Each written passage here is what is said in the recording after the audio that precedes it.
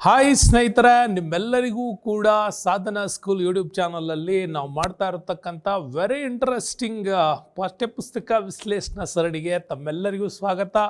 ತಮಗೆಲ್ಲ ಗೊತ್ತಿದೆ, ದ್ವಿತೀಯ PUC ಇತಿಹಾಸದ ಪಠ್ಯಪುಸ್ತಕ ಸರಣಿ ನಡೀತಾ ಇದೆ. ಸೊ ಅದರಲ್ಲಿ ನಿಮಗೆ ಸಮಗ್ರ ಪಾಠ ವಿವರಣೆ ಮತ್ತು ಉತ್ತರಗಳ ವಿಶ್ಲೇಷಣೆಯನ್ನು ಮಾಡ್ತಾ ಹೋಗ್ತಾ ಇದ್ದೀನಿ. ಭಾಳ ಅದ್ಭುತವಾಗಿರ್ತಕ್ಕಂಥ ಪಾಠಗಳನ್ನ ನಾವು ಇದರಲ್ಲಿ ತರ್ತಾ ಇದ್ವಿ. ಸೊ ಇವತ್ತಿನ ನಮ್ಮ ಪಾಠ ವೆರಿ ಇಂಟ್ರೆಸ್ಟಿಂಗ್ ಚಾಪ್ಟರು, ಅದೇನೇ ಮಧ್ಯಕಾಲೀನ ಭಾರತದ ಇತಿಹಾಸದಲ್ಲಿ ಬರುವಂತಹ 5.1 ದ್ವಿತೀಯ PUC ಹಿಸ್ಟ್ರಿನಲ್ಲಿ ಇವತ್ತು ದೆಹಲಿ ಸುಲ್ತಾನರು ಪಾಠವನ್ನು ತೆಗೆದುಕೊಳ್ಳುತ್ತೇವೆ. ನೆನಪಿರಲಿ, ಬಹಳ ಅದ್ಭುತವಾಗಿರ್ತಕ್ಕಂಥ ಟಾಪಿಕ್ಸ್ ಇದೆಲ್ಲ.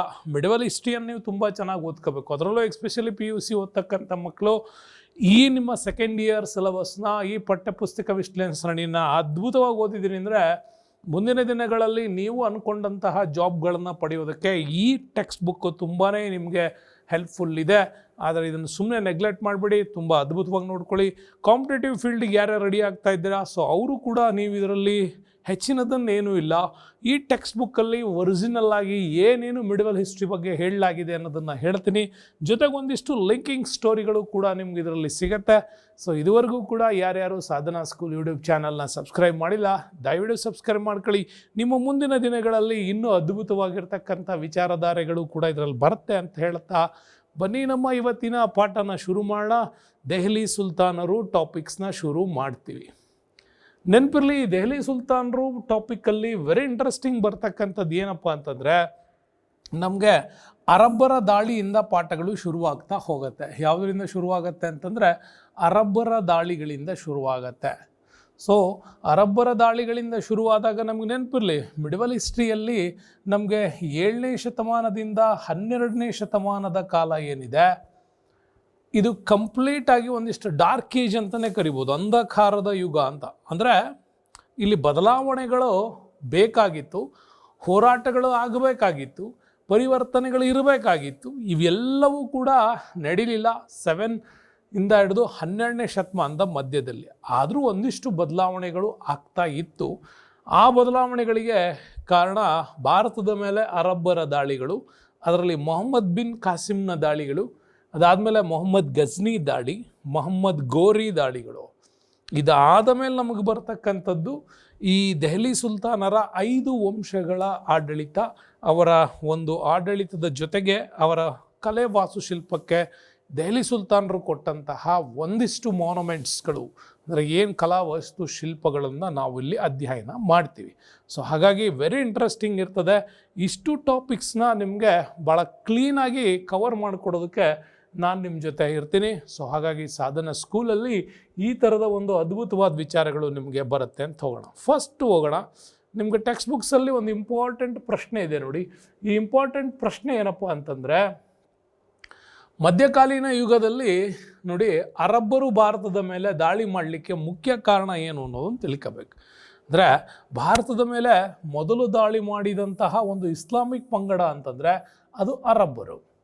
ಅರಬ್ಬರು ಭಾರತದ ಮೇಲೆ ದಾಳಿ ಮಾಡಲಿಕ್ಕೆ ಏನು ಕಾರಣ ಇತ್ತು ಅಂತ ನೋಡಬೇಕು. ಕಾರಣ ಏನೂ ಇಲ್ಲ. ನಿಮಗೆ ಹರ್ಷವರ್ಧನನ ಸಾಮ್ರಾಜ್ಯ ಏನ್ಷಿಯಂಟ್ ಹಿಸ್ಟ್ರಿಯಲ್ಲಿ ನೋಡಿದ್ದೀರಾ. ಹರ್ಷವರ್ಧನನ ಮರಣಾನಂತರ ಸುಮಾರು ಆತ 606ಕ್ಕೆ ಬಂದವರು 642-47ರವರೆಗೂ ಕೂಡ ನಿಮಗೆ ಇದ್ದ.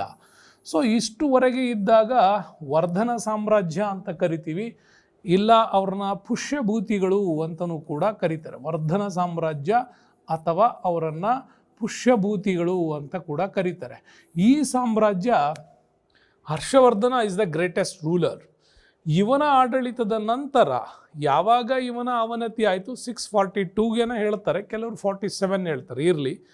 ಆ ನಂತರ ಹರ್ಷವರ್ಧನನು ಉತ್ತರ ಭಾರತದಲ್ಲಿ ಮರಣಾನಂತರ ವರ್ಧನ ಸಾಮ್ರಾಜ್ಯ ಅವನತಿ ಆಯಿತು.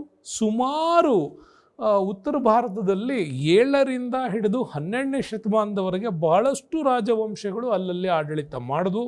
ಹಾಗಾಗಿ ದೆಹಲಿ ಸುತ್ತಮುತ್ತ ಇಂಪಾರ್ಟೆಂಟಾಗಿ ರಜಪೂತ ರಾಜವಂಶಗಳು ಆಳ್ವಿಕೆ ಮಾಡೋದಕ್ಕೆ ಶುರು ಮಾಡಿದ್ವು. ಹೀಗೆ ಆಳ್ವಿಕೆ ಮಾಡೋದಕ್ಕೆ ಶುರು ಮಾಡಿದಾಗ ಭಾರತದಲ್ಲಿ ಆ ಕಾಲಕ್ಕೆ ಹೇಳ್ತಾರೆ ಉತ್ತರ ಭಾರತದಲ್ಲಿ ಸುಮಾರು 70ಕ್ಕಿಂತ ಅಧಿಕ ರಾಜವಂಶಗಳು ಉತ್ತರ ಭಾರತದಲ್ಲಿ ಆಳ್ವಿಕೆ ಮಾಡ್ತಾ ಇತ್ತು. ಬಟ್ ಈ ಉತ್ತರ ಭಾರತದಲ್ಲಿ ಇವರು ಆಳ್ವಿಕೆ ಮಾಡ್ತಾಯಿದ್ರು, ತುಂಬ ಶ್ರೀಮಂತಿಕೆ ಇತ್ತು ಇವ್ರ ಹತ್ರ. ಆದರೆ ಈ ರಾಜವಂಶಗಳ ಮಧ್ಯೆ ಸಾಮ್ರಾಜ್ಯ ವಿಸ್ತರಣೆ ವಿಚಾರಕ್ಕಾಗಿ, ವ್ಯಾಪಾರ ವಾಣಿಜ್ಯದ ವಿಚಾರಕ್ಕಾಗಿ ಒಂದು ಅರಾಜಕತೆ, ಅನೈಕ್ಯತೆ ಈ ಒಂದು ಬರ್ತಾ ಇತ್ತು. ಯಾವಾಗ ಇವುಗಳಲ್ಲಿ ರಾಜವಂಶಗಳ ಮಧ್ಯೆ ಏಕತೆ ವಿಚಾರಗಳು ಕಂಡು ಬರಲಿಲ್ವೋ ಆಟೋಮ್ಯಾಟಿಕಲಿ ಇಲ್ಲಿದ್ದಂತಹ ಪರಿಸ್ಥಿತಿಯನ್ನು ಬಳಸ್ಕೊಂಡವರೇ ಈ ಅರಬ್ ಸಾಮ್ರಾಜ್ಯದ ಒಂದು ವಿಸ್ತಾರ. ಹಾಗಾಗಿ ಭಾರತದ ಮೇಲೆ ಅರಬ್ಬರು ದಾಳಿ ಮಾಡಲಿಕ್ಕೆ ಆ 3 ಕಾರಣಗಳು: ವರ್ಧನ ಸಾಮ್ರಾಜ್ಯದ ಅವನತಿ, ಅದಾದಮೇಲೆ ಉತ್ತರ ಭಾರತದಲ್ಲಿ ಹುಟ್ಟಿಕೊಂಡಂಥ ಅನೇಕ ರಜಪೂತ ಪಂಗಡಗಳು, ಅವುಗಳಲ್ಲಿ ಇಲ್ಲದೇ ಇರುವಂತಹ ಒಂದು ಸ್ನೇಹಪರ ಗುಣ, ಕಚ್ಚಾಟ, ಅನೈಕ್ಯತೆ, ಅರಾಜಕತೆ ನಾಡು, ಇದರಿಂದಾಗಿಯೇ ಅಲ್ಲಿ ಅರಬ್ಬರು ದಾಳಿ ಮಾಡಲಿಕ್ಕೆ ಕಾರಣ ಆಯಿತು. ಬಟ್ ವೆರಿ ಇಂಟ್ರೆಸ್ಟಿಂಗ್ ಇನ್ನೊಂದು ಪಾಯಿಂಟ್ ನಿಮ್ಗೆ ಹೇಳ್ತೀನಿ. ಭಾರತದ ಮೇಲೆ ದಾಳಿ ಮಾಡಿದ ಮೊದಲ ಮುಸ್ಲಿಮರು ಯಾರು ಅಂತ ನಿಮಗೆ ಟೆಕ್ಸ್ಟ್ ಬುಕ್ಕಲ್ಲಿ ಒಂದು ಪ್ರಶ್ನೆ ಇದೆ.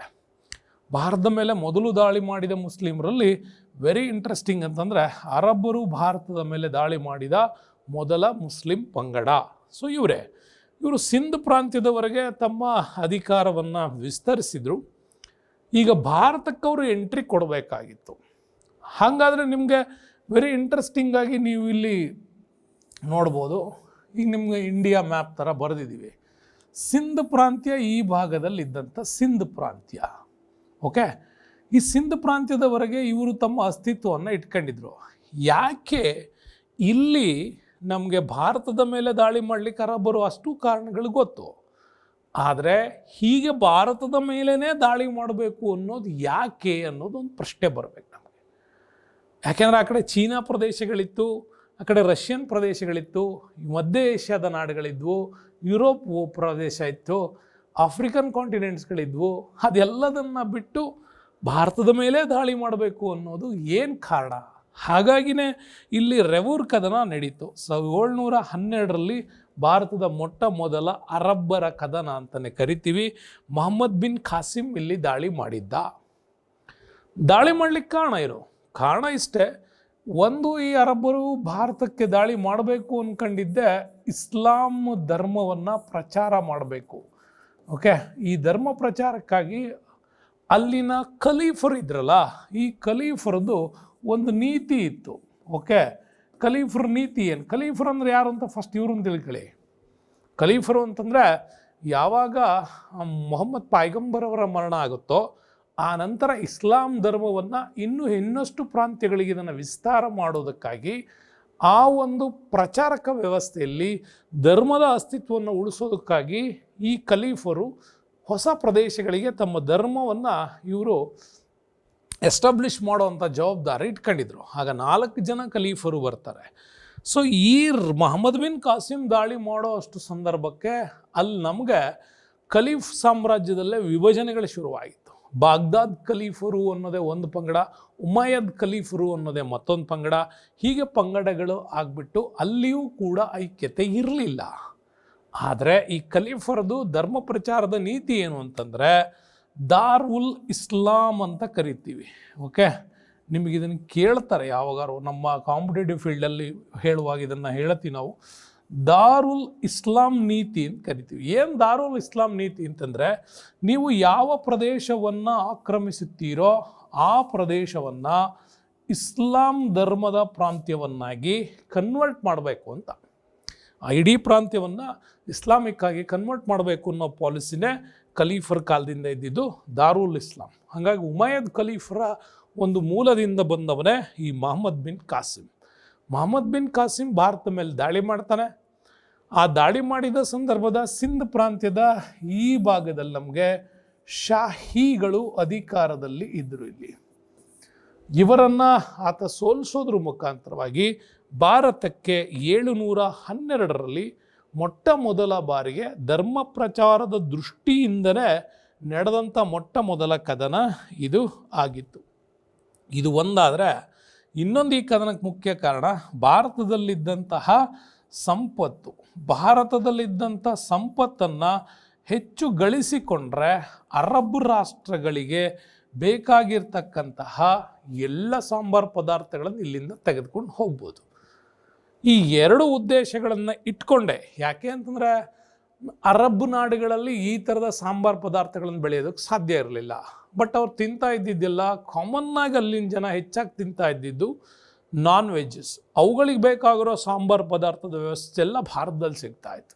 ಸೊ ಈ ಕಂಡೀಷನ್ಸ್ ಇಟ್ಕೊಂಡ್ಬಿಟ್ಟೆ ಇಲ್ಲಿ ರೆವೂರ್ ಕದನ ನಡೀತು. ಸೊ ಅಲ್ಲಿಗೆ ನಿಮಗೆ ಗೊತ್ತಾಗುತ್ತೆ ಭಾರತಕ್ಕೆ ಯಾಕೆ ಮೊಹಮ್ಮದ್ ಬಿನ್ ಖಾಸಿಮ್ನ ರೆವೂರ್ ದಾಳಿ ಆಯಿತು ಅಂತ ಕೂಡ ನೀವು ಇದನ್ನು ನೋಡ್ತೀವಿ. ಪ್ರಶ್ನೆ, ಅರಬ್ಬರು ಮೊದಲ ಬಾರಿಗೆ ಭಾರತ ಮೇಲೆ ದಾಳಿ ಮಾಡಿದವರು. ಅದಾದಮೇಲೆ ನಮಗೆ ಸಿಗೋದೆ ಅವರೇನೋ ಮೊದಲನೇವರಾದರು, ಎರಡನೇವ್ರು ಯಾರು ಅಂತ. ಸೊ ಭಾರತದ ಮೇಲೆ ದಾಳಿ ಮಾಡಿದಂಥ ಎರಡನೇ ಮುಸ್ಲಿಂ ಪಂಗಡ ಯಾವುದು ಅಂತ ಬಂದರೆ, ಎರಡನೇ ಮುಸ್ಲಿಂ ಪಂಗಡ ಅಂದರೆ ಇವ್ರನ್ನ ತುರ್ಕರು ಅಂತ ಕೂಡ ಕರಿತೀವಿ. ಭಾರತದ ಮೇಲೆ ತುರ್ಕರ ದಾಳಿ. ಈ ತುರ್ಕರ ದಾಳಿಯಲ್ಲಿ ವೆರಿ ಇಂಪಾರ್ಟೆಂಟ್ ದಾಳಿ ಅಂತಂದರೆ ಇವು ಎರಡು. ಮೊಹಮ್ಮದ್ ಗಜ್ನಿ ನಮಗೆ ಸಿಗ್ತಾನೆ 1000ದಿಂದ ಹಿಡಿದುಬಿಟ್ಟು 1026ರವರೆಗೆ ಅವನು ಮಾಡಿದಂತಹ ಪ್ರಮುಖ ದಾಳಿಗಳ ವಿಚಾರವನ್ನು ಇಲ್ಲಿ ನಾವು ನೋಡ್ತೀವಿ. ಏನು, 1026ರವರೆಗೆ ಅವನು ಮಾಡಿದಂತಹ 17 ದಾಳಿಗಳನ್ನು ನಾವು ನೋಡ್ತೀವಿ. ಅದು ಮೊಹಮ್ಮದ್ ಗಜ್ನಿಯ ದಾಳಿ. ಇನ್ನು ಅವನಾದ ನಂತರ ಮೊಹಮ್ಮದ್ ಘೋರ್ ಸಂಸ್ಥಾನದಿಂದ ಘೋರ್ ದಾಳಿ ಮಾಡ್ತಾನೆ. ಸೊ ಇವರಿಬ್ಬರು ಕೂಡ ಭಾರತ ಮೇಲೆ ದಾಳಿ ಮಾಡ್ತಾರೆ. ಬಟ್ ಮೊಹಮ್ಮದ್ ಗಜ್ನಿ ಮಾಡಿದಂಥ ದಾಳಿ ಉದ್ದೇಶ ಇಲ್ಲಿ ನಮಗೆ ಸಿಗ್ತಕ್ಕಂತಹ ಸಂಪತ್ತನ್ನು ಆತ ಇಲ್ಲಿಂದ ತೆಗೆದುಕೊಂಡು ಹೋಗ್ಬೇಕು, ಅಷ್ಟೇ ಅವನ ಉದ್ದೇಶ ಆಗಿತ್ತು. ಗಜ್ನಿಗೆ ತೆಗೆದುಕೊಂಡು ಹೋಗ್ಬೇಕು, ಅಫ್ಘಾನಿಸ್ತಾನದ ಮೂಲದಲ್ಲಿ ಬರೋ ಗಜ್ನಿಗೆ. ಬಟ್ ಮೊಹಮ್ಮದ್ ಘೋರ್ ಇದು ಹಾಗಿಲ್ಲ. ಸಂಪತ್ತಿಗಿಂತ ಹೆಚ್ಚಾಗಿ ಇಲ್ಲಿಯೇ ತನ್ನ ಸಾಮ್ರಾಜ್ಯವನ್ನು ಕಟ್ಟಬೇಕು ಅನ್ನೋದು ಇವನ ಉದ್ದೇಶ ಆಗಿತ್ತು. ಹಾಗಾಗಿ ಮೊಹಮ್ಮದ್ ಗಜ್ನಿಗೂ ಮೊಹಮ್ಮದ್ ಘೋರಿ ದಾಳಿಗೂ ತುಂಬ ವ್ಯತ್ಯಾಸ ಇದೆ. ಹಾಗಾಗಿ ಭಾರತ ಮೇಲೆ ದಾಳಿ ಮಾಡಿದಂಥ ಎರಡನೇ ಮುಸ್ಲಿಮರು ಯಾರು ಅಂತಂದರೆ ನೀವು ಈಸಿಯಾಗಿ ಹೇಳ್ಬೋದು ತುರ್ಕರು ಎರಡನೇವರು ಅಂತ. ಸೊ ಇದು ನಿಮಗೆ ವೆರಿ ಇಂಟ್ರೆಸ್ಟಿಂಗ್ ಆಗಿ ಈ ಟಾಪಿಕಲ್ಲಿ ನಮಗಿದು ಸಿಗತ್ತೆ. ಮುಂದೆ ಬರೋಣ ಮೊಹಮ್ಮದ್ ಗಜ್ನಿ ದಾಳಿಯ ಬಗ್ಗೆ. ಮೊಹಮ್ಮದ್ ಗಜ್ನಿ ದಾಳಿ ಬಗ್ಗೆ ಬಹಳ ಇಂಟ್ರೆಸ್ಟಿಂಗ್ ಪಾಯಿಂಟ್ಗಳು ನಮಗೆ ಸಿಗ್ತವೆ. 1000ರಿಂದ 1027ರವರೆಗೂ ಕೂಡ ಅವನ ಮರಣ ಹೊಂದಿದ ಡೇಟ್ವರೆಗೂ ಕೊಟ್ಟಿದ್ದಾರೆ. ಅಲ್ಲಿಯವರೆಗೂ ಕೂಡ ಮೊಹಮ್ಮದ್ ಗಜ್ನಿ ಭಾರತದ ಮೇಲೆ ದಾಳಿ ಮಾಡಿದ್ದ ಅಂತ. 17 ಬಾರಿ ಆತ ದಂಡಯಾತ್ರೆಯನ್ನು ಮಾಡಿದ್ದ. ಸೊ ಇವನ ಪುನರಾವರ್ತಿತವಾಗಿರ್ತಕ್ಕಂಥ ಆಕ್ರಮಣಗಳಿಂದಾಗಿ ಭಾರತದಲ್ಲಿ ದೊಡ್ಡ ದೊಡ್ಡ ಪ್ರಮಾಣದ ಸಾಮ್ರಾಜ್ಯಗಳು ಲೂಟಿಯಾಗಿದ್ದು, ಶ್ರೀಮಂತವಾದಂಥ ಭಾರತೀಯ ದೇವಸ್ಥಾನಗಳನ್ನು ಆತ ಸಂಪತ್ತು ಲೂಟಿ ಮಾಡಿದ ಸಂಪತ್ತನ್ನು ತನ್ನ ಸ್ವಂತ ರಾಜಧಾನಿ ಗಜ್ನಿಗೆ ತೆಗೆದುಕೊಂಡು ಹೋಗ್ತಾ ಇದ್ದ. Very interesting. ಇವನ್ ದಾಳಿಗಳಲ್ಲಿ ಈ ಪುಸ್ತಕದಲ್ಲಿ ಇಂಪಾರ್ಟೆಂಟಾಗಿ ಹೈಲೈಟ್ ಮಾಡ್ತಾರೆ 15ನೇ ದಂಡಯಾತ್ರೆ, ಗುಜರಾತಿನ ಸೋಮನಾಥ ದೇವಾಲಯದ ಮೇಲಿನ ದಾಳಿ. ಗುಜರಾತಲ್ಲಿರ್ತಕ್ಕಂಥ ಸೋಮನಾಥ ದೇವಾಲಯದ ಮೇಲಿನ ದಾಳಿ ಇದು ತುಂಬಾ ಕೆಟ್ಟ ದಾಳಿ ಅಂತಲೇ ಹೇಳಲಾಗುತ್ತೆ. ಯಾಕೆಂತಂದರೆ ದೇವಸ್ಥಾನಕ್ಕೆ ದಾಳಿ ಮಾಡಿ ಇಲ್ಲಿನ ಸಂಪತ್ತನ್ನು ತೆಗೆದುಕೊಂಡು ಹೋಗಿದ್ರೆ ಅದು ಕಾಮನ್ನಾಗಿ ಒಂದು ದಾಳಿ ಅಂತಾಯಿದ್ರು. ಬಟ್ ಅವನು ಹಾಗೆ ಮಾಡಲಿಲ್ಲ. ದೇವಸ್ಥಾನವನ್ನು ಲೂಟಿ ಮಾಡಿದ್ದರ ಜೊತೆಗೆ ಈ ದೇವಸ್ಥಾನವನ್ನು ಆತ ನಾಶ ಕೂಡ ಮಾಡ್ದ. ಹೀಗೆ ದೇವಸ್ಥಾನದ ಕಲೆ, ಚಿತ್ರಕಲೆ, ವಾಸ್ತುಶಿಲ್ಪದ ಸಂಪೂರ್ಣ ಮಾದರಿಗಳನ್ನು ಹಾಳು ಮಾಡ್ದ ಅನ್ನೋ ಕಾರಣಕ್ಕಾಗಿ ಸೋಮನಾಥ ದೇವಾಲಯದ ಒಂದು ದಂಡಯಾತ್ರೆಯನ್ನು ತುಂಬ ಕೆಟ್ಟ ದಂಡಯಾತ್ರೆ ಅಂತಲೂ ಕೂಡ ಹೇಳಲಾಗತ್ತೆ. ಅಪಾರವಾದ ಸಂಪತ್ತನ್ನು ಇಲ್ಲಿಂದ ಆತ ತೆಗೆದುಕೊಂಡು ಹೋಗಿದ್ದ. ಹಾಗಾಗಿ ಇಲ್ಲಿದ್ದಂತಹ ಒಂದು ರಜಪೂತ ಸಾಮ್ರಾಜ್ಯ ಅವನ ವಿರುದ್ಧ ಹೋರಾಟ ಮಾಡೋಕ್ಕಾಗದೆ ಸೋಲನ್ನು ಕೂಡ ಒಪ್ಕೊಂಡಿತ್ತು. ಆವಾಗ ಭೀಮದೇವನ ಅಧಿಕಾರ ಇತ್ತು. ಅನಂತರ ಕರ್ಣದೇವ ಕೂಡ ಎಲ್ಲ ಬರ್ತಾರೆ. ಇವರ ಆಡಳಿತದಲ್ಲೇ ಸೋಮನಾಥಪುರ ಲೂಟಿಯಾಗಿತ್ತು ಅಂತ ಹೇಳ್ತೀವಿ. ಅದಾದ ನಂತರ 1030ರಲ್ಲಿ ಗಜ್ನಿ ಮೊಹಮ್ಮದ್ ತನ್ನ ಗಜ್ನಿಗೆ ಕೊನೆಯ ಬಾರಿ ತೆಗೆದುಕೊಂಡು ಹೋಗುವಂಥ ಸಂದರ್ಭದಲ್ಲೇ ಖೋಖಾರ್ ಗುಂಪುಗಳ ದಾಳಿ ಮಾಡಿದ್ರು. ದಾಳಿ ಮಾಡಿದ ಸಂದರ್ಭದಲ್ಲೇ ಗಜ್ನಿ ತಲುಪೋದಕ್ಕಿಂತ ಮುಂಚೆ ಆತ ಮರಣ ಹೊಂದಿದ್ದ ಅಂತಲೂ ಕೂಡ ಹೇಳ್ತಾರೆ. ಹೀಗಾಗಿ ಸುಮಾರು 1.5 ಶತಮಾನಗಳ ಕಾಲ ಇವನು ದಾಳಿಯ ಮಾಡಿದ ನಂತರ ಇಲ್ಲಿ ಯಾವುದೇ ರೀತಿಯಾಗಿರ್ತಕ್ಕಂಥ ಭಾರತ ಮೇಲೆ ದಾಳಿ ನಡೆದಿರಲಿಲ್ಲ. ಕಂಪ್ಲೀಟಾಗಿ ಭಾರತ ಸ್ತಬ್ಧವಾಗಿತ್ತು ಮೊಹಮ್ಮದ್ ಗಜ್ನಿ ದಾಳಿಗಳ ನಂತರ. ಯಾಕೆಂದರೆ 1030ಗೆ ಇವನು ಕ್ಲೋಸ್ ಆದಮೇಲೆ ನಮಗೆ ಮೊಹಮ್ಮದ್ ಘೋರ್ ಬರೋವರೆಗೂ ಕೂಡ ಭಾರತದ ಮೇಲೆ ಯಾವುದೇ ರೀತಿಯ ದಾಳಿಗಳು ಆಗಿರಲಿಲ್ಲ. ಹಾಗಾಗಿ ಸುಮಾರು 1.5 ಶತಮಾನಗಳ ಕಾಲ ಭಾರತ ಯಾವುದೇ ದಾಳಿಗೆ ಒಳಪಡಲಿಲ್ಲ. ಹಾಗಾಗಿ ಮೊಹಮ್ಮದ್ ಗಜ್ನಿ ಈತ ವೆರಿ ಇಂಪಾರ್ಟೆಂಟ್ ಟಾಪಿಕ್ಸ್ ಆಗುತ್ತೆ ನಮಗೆ ಇತಿಹಾಸದಲ್ಲಿ ಇವನ ದಾಳಿಗಳು. ಯಾಕೆ ಅಂತಂದರೆ ಇವನ ವಿರುದ್ಧ ಹೋರಾಡಿದಂತಹ ಅಷ್ಟು ಸಾಮ್ರಾಜ್ಯಗಳು ಕೂಡ ತುಂಬಾ ಸ್ಟ್ರಾಂಗೆಸ್ಟ್ ಇದೆ. ಬಹಳಷ್ಟು ಗಜ್ನಿ ವಿಚಾರಗಳನ್ನು ನಾನು ನಿಮಗೆ ಸಾಧನ ಯೂಟ್ಯೂಬ್ ಚಾನಲಲ್ಲಿ ಕೂಡ ಭಾಳ ಡೀಟೇಲಾಗಿ ಮಾಡಿದ್ದೀನಿ. ಅದು ಕಾಂಪಿಟೇಟಿವ್ ಫೀಲ್ಡಿಗೆ ಹೋದವ್ರಿಗೆ ಅದು ಇಂಪಾರ್ಟೆಂಟ್ ಆಗುತ್ತೆ. ಸೊ ಇದು ಮೊಹಮ್ಮದ್ ಗಜ್ನಿ ದಾಳಿ ನೀವು ನೋಡ್ಕೋಬೇಕು. ಗಜ್ನಿ ದಾಳಿ ಆದಮೇಲೆ ಬರೋದು ನಮಗೆ ಘೋರ್ ದಾಳಿ. ಆದರೆ ಇಲ್ಲಿ ವೆರಿ ಇಂಪಾರ್ಟೆಂಟ್ ಏನು ಗೊತ್ತಾ, ಮೊಹಮ್ಮದ್ ಗಜ್ನಿ ದಾಳಿಯನ್ನು ಇಷ್ಟು ವಿವರವಾಗಿ ನಮ್ಮಲ್ಲಿ ಎಕ್ಸ್ಪ್ಲೈನ್ ಮಾಡ್ತೀವಲ್ಲ, ಇದು ಹೇಗೆ, ಯಾವ ಆಧಾರದ ಮೇಲೆ ಅಂತ ಬರುತ್ತೆ. ಆಗ ಮೊಹಮ್ಮದ್ ಗಜ್ನಿಯ ದಂಡಯಾತ್ರೆಯ ಜೊತೆಗೆ ಬಂದಂತಹ ಒಬ್ಬ ಇತಿಹಾಸಕಾರ, ಒಬ್ಬ ಭೂಗೋಳ ಶಾಸ್ತ್ರಜ್ಞ, ಒಬ್ಬ ಒಳ್ಳೆ ಮ್ಯಾಥಮೆಟಿಷಿಯನ್ಸ್, ಹೆಚ್ಚು ಕಡಿಮೆ ಹೇಳಬೇಕು ಅಂದರೆ ಒಬ್ಬ ತತ್ವಜ್ಞಾನಿ ಥರ ಇದ್ದವನು. ಆಲ್ ಸಬ್ಜೆಕ್ಟ್ಸ್ನ ಸ್ವಲ್ಪ ವಿಚಾರಗಳು ಅವನಿಗೆ ಗೊತ್ತಿತ್ತು ಅಂತ ಒಬ್ಬ ಶ್ರೇಷ್ಠ ಒಬ್ಬ ಇತಿಹಾಸಕಾರ ಅಲ್ಬೆರೂನಿ ಭಾರತಕ್ಕೆ ಬಂದಿದ್ದ. ಅವನು ಪರ್ಷಿಯಾದ ವಿದ್ವಾಂಸರಾಗಿದ್ದರಿಂದ ಅಲ್ಬೆರೂನಿ ಇವನ ದಂಡಯಾತ್ರೆ ಜೊತೆಗೆ ಬಂದವನು. ಇಡೀ ಭಾರತವನ್ನು ಆತ ತನ್ನ ವಿಚಾರಗಳಲ್ಲಿ ವಿಶ್ಲೇಷಣೆ ಮಾಡ್ತಾನೆ. ಅವನ ಪುಸ್ತಕವೇ ಕಿತಾಬ್ ಉಲ್ ಹಿಂದ್. ಎಕ್ಸಾಮ್ಸಲ್ಲಿ ತುಂಬ ಬಾರಿ ಕೇಳುವಂಥ ಪುಸ್ತಕ. ಅಲ್ಬೆರೂನಿ ಬರೆದಂತಹ ಬುಕ್ ಯಾವುದು ಅಂತ, ಅದು ಕಿತಾಬ್ ಉಲ್ ಹಿಂದ್ ಅಂತ. ಅಂದರೆ ಮೊಟ್ಟ ಮೊದಲ ಬಾರಿಗೆ ಭಾರತದ ಉತ್ತರ ಭಾರತದ ಭೂಗೋಳವನ್ನು ಬಹಳ ವಿವರವಾಗಿ ಈ ಪುಸ್ತಕದಲ್ಲಿ ಉಲ್ಲೇಖ ಮಾಡಿದ್ದೆ ಅಲ್ಬೆರೂನಿ ಕಿತಾಬ್ ಉಲ್ ಹಿಂದಲ್ಲಿ. ಪ್ಲಸ್ ಭಾರತದ ರಜಪೂತರ ಇತಿಹಾಸದ ಆರಂಭಿಕ ವಿಚಾರಗಳನ್ನು ಹೇಳಿದ್ದು ಕೂಡ ಅಲ್ಬೆರೂನಿಯ ಪುಸ್ತಕದಲ್ಲೇ. ಮತ್ತು ಕಾಶ್ಮೀರವನ್ನು ಆಳುತ್ತಿದ್ದಂತಹ ಕಾರ್ಕೋಟಕ ಸಾಮ್ರಾಜ್ಯದ ಬಗ್ಗೆ, ಈ ಕಾರ್ಕೋಟಕ ಸಾಮ್ರಾಜ್ಯದ ಬಗ್ಗೆನೂ ಕೂಡ ಒಂದಿಷ್ಟು ವಿವರಣೆಗಳು ಸಿಗೋದು ನಮಗೆ ಕಿತಾಬ್ ಉಲ್ ಹಿಂದಲ್ಲಿ. ಹಾಗಾಗಿ ಕಿತಾಬ್ ಉಲ್ ಹಿಂದ್ ಇದು ಮೊಹಮ್ಮದ್ ಗಜ್ನಿ ವಿಚಾರಗಳನ್ನಾಗೆ ಇಟ್ಕೊಂಡಾಗಿ ಅನ್ನೋದನ್ನು ಓದೋದಿಲ್ಲ. ಭಾರತದಲ್ಲಿ ಇದನ್ನೊಂದು ದಾಖಲೆಯಾಗಿ ಯಾಕೆ ಓದ್ತೀವಿ ಅಂತಂದರೆ, ಇತಿಹಾಸಕಾರರು ಆ ಕಾಲದ ಸಮಕಾಲೀನ ವಿಚಾರಗಳನ್ನು ಇದರಲ್ಲಿ ಏನು ಮಾಡಲಾಗಿದೆ, ಹೇಳಲಾಗಿದೆ ಅಂತ. ಹಾಗಾಗಿ ಅಲ್ಬೆರೂನಿ ಬರೆದ ಪುಸ್ತಕ ಯಾವುದು ಅಂತಂದರೆ ಕಿತಾಬ್ ಉಲ್ ಹಿಂದ್. ವೆರಿ ಇಂಪಾರ್ಟೆಂಟಾಗಿ ನೆನಪಿಟ್ಕೋಬೇಕಾಗತ್ತೆ. ನೆಕ್ಸ್ಟ್ ಬರೋಣ ಮೊಹಮ್ಮದ್ ಘೋರ್ ದಂಡಯಾತ್ರೆ ಭಾರತದಲ್ಲಿ. ಮೊಹಮ್ಮದ್ ಘೋರಿಯ ದಂಡಯಾತ್ರೆ ವೆರಿ ಇಂಪಾರ್ಟೆಂಟ್ ಆಗುತ್ತೆ ಭಾರತದಲ್ಲಿ.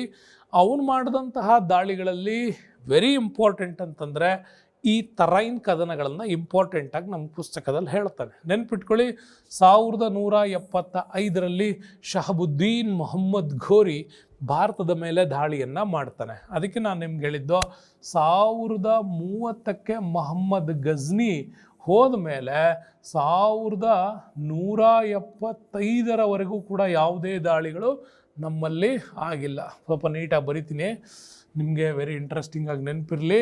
1030ರವರೆಗೆ ಗಜ್ನಿ ಮರಣ ನಂತರ 1175 ಅಂದರೆ ಹೆಚ್ಚು ಕಡಿಮೆ 150 ವರ್ಷಗಳವರೆಗೆ ಭಾರತದ ಮೇಲೆ ಯಾವುದೇ ರೀತಿ ದಾಳಿಗಳಾಗಿಲ್ಲ. ಹಾಗಾಗಿ 1.5 ಶತಮಾನ ಭಾರತದ ಮೇಲೆ ಯಾವುದೇ ದಾಳಿಯ ರೆಕಾರ್ಡ್ಗಳು ನಮಗೆ ಸಿಗೋದಿಲ್ಲ.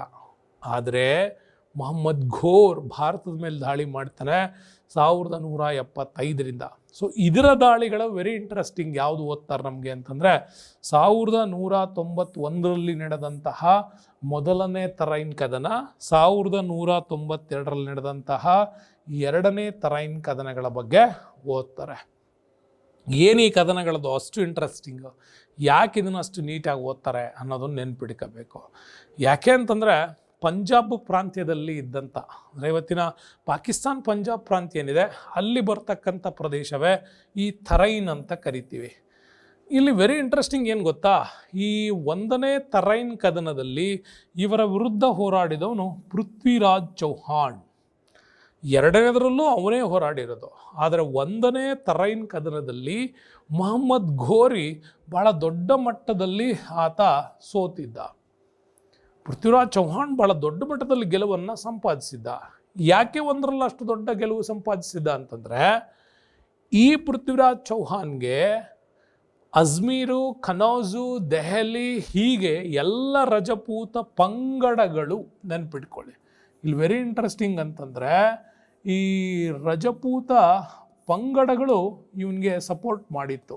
ಹಾಗಾಗಿ ಎಲ್ಲ ರಜಪೂತ ಪಂಗಡಗಳ ಏಕತೆಯ ನಾಯಕತ್ವವನ್ನು ವಹಿಸ್ಕೊಂಡಿದ್ದ ಪೃಥ್ವಿರಾಜ್ ಚೌಹಾನ್ ಮೊಹಮ್ಮದ್ ಘೋರಿಯನ್ನು ಆತ ಸೋಲಿಸಿದ್ದ. ಯಾವಾಗ ಮೊಹಮ್ಮದ್ ಘೋರಿಯ ಸೋಲಾಗಿತ್ತೋ ವಾಪಸ್ಸಾಯಿತು. ಬಟ್ 2ನೇ ತರೈನ್ ಕದನ ನಡೆಯೋ ಸಂದರ್ಭದಲ್ಲಿ ರಜಪೂತ ಪಂಗಡಗಳು ಇವನಿಗೆ ಸಪೋರ್ಟ್ ಮಾಡಿರಲಿಲ್ಲ. ಕಾರಣ ಏನು? ಒಂದೇ ವರ್ಷದಲ್ಲಿ ಇಲ್ಲಿ ಏನಂತ ಬದಲಾವಣೆ ಆಯಿತು ಅಂತ ನೀವು ನೋಡೋದಾದರೆ, ಇಲ್ಲಿ ಪೃಥ್ವಿರಾಜ್ ಚೌಹಾಣ್ ಸಂಯುಕ್ತೆ ಅಂತಕ್ಕಂತಹ ರಾಜಕುಮಾರಿಯನ್ನ ರಾಜ ಜಯಚಂದ್ರನ ಮಗಳಿವಳು.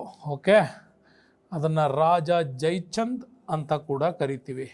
ರಾಜ ಜಯಚಂದ್ನ ಮಗಳೇ ಈ ಸಂಯುಕ್ತೆ. ಬಟ್ ರಾಜ ಜಯಚಂದ್ರನ ಮಗಳಾಗಿದ್ದ ಸಂಯುಕ್ತೆಯನ್ನು ಈತ ಅಪಹರಿಸಿ ಮದುವೆ ಆಗಿದ್ದ ಅಂತ ಹೇಳ್ತಾರೆ. ಕೆಲವರು ಸ್ವಯಂವರದಲ್ಲಿ ಸಂಯುಕ್ತೆ ಬಂದಿದ್ದಂಥ ಎಲ್ಲ ರಾಜಕುಮಾರರನ್ನ ಬಿಟ್ಟು ದ್ವಾರಪಾಲಕದಲ್ಲಿ ಒಂದು ಮೂರ್ತಿಯನ್ನು ಮಾಡಿದರು ಪೃಥ್ವಿರಾಜ್ ಚೌಹಾನ್ದು. ಆ ಮೂರ್ತಿಗೆ ಹೋಗಿ ಇವಳು ಹಾರವನ್ನು ಹಾಕಿದ್ಲು ಅಂತ. ಇದರಿಂದ ರಾಜ್ಕುಮಾರೆಲ್ಲ ಅಪಮಾನಿತರಾಗಿದ್ದರು, ರಾಜ ಜಯಚಂದ್ರನ ವಿರೋಧ ಮಾಡಿದರು, ಪೃಥ್ವಿರಾಜ್ ಚೌಹಾಣ್ಗೆ ಅವಮಾನ ಮಾಡಿದ್ರು ಅಂತ ಹೇಳ್ತಾರೆ. ಬಟ್ ಏನಾಗಿರಲಿ ಸ್ಟೋರಿ, ಇಲ್ಲಿ ಪೃಥ್ವಿರಾಜ್ ಚೌಹಾಣ್ ರಾಣಿ ಸಂಯುಕ್ತೆಯನ್ನು ಆತ ಮದುವೆ ಆಗಿದ್ದ. ಯಾವಾಗ ಇವನು ಮದುವೆ ಆದ್ನೋ ರಜಪೂತ ಪಂಗಡಗಳು ಪೃಥ್ವಿರಾಜ್ ಚೌಹಾಣ್ಗೆ ಸಪೋರ್ಟ್ ಮಾಡಲಿಲ್ಲ. ಇವರು ಸಪೋರ್ಟ್ ಮಾಡದೇ ಇರೋದ್ರಿಂದಾಗಿ 1192ರಲ್ಲಿ ಪೃಥ್ವಿರಾಜ್ ಚೌಹಾಣ್ ಈ 2ನೇ ತರೈನ್ ಕದನದಲ್ಲಿ ಭಾಗವಹಿಸಿದಾಗ ರಜಪೂತ ಪಂಗಡಗಳು ಸಪೋರ್ಟ್ ಮಾಡದೇ ಇದ್ದದರಿಂದಾಗಿ ಮೊಹಮ್ಮದ್ ಘೋರ್ಸ್ ಇಲ್ಲಿ ಈತ ಗೆಲ್ತಾನೆ. ಹಾಗಾಗಿ 1ನೇ ತರೈನ್ ಕದನದಲ್ಲಿ ಗೆದ್ದಿದ್ದ ಪೃಥ್ವಿರಾಜ್ ಚೌಹಾಣ್ 2ನೇ ತರೈನ್ ಕದನದಲ್ಲಿ ಅವನನ್ನು ಸೆರೆ ಹಿಡಿಯಲಾಯಿತು. ಸೆರೆ ಹಿಡ್ಕೊಂಡು ಇಲ್ಲೂ ಒಂದಿಷ್ಟು ಟ್ವಿಸ್ಟೆಡ್ ಸ್ಟೋರಿಗಳನ್ನು ಹೇಳ್ತಾರೆ. ಸೆರೆ ಹಿಡಿದ ನಂತರ ಅವನ್ನ ಗೋರ್ ಸಾಮ್ರಾಜ್ಯಕ್ಕೆ ಕರೆದುಕೊಂಡು ಹೋಗಲಾಯಿತು. ಚಾಂದ್ ಬರ್ದಾಯಿ ಅವನನ್ನು ಒಂದು ಶಬ್ದವೇದಿ ವಿದ್ಯೆಗಳ ಮೂಲಕ ಆಕರ್ಷಿತನಾಗಿದ್ದ. ಹಾಗೆ ಚಾಂದ್ ಬರ್ದಾಯಿ ಅವನನ್ನು ಭೇಟಿ ಮಾಡಲಿಕ್ಕೆ ಹೋದಾಗ ಅಲ್ಲಿ ಮೊಹಮ್ಮದ್ ಘೋರಿಯನ್ನು ಪೃಥ್ವಿರಾಜ್ ಚೌಹಾಣ್ ಸೋಲಿಸ್ದ, ಅಂದರೆ ಅವನನ್ನು ಕೊಂದುಬಿಟ್ಟ ಬಾಣವನ್ನು ಬಿಟ್ಟು ಅಂತ ಹೇಳ್ತಾರೆ. ಅದು ನೆಕ್ಸ್ಟ್ ಪಾರ್ಟಲ್ಲಿ. ಬಟ್ ನಮಗೇನು ಟೆಕ್ಸ್ಟ್ ಬುಕ್ ಡಿಪಾರ್ಟ್ಮೆಂಟಿಂದ 1ನೇ ತರೈನ್ ಕದನದಲ್ಲಿ ಪೃಥ್ವಿರಾಜ್ ಚೌಹಾಣ್ ಗೆದ್ದಿದ್ದ, 2ನೇ ತರೈನ್ ಕದನದಲ್ಲಿ ಪೃಥ್ವಿರಾಜ್ ಚೌಹಾಣ್ ಸೋತಿದ್ದ. ಕಾರಣ ಅಂದರೆ ರಜಪೂತ ಪಂಗಡಗಳ ಪ್ರಾಬಲ್ಯ ಅವನಿಗೆ ಸಿಕ್ಕಿರಲಿಲ್ಲ. ಹಾಗಾಗಿ ಮೊಹಮ್ಮದ್ ಘೋರಿ ಇನ್ನು ತಾನು ಗೆದ್ದಂಥ ಸಾಮ್ರಾಜ್ಯಗಳಲ್ಲಿ ತನ್ನ ಅಸ್ತಿತ್ವವನ್ನು ಉಳಿಸ್ಕೋಬೇಕು ಅಂಥೇಳಿ ಅಜ್ಮೀರ್ ಮತ್ತು ದೆಹಲಿಗಳನ್ನು ಈತ ವಶಪಡಿಸಿಕೊಂಡು ಭಾರತದಲ್ಲಿ ಸಂಪೂರ್ಣವಾಗಿ ಮುಸ್ಲಿಮರ ಆಳ್ವಿಕೆಯನ್ನು ಆತ ಸ್ಥಾಪನೆ ಮಾಡ್ದ ಅಂತ ಕೂಡ ಹೇಳ್ತೀವಿ. ಹಾಗೆ ಸ್ಥಾಪನೆ ಮಾಡಿದಂಥ ವಿಚಾರ ನಮಗಿಲ್ಲಿ ಸಿಗ್ತಾ ಹೋಗತ್ತೆ. ಮೊಹಮ್ಮದ್ ಘೋರಿ ನಂತರ ಭಾರತದಲ್ಲಿ ಸ್ಥಾಪನೆಯಾಗಿದೆ ದೆಹಲಿ ಸುಲ್ತಾನರ ರಾಜವಂಶ. ದೆಹಲಿ ಸುಲ್ತಾನರ ರಾಜವಂಶ ಸ್ಥಾಪನೆ ಆಗೋದಕ್ಕೆ ಇಲ್ಲೊಂದಿಷ್ಟು ವಿಚಾರಗಳಿದೆ. ಏನು, ದೆಹಲಿಯ ಸುತ್ತಮುತ್ತಲಿನ ಪ್ರಾಂತ್ಯಗಳಲ್ಲಿ ಕನೌಜ್ನ ಗಹಡ್ವಾಲರ ರಾಜ ಇದ್ದ ರಾಜ ಜಯಚಂದ್ ಇವನನ್ನು ಸೋಲಿಸಿದ ನಂತರ ತುರ್ಕರಿಗೆ ಗಂಗಾ ಮತ್ತು ಯಮುನಾ ನದಿಗಳ ದೋಆಬ್ ಪ್ರದೇಶ ಸಂಪೂರ್ಣವಾಗಿ ವಿಸ್ತಾರ ಆಯಿತು. ಅಜ್ಮೀರನ್ನು ಗೆದ್ದ ಮೇಲೆ ರಾಜಸ್ಥಾನ್ ಭಾಗಗಳಲ್ಲಿ ಪೃಥ್ವಿರಾಜ್ ಚೌಹಾಣ್ನ ಪ್ರದೇಶಗಳು ಗುಜರಾತ್ ಮಾಳ್ವಾವರೆಗೂ ಕೂಡ ಸಿಕ್ಕಿತ್ತು. ದೆಹಲಿ ಭಾಗಗಳು ಸಿಗಬೇಕಿತ್ತಲ್ಲ, ಆ ದೆಹಲಿ ಭಾಗಗಳನ್ನು ಗೆಲ್ಲಬೇಕು ಅಂದರೆ ರಾಜ ಜಯಚಂದ್ನ ಸೋಲಿಸಬೇಕಾಗಿತ್ತು. ಹಾಗಾಗಿ ಕನೌಜಲ್ಲಿ, ಉತ್ತರ ಪ್ರದೇಶದ ಕನೌಜಲ್ಲಿ ರಾಜ ಜಯಚಂದ್ರನನ್ನು ಸೋಲಿಸಿದ ಮೇಲೆ, ನೆನ್ಪಿಟ್ಕೊಳ್ಳಿ ಈ ಕನೌಜ್ ಬರೋದು ಇವತ್ತಿನ UP ಉತ್ತರ ಪ್ರದೇಶಕ್ಕೆ ಬರುತ್ತೆ. ಆ ಪ್ರದೇಶದಲ್ಲಿ ಇದ್ದವನೇ ಗಹಡ್ವಾಲರ ರಾಜ ಜಯಚಂದ್ರ. ಅವನನ್ನು ಸೋಲಿಸಿದ ನಂತರ ಇಲ್ಲಿ ಕಂಪ್ಲೀಟಾಗಿ ಗಂಗಾ ಯಮುನಾ ನದಿಗಳ ದೋಆಬ್ ಪ್ರದೇಶ, ಅಂದರೆ ಇವತ್ತಿನ ಉತ್ತರ ಪ್ರದೇಶ, ಜಮ್ಮು ಕಾಶ್ಮೀರ, ಹರಿಯಾಣ ಮತ್ತು ಈ ಕಡೆ ಉತ್ತರಾಖಂಡ್, ಬಿಹಾರ, ಇದಿಷ್ಟು ಪ್ರದೇಶಗಳೇನಿದೆ ಹರಿಯಾಣದಿಂದ ಅದಿಷ್ಟು ಗಂಗಾ ನದಿ ಯಮುನಾ ನದಿಗಳ ದೋಆಬ್ ಅಂತೀವಿ ಮಧ್ಯಪ್ರದೇಶದವರೆಗೆ, ಇದಿಷ್ಟು ಪ್ರದೇಶಗಳ ಮೇಲೂ ಅವನಿಗೆ ವಿಸ್ತಾರ ಸಿಕ್ತು. ಹಾಗಾಗಿ ಮೊಹಮ್ಮದ್ ಘೋರಿ ತಾನು ಗೆದ್ದಂಥ ಪ್ರದೇಶಗಳನ್ನು ನೋಡಿಕೊಳ್ಳೋದಕ್ಕಾಗಿ ತನ್ನ ನಂಬಿಕಸ್ಥ ಗುಲಾಮರನ್ನ, ಸೇನಾನಿಗಳನ್ನು ಅಪಾಯಿಂಟ್ ಮಾಡ್ದ. ಅದರಲ್ಲಿ ನಂಬಿಕಸ್ಥ ಗುಲಾಮನೇ ಕುತುಬುದ್ದೀನ್ ಐಬಕ್. ಈ ಕುತುಬುದ್ದೀನ್ ಐಬಕ್ನಿಂದನೇ ದೆಹಲಿ ಸುಲ್ತಾನರ ಆಳ್ವಿಕೆ ಭಾರತದಲ್ಲಿ ಆರಂಭ ಆಯಿತು. ಮೊದಲ ಸಾಮ್ರಾಜ್ಯವೇ ಗುಲಾಮಿ ರಾಜವಂಶ ಅಂತ ಕೂಡ ಹೇಳ್ತೀವಿ. ಈ ಗುಲಾಮಿ ರಾಜವಂಶ ಭಾರತದಲ್ಲಿ ಈ ಥರದ ಒಂದಿಷ್ಟು ಸಾಮ್ರಾಜ್ಯದ ಸ್ಥಾಪನೆಗೆ ಕಾರಣ ಆಯಿತು. ಸ್ನೇಹಿತರು, ನಮಗೆ ಗೊತ್ತಿದೆ, ಯಾವಾಗ ಮೊಹಮ್ಮದ್ ಘೋರಿ ಭಾರತದಲ್ಲಿನ ಪ್ರದೇಶಗಳನ್ನು ಗೆದ್ದ ನಂತರ ಇದನ್ನು ನೋಡ್ಕೊಳ್ಬೇಕು ಅಂತ ಬಂದಾಗ ತನ್ನ ನಿಷ್ಠಾವಂತ ಗುಲಾಮರನ್ನು ಆತ ಇಲ್ಲಿ ನೇಮಕ ಮಾಡ್ತಾ ಹೋದ. ಹಾಗೆ ನೇಮಕ ಮಾಡ್ತಾ ಹೋದಾಗ ಭಾರತದಲ್ಲಿ ನಾನು ನಿಮ್ಗೆ ಹೇಳಿದೆ, ಈ ದೆಹಲಿಯನ್ನು ಗೆದ್ದುಕೊಳ್ಬೇಕಾಗಿತ್ತು. ಈ ದೆಹಲಿಯನ್ನು ಗೆದ್ದುಕೊಂಡಕ್ಕೆ ಕಾರಣ ಕನೋಜ್ನಲ್ಲಿ ಅಧಿಕಾರದಲ್ಲಿದ್ದಂಥ ರಾಜ ಜಯಚಂದನ್ನ ಸೋಲಿಸಿದಾಗ. ಸೊ ಇಲ್ಲಿಂದ ಈ ಪ್ರದೇಶಗಳ ಅಸ್ತಿತ್ವ ಅವನಿಗೆ ಸಿಕ್ತು. ಈ ಪ್ರದೇಶವನ್ನು ನೋಡ್ಕೊಳ್ಳೋದಕ್ಕೆ ಆತ ನೇಮಕ ಮಾಡಿದ್ದೆ ಕುತುಬುದ್ದೀನ್ ಐಬಕ್ನನ್ನು.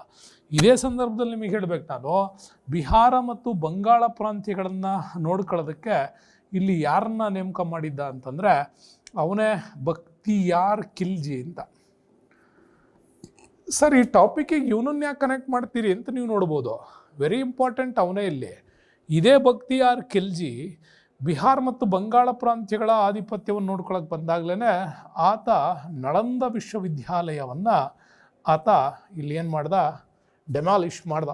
ಸಂಪೂರ್ಣವಾಗಿ ದಾರುಲ್ ಇಸ್ಲಾಂನ ನೀತಿಗೆ ವಿರುದ್ಧವಾಗಿತ್ತು ಅನ್ನೋ ಕಾರಣಕ್ಕಾಗಿ, ಮತ್ತು ಇಂಥ ಒಂದು ಅದ್ಭುತವಾದಂತಹ ಒಂದು ವಿಜ್ಞಾನ ತಂತ್ರಜ್ಞಾನ ಏನು ನಾವು ಹೇಳ್ತೀವಿ ತತ್ವಜ್ಞಾನ ಸಂಪೂರ್ಣವಾಗಿ ಪ್ರಚಾರ ಮಾಡ್ತಕ್ಕಂಥ ಇನ್ಸ್ಟಿಟ್ಯೂಟ್ ಒಳಗಡೆ ಇವನದು ಯಾವುದೇ ಆಗಿರ್ತಕ್ಕಂಥ ವಿಚಾರಗಳಲ್ಲಿ ಇರಲಿಲ್ಲ ಅನ್ನೋ ಕಾರಣಕ್ಕೋಸ್ಕರವಾಗಿ, ಧರ್ಮ ಪ್ರಚಾರದ ವಿಚಾರಗಳಲ್ಲಿಲ್ಲ ಅನ್ನೋ ಕಾರಣಕ್ಕಾಗಿ, ಮತ್ತು ತನ್ನನ್ನು ಒಂದು ವಿಶ್ವವಿದ್ಯಾಲಯದ ಒಳಗಡೆ ಬಿಡಲಿಲ್ಲ ಅನ್ನೋ ಕಾರಣಕ್ಕಾಗಿ ಆ ಇಡೀ ನಳಂದ ವಿವಿಯನ್ನು ಸುಟ್ಟಾಕ್ತವನೇ ಈ ಬಕ್ತಿಯಾರ್ ಖಿಲ್ಜಿ.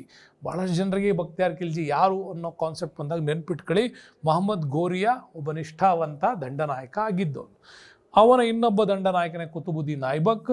ಇವನೇ ನಮ್ಮಲ್ಲಿ ದೆಹಲಿಯಿಂದ ಆತ ಸ್ಟಾರ್ಟ್ ಮಾಡಿದ್ದು ಯಾವುದನ್ನು, ಗುಲಾಮಿ ವಂಶವನ್ನು ಸ್ಥಾಪನೆ ಮಾಡ್ತಾನೆ. ಗುಲಾಮಿ ರಾಜವಂಶ ಸ್ಥಾಪನೆ ಮಾಡಿದಂಥ ವಿಚಾರಕ್ಕೆ ಬಂದಾಗ ನಮಗಿಲ್ಲಿ ಇಂಟ್ರೆಸ್ಟಿಂಗ್ ಆಗಿ ಸಿಗೋದೇನು ಗೊತ್ತಾ, ಮೊಹಮ್ಮದ್ ಗೋರಿ 1206ರಲ್ಲಿ ಆತ ಮರಣ ಹೊಂತಾನೆ. ಮರಣ ಹೊಂದಿದ ನಂತರ ಕುತುಬುದ್ದೀನ್ ಐಬಕ್ ದೆಹಲಿ ಸಾಮ್ರಾಜ್ಯವನ್ನು ಸ್ಥಾಪನೆ ಮಾಡಬೇಕಾಗಿತ್ತು. ಈ ದೆಹಲಿ ಸಾಮ್ರಾಜ್ಯವನ್ನು ಸ್ಥಾಪನೆ ಮಾಡೋ ಸಂದರ್ಭದಲ್ಲೇ ಆತ ಬಾಗ್ದಾದ್ ಖಲೀಫರಿಂದ ಇಲ್ಲಿ ದಾಸ್ಯ ವಿಮೋಚನೆಯನ್ನು ಮಾಡ್ಕೊಂಡ. ಈ ದಾಸ್ಯ ವಿಮೋಚನೆಯನ್ನು ಮಾಡ್ಕೊಂಡು ನಂತರ ಇಲ್ಲಿ ಸಾಮ್ರಾಜ್ಯವನ್ನು ಆತ ಸ್ಥಾಪನೆ ಮಾಡ್ದ. ಹಾಗೆ ಸ್ಥಾಪನೆ ಮಾಡಿದ್ರಿಂದನೇ ಈತ ಮೊಹಮ್ಮದ್ ಗೋರಿಯಾ ನಿಷ್ಠಾವಂತ ಗುಲಾಮನಾಗಿದ್ದರಿಂದಾಗಿ ಇದನ್ನು ಅರೇಬಿಕ್ ಭಾಷೆಯಲ್ಲಿ ಕೂಡ ಮ್ಯಾಮುಲಕ್ ಡೈನೆಸ್ಟಿ ಅಥವಾ ಗುಲಾಮಿ ರಾಜವಂಶ ಅಂತ ಕೂಡ ಇದನ್ನು ಕರೆಯೋದಕ್ಕೆ ಶುರು ಮಾಡಿದ್ರು. ಹೀಗೆ ಈ ಸಂತತಿ ನಮ್ಮಲ್ಲಿ ಬೆಳಕಿಗೆ ಬಂತು. ಮ್ಯಾಮುಲಕ್ ಅಂತಂದರೆ ಅದು ನಮ್ಮ ಕನ್ನಡ ಭಾಷೆಯಲ್ಲಿ ಗುಲಾಮ ಅಂತ ಹೇಳುತ್ತೆ. ಹೀಗೆ ದೆಹಲಿಯಲ್ಲಿ ಪರಿಪೂರ್ಣವಾಗಿರ್ತಕ್ಕಂತಹ ಒಂದು ದೆಹಲಿ ಸುಲ್ತಾನ್ ರಾಜವಂಶವನ್ನು ಇವರು ಶುರು ಮಾಡ್ತಾರೆ. ಹೀಗೆ ದೆಹಲಿ ರಾಜವಂಶವನ್ನು ಶುರು ಮಾಡಿದಾಗ ಯಾವ್ಯಾವ ಸಂತತಿಗಳು ಅಂತೇಳಿ ನಾವಿಲ್ಲಿ ಸ್ಪಷ್ಟವಾಗಿ ಅಧ್ಯಯನ ಮಾಡೋಣ. ಮೊಬೈಲ್ ಒಂದು ಇಟ್ಕೊಂಡನಿ.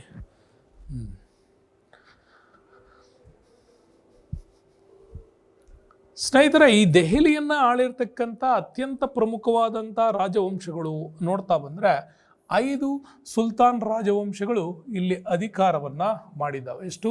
5 ಸುಲ್ತಾನ್ ರಾಜವಂಶಗಳು ಆಳ್ವಿಕೆ ಮಾಡಿದ್ದಾವೆ.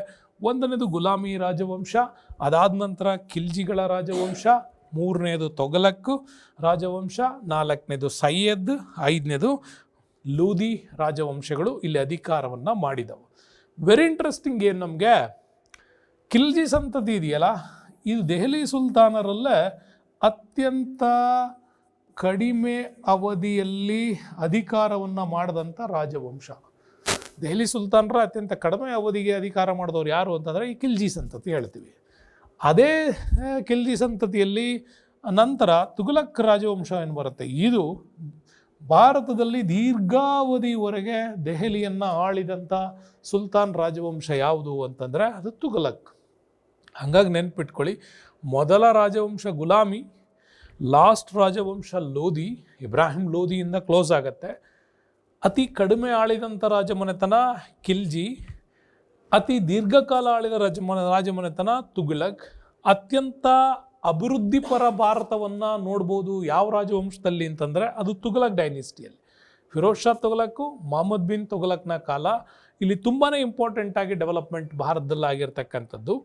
ಮತ್ತು ಲೂದಿ ರಾಜವಂಶ ಇದು ಅವನತಿಯತ್ತ ಸಂದರ್ಭದಲ್ಲಿದ್ದಂಥ ರಾಜವಂಶ ಇಬ್ರಾಹಿಂ ಲೂದಿ. ಇದಿಷ್ಟು ಕೂಡ ನಿಮಗೆ ದೆಹಲಿ ಸುಲ್ತಾನರಲ್ಲಿ 5 ರಾಜವಂಶಗಳು ಆಳಿದ್ರ ಬಗ್ಗೆ ನಾವು ಮಾತಾಡ್ತೀವಿ. ಹಾಗಾದರೆ ಗುಲಾಮಿ ಸಂತತಿಯಲ್ಲಿ ಅತ್ಯಂತ ಪ್ರಮುಖರು ಯಾರ್ಯಾರು ಅಂತ ನೋಡಿದರೆ ಇದರಲ್ಲಿ ಅತ್ಯಂತ ಪ್ರಮುಖವಾಗಿ ಬರೋದು ಕುತುಬುದ್ದೀನ್ ಐಬಕ್, ಈ ಸಾಮ್ರಾಜ್ಯದ ಸ್ಥಾಪಕ. ಆಮೇಲೆ ನಮಗೆ ಇಲ್ತಮಷ್ ಬರ್ತಾನೆ. ಇಲ್ತಮಷ್ ಗುಲಾಮಿ ರಾಜವಂಶದಲ್ಲಿ ಇಕ್ತಾ ಪದ್ಧತಿಗಳನ್ನು ಜಾರಿಗೆ ತರೋದ್ರ ಮುಖಾಂತರ, ಇಕ್ತಾ ಸಿಸ್ಟಮ್ ಅಂತ ಕರಿತೀವಿ, ಅಂದರೆ ಪ್ರಾಂತ್ಯಾಡಳಿತ ಅಂತ ಕೂಡ ಅದನ್ನು ಹೇಳ್ಬೋದು ನಾವು. ಈ ಪ್ರಾಂತ್ಯಾಡಳಿತ ಪದ್ಧತಿಯನ್ನು ಜಾರಿಗೆ ತರೋದ್ರ ಮುಖಾಂತರವಾಗಿ ಈತ ತುಂಬಾ ಬದಲಾವಣೆಗೆ ತಂದವನು ಇದೇ ಇಲ್ತಮಷ್. ಮತ್ತು ನಿಮಗೆ ಇಲ್ತಮಷ್ ಒಂದು ವೆರಿ ಇಂಪಾರ್ಟೆಂಟ್ ಅಂತಂದರೆ ಎಕ್ಸಾಮ್ಸಲ್ಲಿ ಯಾವಾಗೂ ಕೇಳ್ತಿರ್ತಾರೆ ನಿಮಗೆ, ಚಹಲ್ಗಾನಿ ಪದ್ಧತಿಯನ್ನು ಭಾರತದಲ್ಲಿ ಜಾರಿಗೆ ತಂದವನು. ಅಂದರೆ 40 ಸರದಾರರ ಒಕ್ಕೂಟ ಅಂತ ಕರಿತೀವಿ. ಈ 40 ಸರದಾರರ ಒಕ್ಕೂಟವನ್ನು ಸ್ಥಾಪನೆ ಮಾಡಿದಂಥವ್ನು ಯಾರು ಅಂತಂದರೆ ಅದು ಇಲ್ತಮಷ್ ಜಾರಿಗೆ ತಂದ. ಬಲ್ಬನ್ ಅದನ್ನು ರದ್ದುಗೊಳಿಸ್ದ, ಅದನ್ನು ಕೂಡ ನೆನ್ಪಿಟ್ಕೋತೀವಿ. ಇನ್ನು ರಜಿಯಾ ಬೇಗಂ ಸುಲ್ತಾನ ಮಧ್ಯಕಾಲೀನ ಭಾರತದಲ್ಲಿ ಮೊದಲ ಮುಸ್ಲಿಂ ಮಹಿಳಾ ಸಾಮ್ರಾಜ್ಯ ಅಂತಂದರೆ ನಮಗೆ ದೆಹಲಿಯನ್ನು ಆಳಿದಂತಹ ಮೊದಲ ಮುಸ್ಲಿಂ ಮಹಿಳಾ ಸಾಮ್ರಾಜ್ಞಿ ಯಾರು ಅಂತ ಕೇಳಿದ್ರೆ ಅದು ರಜಿಯಾ ಸುಲ್ತಾನ ಅಥವಾ ರಜಿಯಾ ಬೇಗಂ ಅಂತ ಕೂಡ ಹೇಳ್ತೀವಿ. ಅದಾದ ನಂತರ ಬಲ್ಬನ್ ವೆರಿ ಇಂಪಾರ್ಟೆಂಟ್ ಆಗುತ್ತೆ ನಿಮಗೆ. ಗುಲಾಮಿ ಸಂತತಿಯಲ್ಲೇ ರಾಜನ ಪದವಿಯನ್ನು ದೈವತ್ವದ ಅಧಿಕಾರಕ್ಕೆ ಏರಿಸಿದವನು, ರಾಜನನ್ನು ದೇವರ ರೂಪದಲ್ಲಿ ಪರಿವರ್ತಿಸಿದವನೇ ಈ ಬಲ್ಬನ್. ಸೊ ಇವನ ಕಾಲದಿಂದಲೇ ಭಾರತದಲ್ಲಿ ಅನೇಕ ಪರ್ಷಿಯಾ, ನೆನ್ಪಿಟ್ಕೊಳ್ಳಿ, ಇವನ ಕಾಲದಲ್ಲೇ ಅನೇಕ ಪರ್ಷಿಯಾದ ಒಂದು ರಾಜಮನೆತನಗಳ ಆಡಳಿತ ವ್ಯವಸ್ಥೆ ಭಾರತಕ್ಕೆ ಪರಿಚಯ ಆಗಿದೆ. ಇಲ್ಲೇನೆ ಇನ್ನು ಗುಲಾಮಿ ವಂಶದ ಕೊನೆಯ ದೊರೆ ಕೈಕುಬಾದ್ ಅಂತ ಹೇಳ್ತೀವಿ. ಇವರು ಅತ್ಯಂತ ಪ್ರಮುಖವಾಗಿರ್ತಕ್ಕಂಥವ್ರನ್ನ ನಾವಿಲ್ಲಿ ಗುಲಾಮಿ ರಾಜವಂಶದಲ್ಲಿ ಹೇಳ್ತೀವಿ. ಅದರ ನೆಕ್ಸ್ಟ್ ಬರೋದೆ ನಮಗೆ ಖಿಲ್ಜಿ ಸಂತತಿ. ಯಾಕಿಷ್ಟು ಶಾರ್ಟ್ಕಟ್ಟಲ್ಲಿ ಬರುತ್ತೆ ಅಂದರೆ ಈ ಟೆಕ್ಸ್ಟ್ ಬುಕ್ಕಲ್ಲಿ ನಿಮಗೆ ಒಂದು ರಿವೈಸ್ ಮಾಡೋ ಲೆವೆಲ್ಗೆ ಇದಿದೆ, ಅದನ್ನಷ್ಟು ಕರೆಕ್ಟಾಗಿ ಓದ್ಕೊಂಡ್ರೆ ನಿಮಗೆ ಸಾಕಾಗತ್ತೆ, ಒಂದು ಬೇಸಿಕ್ ಇನ್ಫಾರ್ಮೇಷನ್ಸ್ ಆಗುತ್ತೆ. ನಾವು ನೆಕ್ಸ್ಟ್ ಬರ್ತೀವಿ ನಾವು ಖಿಲ್ಜಿ ಸಂತತಿಯ ಸ್ಥಾಪಕ ಯಾರು ಅಂತಂದರೆ ಖಿಲ್ಜಿ ಸಂತತಿಯ ಸ್ಥಾಪಕ ಜಲಾಲುದ್ದೀನ್ ಖಿಲ್ಜಿ ಅಂತ ಕೂಡ ಕರಿತೀವಿ ಅದನ್ನು. ಸೊ ಈ ಜಲಾಲುದ್ದೀನ್ ಖಿಲ್ಜಿಯನ್ನೇ ಖಿಲ್ಜಿ ಸಂತತಿಯ ಸಂಸ್ಥಾಪಕ ಅಂತ ಕೂಡ ಕರಿತೀವಿ. ಸೊ ಖಿಲ್ಜಿ ಅಂತಂತಂದರೆ ಟರ್ಕಿ ಭಾಷೆಯಲ್ಲಿ ಖಡ್ಗಧಾರಿ ಪುರುಷರು ಅಂತಲೇ ಕೂಡ ಹೇಳೋದು. ಖಡ್ಗಧಾರಿ ಪುರುಷರು ಅನ್ನೋ ಅರ್ಥ ಕೊಡೋದೇ ಈ ಖಿಲ್ಜಿಗೆ. ಇದು ಟರ್ಕಿ ಭಾಷೆಯಲ್ಲಿ ಇದನ್ನು ಭಾಷಾಂತರ ಮಾಡಿದ್ರೆ ಕನ್ನಡಕ್ಕೆ ಈ ರೀತಿ ಹೇಳ್ತೀವಿ. ಹಾಗಾಗಿ ಜಲಾಲುದ್ದೀನ್ ಖಿಲ್ಜಿ ಈ ಖಿಲ್ಜಿ ಸಂತತಿಯ ಸ್ಥಾಪಕ. ಮತ್ತು ಇದರಲ್ಲಿ ನಮಗೆ ವೆರಿ ಇಂಪಾರ್ಟೆಂಟ್ ಅಂತಂದರೆ ಖಿಲ್ಜಿ ಸಂತತಿಯ ಅತ್ಯಂತ ಪ್ರಸಿದ್ಧನಾದಂಥ ದೊರೆ ಯಾರು ಅಂತಂದರೆ ಅಲಾವುದ್ದೀನ್ ಖಿಲ್ಜಿ. ಆಡಳಿತದ ಸುಧಾರಣೆಯಲ್ಲಿ ಭಾರತದಲ್ಲಿ ಮೊದಲ ಬಾರಿಗೆ ದೆಹಲಿ ರಾಜವಂಶದಲ್ಲಿ ಅತ್ಯಂತ ಡೈನಮಿಕ್ ಡೈನೆಸ್ಟಿಯನ್ನು ಕಟ್ಟಿದವನು ಮತ್ತು ಡೈನಮಿಕ್ ಅಡ್ಮಿನಿಸ್ಟ್ರೇಷನ್ಸನ್ನು ಕೊಟ್ಟವನು ಯಾರಪ್ಪ ಅಂತಂದರೆ ಅದು ಅಲಾವುದ್ದೀನ್ ಖಿಲ್ಜಿ ಹೇಳ್ತೀವಿ. ಇದೇ ಜಲಾಲುದ್ದೀನ್ ಖಿಲ್ಜಿಯ ಅಳಿಯ ಮುಂದೆ ಅಲಾವುದ್ದೀನ್ ಖಿಲ್ಜಿ, ಅವನ ಬಗ್ಗೆ ಹೇಳ್ತೀವಿ. ಸೊ ಅದಕ್ಕಿಂತ ಮುಂಚೆ ಈ ಜಲಾಲುದ್ದೀನ್ ಖಿಲ್ಜಿ ಏನಿದ್ದಾನೆ ಈತ 1290ರಲ್ಲಿ ಈತ ಅಧಿಕಾರಕ್ಕೆ ಬಂದರೂ ಕೂಡ ಮುಂದೆ ಅವನ ಒಂದು ಅಲಾವುದ್ದೀನ್ ಖಿಲ್ಜಿಯಿಂದ ಆತ ಮರಣ ಹೊಂದೋದ್ರ ಮುಖಾಂತರ ಅಲಾವುದ್ದೀನ್ ಖಿಲ್ಜಿ ಇಲ್ಲಿ ಅಧಿಕಾರವನ್ನು ಮಾಡ್ತಾನೆ. ಬಟ್ ಅಷ್ಟೊಂದು ಪ್ರಮುಖವಾಗಿ ಈ ಜಲಾಲುದ್ದೀನ್ ಖಿಲ್ಜಿ ಬಗ್ಗೆ ನಮ್ಗೆ ಸಿಗಲ್ಲ. ಆದರೆ ವೆರಿ ಇಂಪಾರ್ಟೆಂಟ್ ಒಂದು ಮ್ಯಾಟ್ರ್ ಹೇಳ್ತೀನಿ ನಿಮಗೆ. ಈ ಜಲಾಲುದ್ದೀನ್ ಖಿಲ್ಜಿಯ ಕಾಲದಲ್ಲೇ ನಮಗೆ ಭಾರತದಲ್ಲಿ ಇಂಟ್ರೊಡ್ಯೂಸ್ ಆಗಿದ್ದು ನವ ಮುಸ್ಲಿಮರು ಅನ್ನುವಂಥ ಒಂದು ವಿಚಾರ. ಓಕೆ, ಯಾರೀ ನವ ಮುಸ್ಲಿಮರು ಅಂತಂದರೆ ಇವರು ಮಂಗೋಲಿಯನ್ನರು. ಓಕೆ, ಈ ಮಂಗೋಲಿಯನ್ನರು ಭಾರತಕ್ಕೆ ವಲಸೆ ಬಂದಂಥವ್ರು ಅಥವಾ ಸೈನ್ಯಗಳ ಮುಖಾಂತರ ಜಾರಿಯಾದಾಗ ಇಲ್ಲಿ ಸೆರೆಯಾಳಾಗಿ ಸಿಕ್ಕಂಥವ್ರು.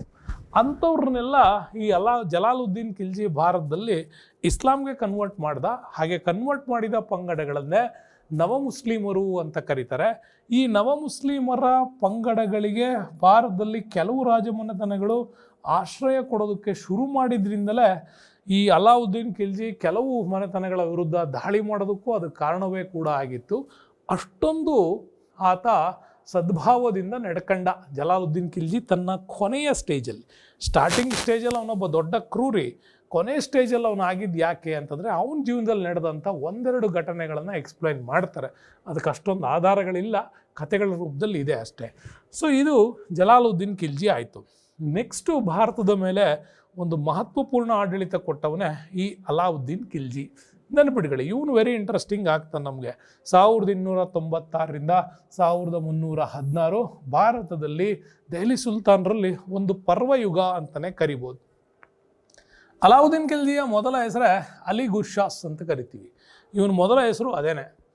ಮುಂದೆ ಅವನು ಅಧಿಕಾರಕ್ಕೆ ಬರುವಾಗ ಅವನ ಹೆಸರನ್ನು ಅಲಾವುದ್ದೀನ್ ಖಿಲ್ಜಿ ಅಂತೇಳಿ ಹೆಸರನ್ನು ಬದಲಾಯಿಸ್ಕೊಂಡು ಅಧಿಕಾರಕ್ಕೆ ಬಂದವನು. ಸಣ್ಣ ವಯಸ್ಸಲ್ಲೇ ತಂದೆಯನ್ನು ಕಳ್ಕೊಂಡಿದ್ದಂಥ ನಂತು ಜಲಾಲುದ್ದೀನ್ ಖಿಲ್ಜಿ ಅವನ ಚಿಕ್ಕಪ್ಪ, ಅವನ ಜೊತೆಗೆ ಆತ ಬೆಳೆದಿದ್ದಂತ. ಭಾಳಷ್ಟು ಜನರಿಗೆ ಇಲ್ಲಿ ಬರೋದೇನು ಅಂತಂದರೆ, ಅಲಾವುದ್ದೀನ್ ಖಿಲ್ಜಿ ಚಿಕ್ಕಪ್ಪ ಜಲಾಲುದ್ದೀನ್ ಮಗಳನ್ನ ಯಾಕೆ ಮದುವೆ ಆಗಿದೆ? ಚಿಕ್ಕಪ್ಪನ ಮಕ್ಕಳು ಮದುವೆ ಆಗ್ತಾರೆ ಅಂದರೆ ಇಸ್ಲಾಮಲ್ಲಿ ಅದೇ ಪದ್ಧತಿ ಇರೋದು. ಬಟ್ ಹಿಂದೂಯಿಸಮ್ನವ್ರಿಗೆ ಇದು ಓದುವಾಗ ಇದೇನೋ ವಿಶೇಷ ಅಂತ ಅನಿಸುತ್ತೆ. ಅದು ಹಂಗಿಲ್ಲ, ಅದು ಒರಿಜಿನಲಿ ಅವ್ರದ್ದು ಹಾಗೇ ಇರೋದು. ಹಾಗಾಗಿ ಅಲಾವುದ್ದೀನ್ ಖಿಲ್ಜಿ ಈ ಜಲಾಲುದ್ದೀನ್ ಖಿಲ್ಜಿ ಮಗಳನ್ನು ಮದುವೆ ಆಗಿದ್ದ. ಮುಂದೆ ಅವನನ್ನೇ ಕೊಂದದ್ದು ಕೂಡ ಬರ್ತದೆ. ಬಟ್ ಜಲಾಲುದ್ದೀನ್ ಖಿಲ್ಜಿ ಈ ಅಲಾವುದ್ದೀನನ್ನು ಖಾರಾ ಪ್ರಾಂತ್ಯ ಅಂತ ಬರುತ್ತೆ ಉತ್ತರ ಪ್ರದೇಶದಲ್ಲಿ. ಈ ಖಾರಾ ಪ್ರಾಂತ್ಯಕ್ಕೆ ಇವನಿಗೆ ಮೊದಲನೇದಾಗಿ ರಾಜ್ಯಪಾಲನ ಹುದ್ದೆಯನ್ನು ಕೊಡೋದ್ರ ಮುಖಾಂತರ ಅಲಾವುದ್ದೀನ್ ಖಿಲ್ಜಿ ಆಡಳಿತ ಭಾರತದಲ್ಲಿ ಶುರುವಾಗಿತ್ತು. ಅದು ನಮಗೆ ವೆರಿ ಇಂಟ್ರೆಸ್ಟಿಂಗ್ ಆಗಿ ಸಿಗತ್ತೆ. ನಿಮಗೆ ಖಾರಾ ಪ್ರಾಂತ್ಯದ ಬಗ್ಗೆ ಮ್ಯಾಪ್ನ ತೋರಿಸ್ಬೇಕು ಅಂತಂದರೆ ನೆನ್ಪಿಟ್ಕೊಳ್ಳಿ, ಈ ದೆಹಲಿಯನ್ನು ಆಳ್ತಾ ಇದ್ದಿದ್ದು ದೆಹಲಿಯ ರಾಜವಂಶ. ಸೊ ಇದರ ಕೆಳಗೆ ನಮಗೆ ಬರೋದೇ ಈ ಖಾರಾ ಪ್ರಾಂತ್ಯ ಅಂತ ಕರಿತೀವಿ. ಇವತ್ತು ದಕ್ಷಿಣ ಉತ್ತರ ಪ್ರದೇಶ ಮತ್ತು ಉತ್ತರದ ಮಧ್ಯಪ್ರದೇಶದ ಮಧ್ಯದ ಭಾಗ ಏನಿದೆ ಇದನ್ನು ಖಾರಾ ಪ್ರಾಂತ್ಯ ಅಂತ ಕರಿತಿದ್ವಿ. ಈ ಖಾರಾ ಪ್ರಾಂತ್ಯಕ್ಕೆ ಈ ಅಲಾವುದ್ದೀನ್ ಖಿಲ್ಜಿಯನ್ನು ಮೊದಲ ಬಾರಿಗೆ ಒಬ್ಬ ಗವರ್ನರನ್ನಾಗಿ ನೇಮಕ ಮಾಡಲಾಗಿತ್ತು. ಅದು ನಮ್ಗೆ ಚೆನ್ನಾಗಿ ಗೊತ್ತಿರಲಿ. ನೆಕ್ಸ್ಟ್ ಬರ್ತೀವಿ, ಅಲಾವುದ್ದೀನ್ ಖಿಲ್ಜಿ ಸುಲ್ತಾನ ಆಗಿದ್ದು ಹೇಗೆ ಅಂತ ತಿಳ್ಕೋಬೇಕು. ರಾಜ್ಯಪಾಲನಾಗಿದ್ದವನು ದಿಢೀರಂತ ಒಬ್ಬ ಸಾಮ್ರಾಜ್ಯದ ರಾಜನಾಗ್ತಾನೆ. ಅವಾಗ ಇದ್ದಿದ್ದು ನೋಡಿದ್ರೆ ಅವನು ಮಾವ, ನಮ್ಮ ಹಿಂದೂಗಳ ಬಲ್ಲೆಯಲ್ಲಿ ಮಾವ, ಅವರಲ್ಲಿ ಚಿಕ್ಕಪ್ಪ. ಸೊ ಹೆಂಗೆ ಇದು ರಾಜನಾದ ಅನ್ನೋದು ಇಲ್ಲಿ ವೆರಿ ಇಂಟ್ರೆಸ್ಟಿಂಗ್ ಟಾಪಿಕ್ಸು. ನಿಮಗೆ ಹೇಳಬೇಕು, ಬುಕ್ಕಲ್ಲಿ ಕೂಡ ನಿಮಗೆ ಅಲಾವುದ್ದೀನ್ ಖಿಲ್ಜಿ ಸುಲ್ತಾನನಾಗಿದ್ದು ಹೇಗೆ ಅನ್ನೋದ್ರ ಬಗ್ಗೆ ವೆರಿ ಶಾರ್ಟ್ ಲೈನಲ್ಲಿ ಹೇಳ್ಕೊಂಡು ಹೋಗಿದ್ದಾರೆ. ಸ್ವಲ್ಪ ನಿಮ್ಗೆ ಇಲ್ಲಿ ಡಿಟೈಲ್ ಆಗಿ ಹೇಳ್ತೀನಿ. ಏನಪ್ಪ ಅಂತಂದರೆ, ಇದೇ ಅಲಾವುದ್ದೀನ್ ಖಿಲ್ಜಿ ಯಾವಾಗ ಖಾರಾ ಪ್ರಾಂತ್ಯದ ಮೇಲಿನ ಒಂದು ನಾಯಕತ್ವ ವಹಿಸ್ಕೊಂಡಿದ್ನೋ, ಇವನು ಜಲಾಲುದ್ದೀನ್ ಖಿಲ್ಜಿಯ ಅನುಮತಿಯನ್ನು ಪಡೆದು ಯುದ್ಧಗಳನ್ನು ಮಾಡಬೇಕು, ರಾಜನ ಕೆಳಗಡೆ ಇರೋ ರಾಜ್ಯಪಾಲರು. ಬಟ್ ಇವನೇನು ಮಾಡ್ದ ಅಂತಂದರೆ, ಯಾವುದೇ ಜಲಾಲುದ್ದೀನ್ ಖಿಲ್ಜಿಯ ಆರ್ಡರ್ಗಳನ್ನು ಕೇಳದೇನೆ ಈತ ದೇವಗಿರಿಯ ಮೇಲೆ 2 ಬಾರಿ ದಂಡಯಾತ್ರೆ ಮಾಡ್ತಾನೆ. 2 ಬಾರಿ ದಂಡಯಾತ್ರೆ ಮಾಡಿದಾಗ ದೇವಗಿರಿಯಲ್ಲಿ ಅಧಿಕಾರದಲ್ಲಿದ್ದಂಥ ರಾಜವಂಶ ಇತ್ತಲ್ಲ, ಇಲ್ಲಿ ಆಳ್ತಿದ್ದ ರಾಜವಂಶವೇ ಯಾದವ ಸಾಮ್ರಾಜ್ಯ ಅಂತ ಕರಿತೀವಿ. ಯಾದವರು ಆಳ್ತಾ ಇದ್ರು. ಯಾದವರ ಆಗಿನ ಕಾಲಕ್ಕೆ ಶ್ರೇಷ್ಠನಾದ ದೊರೆಯೇ ರಾಮಚಂದ್ರ ದೇವ ಅಧಿಕಾರದಲ್ಲಿದ್ದ. 2 ಬಾರಿ ಈ ಸಾಮ್ರಾಜ್ಯದ ಮೇಲೆ ದಾಳಿ ಮಾಡಿಬಿಟ್ಟು ಅಲಾವುದ್ದೀನ್ ಖಿಲ್ಜಿ 2 ಬಾರಿ ದೇವಗಿರಿಯನ್ನು ಲೂಟಿ ಮಾಡಿದಾಗ ಅಪಾರವಾದ ಸಂಪತ್ತು ಅವನಿಗೆ ಸಿಕ್ಕಂಥ ಸಂಪತ್ತನ್ನು ತನ್ನ ಸೈನಿಕರಿಗೆ ಸ್ವಲ್ಪ ಭಾಗವನ್ನು ಹಂಚಿದ್ದ. ಯಾಕೆ ಅಂತಂದರೆ, ಸೈನ್ಯ ತನಗೆ ಸಪೋರ್ಟ್ ಮಾಡಬೇಕು ಅನ್ನೋ ಕಾರಣಕ್ಕೋಸ್ಕರ ಸೈನಿಕರ ಮನಸ್ಸನ್ನು ಗೆದ್ದು ಇಡೀ ಸೈನ್ಯವನ್ನು ಇವನ ಕಡೆಗೆ ತಿರುಗಿಸ್ಕೊಂಡಿದ್ದ. ಹಾಗಾಗಿ ದೆಹಲಿ ಸುಲ್ತಾನರ ಇಡೀ ಸೈನ್ಯ ಇವನ ಸಪೋರ್ಟಿಗೆ ನಿಂತಿತ್ತು. ಈಗ ಖಾರಾ ಪ್ರಾಂತ್ಯಕ್ಕೆ ಜಲಾಲುದ್ದೀನ್ ಖಿಲ್ಜಿಯನ್ನು ಕರೆಸ್ದ. ಬಹಳ ಅಪಾರವಾದ ಸಂಪತ್ತಿನೊಂದಿಗೆ ಜಲಾಲುದ್ದೀನ್ ಖಿಲ್ಜಿ ಈಗ ಅಲಾವುದ್ದೀನ್ ಖಿಲ್ಜಿಯನ್ನು ನೋಡೋದಕ್ಕೆ ಬಂದ. ಅಲಾವುದ್ದೀನ್ ಖಿಲ್ಜಿ ಇಡೀ ಸೈನ್ಯ ಇತ್ತು. ಈಗ ಅಚಾನಕ್ಕಾಗಿ ಬಂದಂತಹ ಜಲಾಲುದ್ದೀನನ್ನು ಅಲಾವುದ್ದೀನ್ ಖಿಲ್ಜಿ ಇದೇ ಖಾರಾ ಪ್ರಾಂತ್ಯದಲ್ಲಿ ಕೊಂದಾಕ್ದ. ಯಾವಾಗ ಕೊಂದಾಕಿದ್ನೋ ಅಲ್ಲಿಂದ ಇವನಿಗೆ ಇಡೀ ಸಾಮ್ರಾಜ್ಯದ ಮೇಲಿನ ಹಕ್ಕು ಟ್ರಾನ್ಸ್ಫರ್ ಆಯಿತು. ಬಟ್ ದೆಹಲಿಯಲ್ಲಿ ಏನಂತ ಪ್ರಚಾರ ಮಾಡ್ದ, ನಮ್ಮ ಮಾವ ನನ್ನನ್ನು ನೋಡ್ಲಿಕ್ಕೆ ಬಂದಿದ್ದ, ಸಮುದ್ರದ ದಂಡೆಯನ್ನು ದಾಟುವಾಗ ಜಾರಿ ಬಿದ್ದು ಸತ್ತೋದ ಅಂತ ಒಂದು ನ್ಯೂಸ್ನ ರೂಮರ್ ಮಾಡ್ದ. ಹೀಗೆ ಮಾಡೋದ್ರ ಮುಖಾಂತರ ಕನಿಕರವನ್ನು ದೆಹಲಿಯಲ್ಲಿ ಕ್ರಿಯೇಟ್ ಮಾಡಿ ಇದೇ ಅಲಾವುದ್ದೀನ್ ಖಿಲ್ಜಿ ಆಟೋಮ್ಯಾಟಿಕಲಿ ಅಧಿಕಾರವನ್ನು ತನ್ನ ತೆಕ್ಕೆಗೆ ತೆಕ್ಕೊಂಡ. ಯಾಗ ಇವನಿಗೆ ಅಧಿಕಾರ ಸಿಕ್ತೋ ಅಲ್ಲಿಂದ ಇವನಿಗೆ ಅಪಾರವಾಗಿರ್ತಕ್ಕಂತಹ ವಿಚಾರಗಳು ಇಲ್ಲಿ ಸಿಗ್ತಾ ಹೋಯಿತು. ಬಟ್ ವೆರಿ ಇಂಟ್ರೆಸ್ಟಿಂಗ್, ನಿಮಗೆ ಈ ದೇವಗಿರಿನೇ ಅಲಾವುದ್ದೀನ್ ಖಿಲ್ಜಿ ಜೀವನದಲ್ಲಿ ತುಂಬ ಬದಲಾವಣೆ ಮಾಡುತ್ತೆ. ಯಾಕೆ ಅನ್ನೋದೇ ಇಲ್ಲಿ ವೆರಿ ಇಂಟ್ರೆಸ್ಟಿಂಗ್ ಪಾಯಿಂಟ್. ಅದನ್ನು ನಿಮಗೆ ಹೇಳ್ತೀನಿ. ಅಲಾವುದ್ದೀನ್ ಖಿಲ್ಜಿ ದೇವಗಿರಿಯ ಅಪಾರವಾದ ಸಂಪತ್ತು, ಚಿನ್ನ ಬೆಳ್ಳಿ ಎಲ್ಲದನ್ನು ಲೂಟಿ ಮಾಡ್ಕೊಂಡು ಬಂದು ಆಮೇಲೆ ಅವನನ್ನು ಸ್ವಾಗತಿಸ್ಲಿಕ್ಕೆ ಬಂದಂತಹ ಜಲಾಲುದ್ದೀನನ್ನು ಈ ಅಲಾವುದ್ದೀನ್ ಕೊಂದಿದ್ದು ಗೊತ್ತು. ಅದಾದ ಮೇಲೆ ನೋಡಿ, ಇದೇ ಪಾಯಿಂಟ್ ನಿಮಗೆ ಟೆಕ್ಸ್ಟ್ ಬುಕ್ಕಲ್ಲಿ ಇಂಪಾರ್ಟೆಂಟು. ಇದನ್ನು ಭಾಳ ಜನ ನನಗೆ ಪ್ರಶ್ನೆ ಮಾಡ್ತಾರೆ, ಅಲಾವುದ್ದೀನ್ ತನ್ನ ಚಿಕ್ಕಪ್ಪ ಜಲಾಲುದ್ದೀನ್ ಖಿಲ್ಜಿಯನ್ನು ಕೊಂದ ಅಂತ. ಭಾಳಷ್ಟು ಜನರಿಗೆ ನಾನು ಮೊದಲೇ ಸ್ಟಾರ್ಟಿಂಗೆಲ್ಲ ಹೇಳಿದೆ, ಚಿಕ್ಕಪ್ಪ ಅಂತೀರಿ, ಮಗಳು ಕೊಟ್ಟಿದ್ದ ಅಂತೀರಿ, ಮಾವ ಅಂತೀರಿ, ಇದು ಹೆಂಗೆ ಅಂದರೆ ಇಸ್ಲಾಮಿಕ್ಕಲ್ಲಿ ಅದು ಹಾಗೇ ಪದ್ಧತಿ ಇರೋದು. ಹಾಗಾಗಿ ಈ ಪಾಯಿಂಟು ನಿಮಗೆ ಟೆಕ್ಸ್ಟ್ ಬುಕ್ಕಲ್ಲಿ ನೋಡಿದಾಗ ಕನ್ಫ್ಯೂಸ್ ಆಗಬೇಡಿ, ಅದು ಹಾಗೇ ಇರೋದು.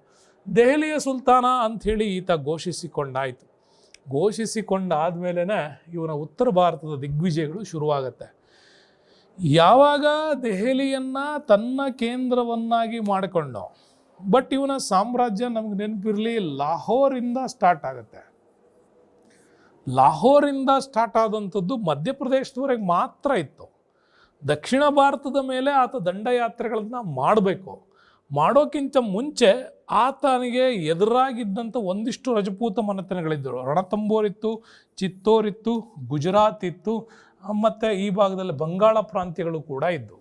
ಅಲ್ಲಿ ಪಾಲ ರಾಜವಂಶದವರ ಆಳ್ವಿಕೆ ಇತ್ತು, ಇಲ್ಲಿ ರಜಪೂತರ ವಂಶಗಳ ಆಳ್ವಿಕೆ ಇತ್ತು.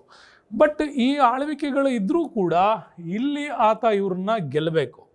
ಇವ್ರನ್ನ ಗೆದ್ದು ಸಾಮ್ರಾಜ್ಯವನ್ನು ಇಲ್ಲಿ ವಿಸ್ತಾರ ಮಾಡಬೇಕಾಗಿತ್ತು. ಹಾಗೆ ವಿಸ್ತಾರ ಮಾಡಿದಾಗ ಆತ ಲಾಹೋರ್ವರೆಗೂ ಕೂಡ ಇವ್ರನ್ನ ಗೆದ್ದಿದ್ದ.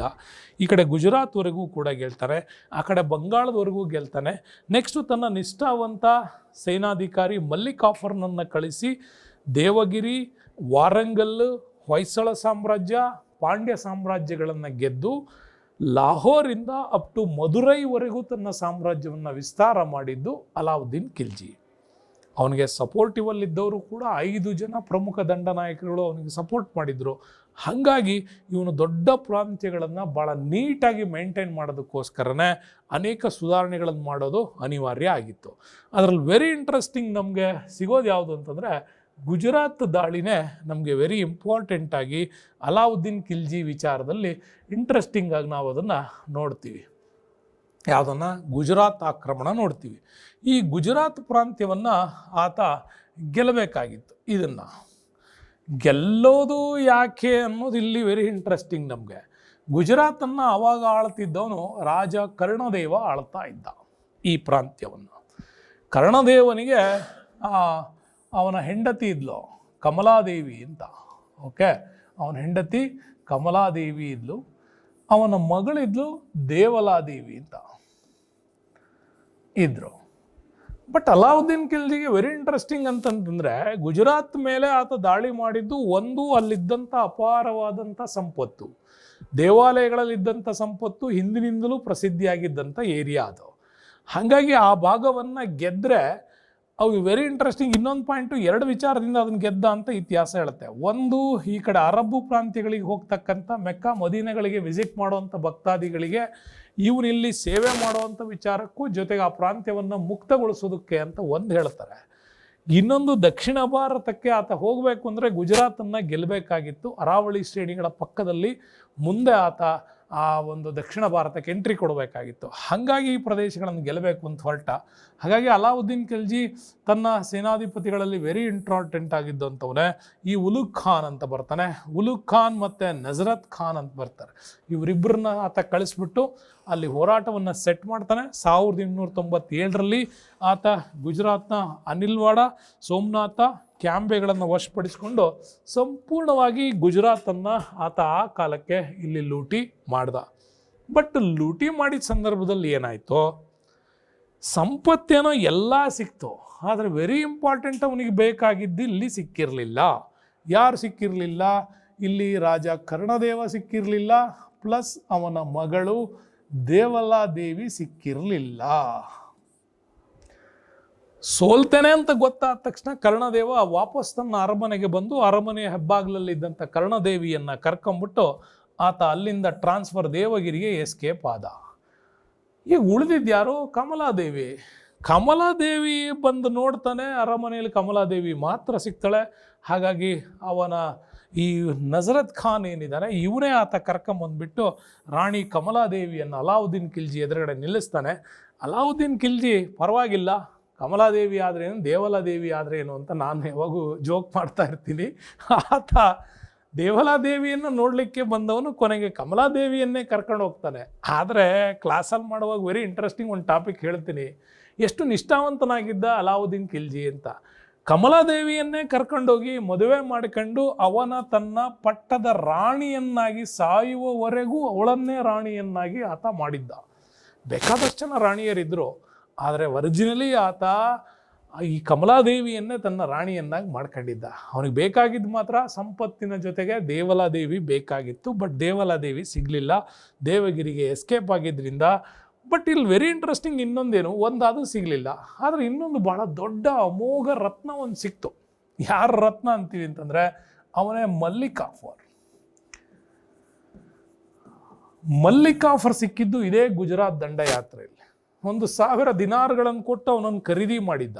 ಮಲ್ಲಿಕಾಫರ್ ಅಂದರೆ ನಿಮಗೆ ಗೊತ್ತು, ಆತ ಈ ಕಡೆ ಗಂಡಸೂ ಅಲ್ಲ, ಆ ಕಡೆ ಹೆಂಗಸೂ ಅಲ್ಲ, ಅಂತಹ ಒಬ್ಬ ವ್ಯಕ್ತಿ ಅದು ಮಲ್ಲಿಕಾಫರ್ ಸಿಕ್ಕಿದ್ದ.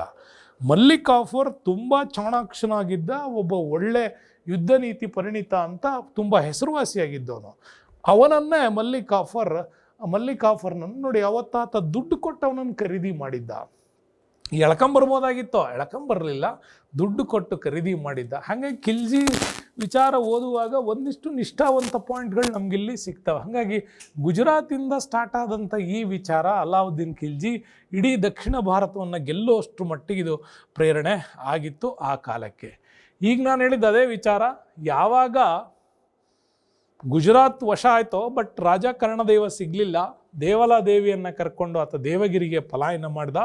ಬಟ್ ಇಲ್ಲಿ ಕರ್ಣದೇವನ ಮಡದಿ ಕಮಲಾದೇವಿಯನ್ನು ಆತ ಸೆರೆ ಹಿಡ್ಕೊಂಡು ಬಂದರು. ಅಲಾವುದ್ದೀನ್ ಖಿಲ್ಜಿ ಅವಳನ್ನು ಮದುವೆ ಆದ. ಮುಂದೆ ಇದೇ ದಂಡಯಾತ್ರೆ ಸಂದರ್ಭದಲ್ಲಿ ಮಲ್ಲಿಕಾಫರ್ನನ್ನು ಆತ ಖರೀದಿ ಮಾಡಿದ್ದ. ಯಾವಾಗಲೂ ಅವನಿಗೊಂದು ಟೈಟ್ಲ್ ಇತ್ತು, ಇದನ್ನು ನೆನ್ಪಿಟ್ಕೊಳ್ಳಿ.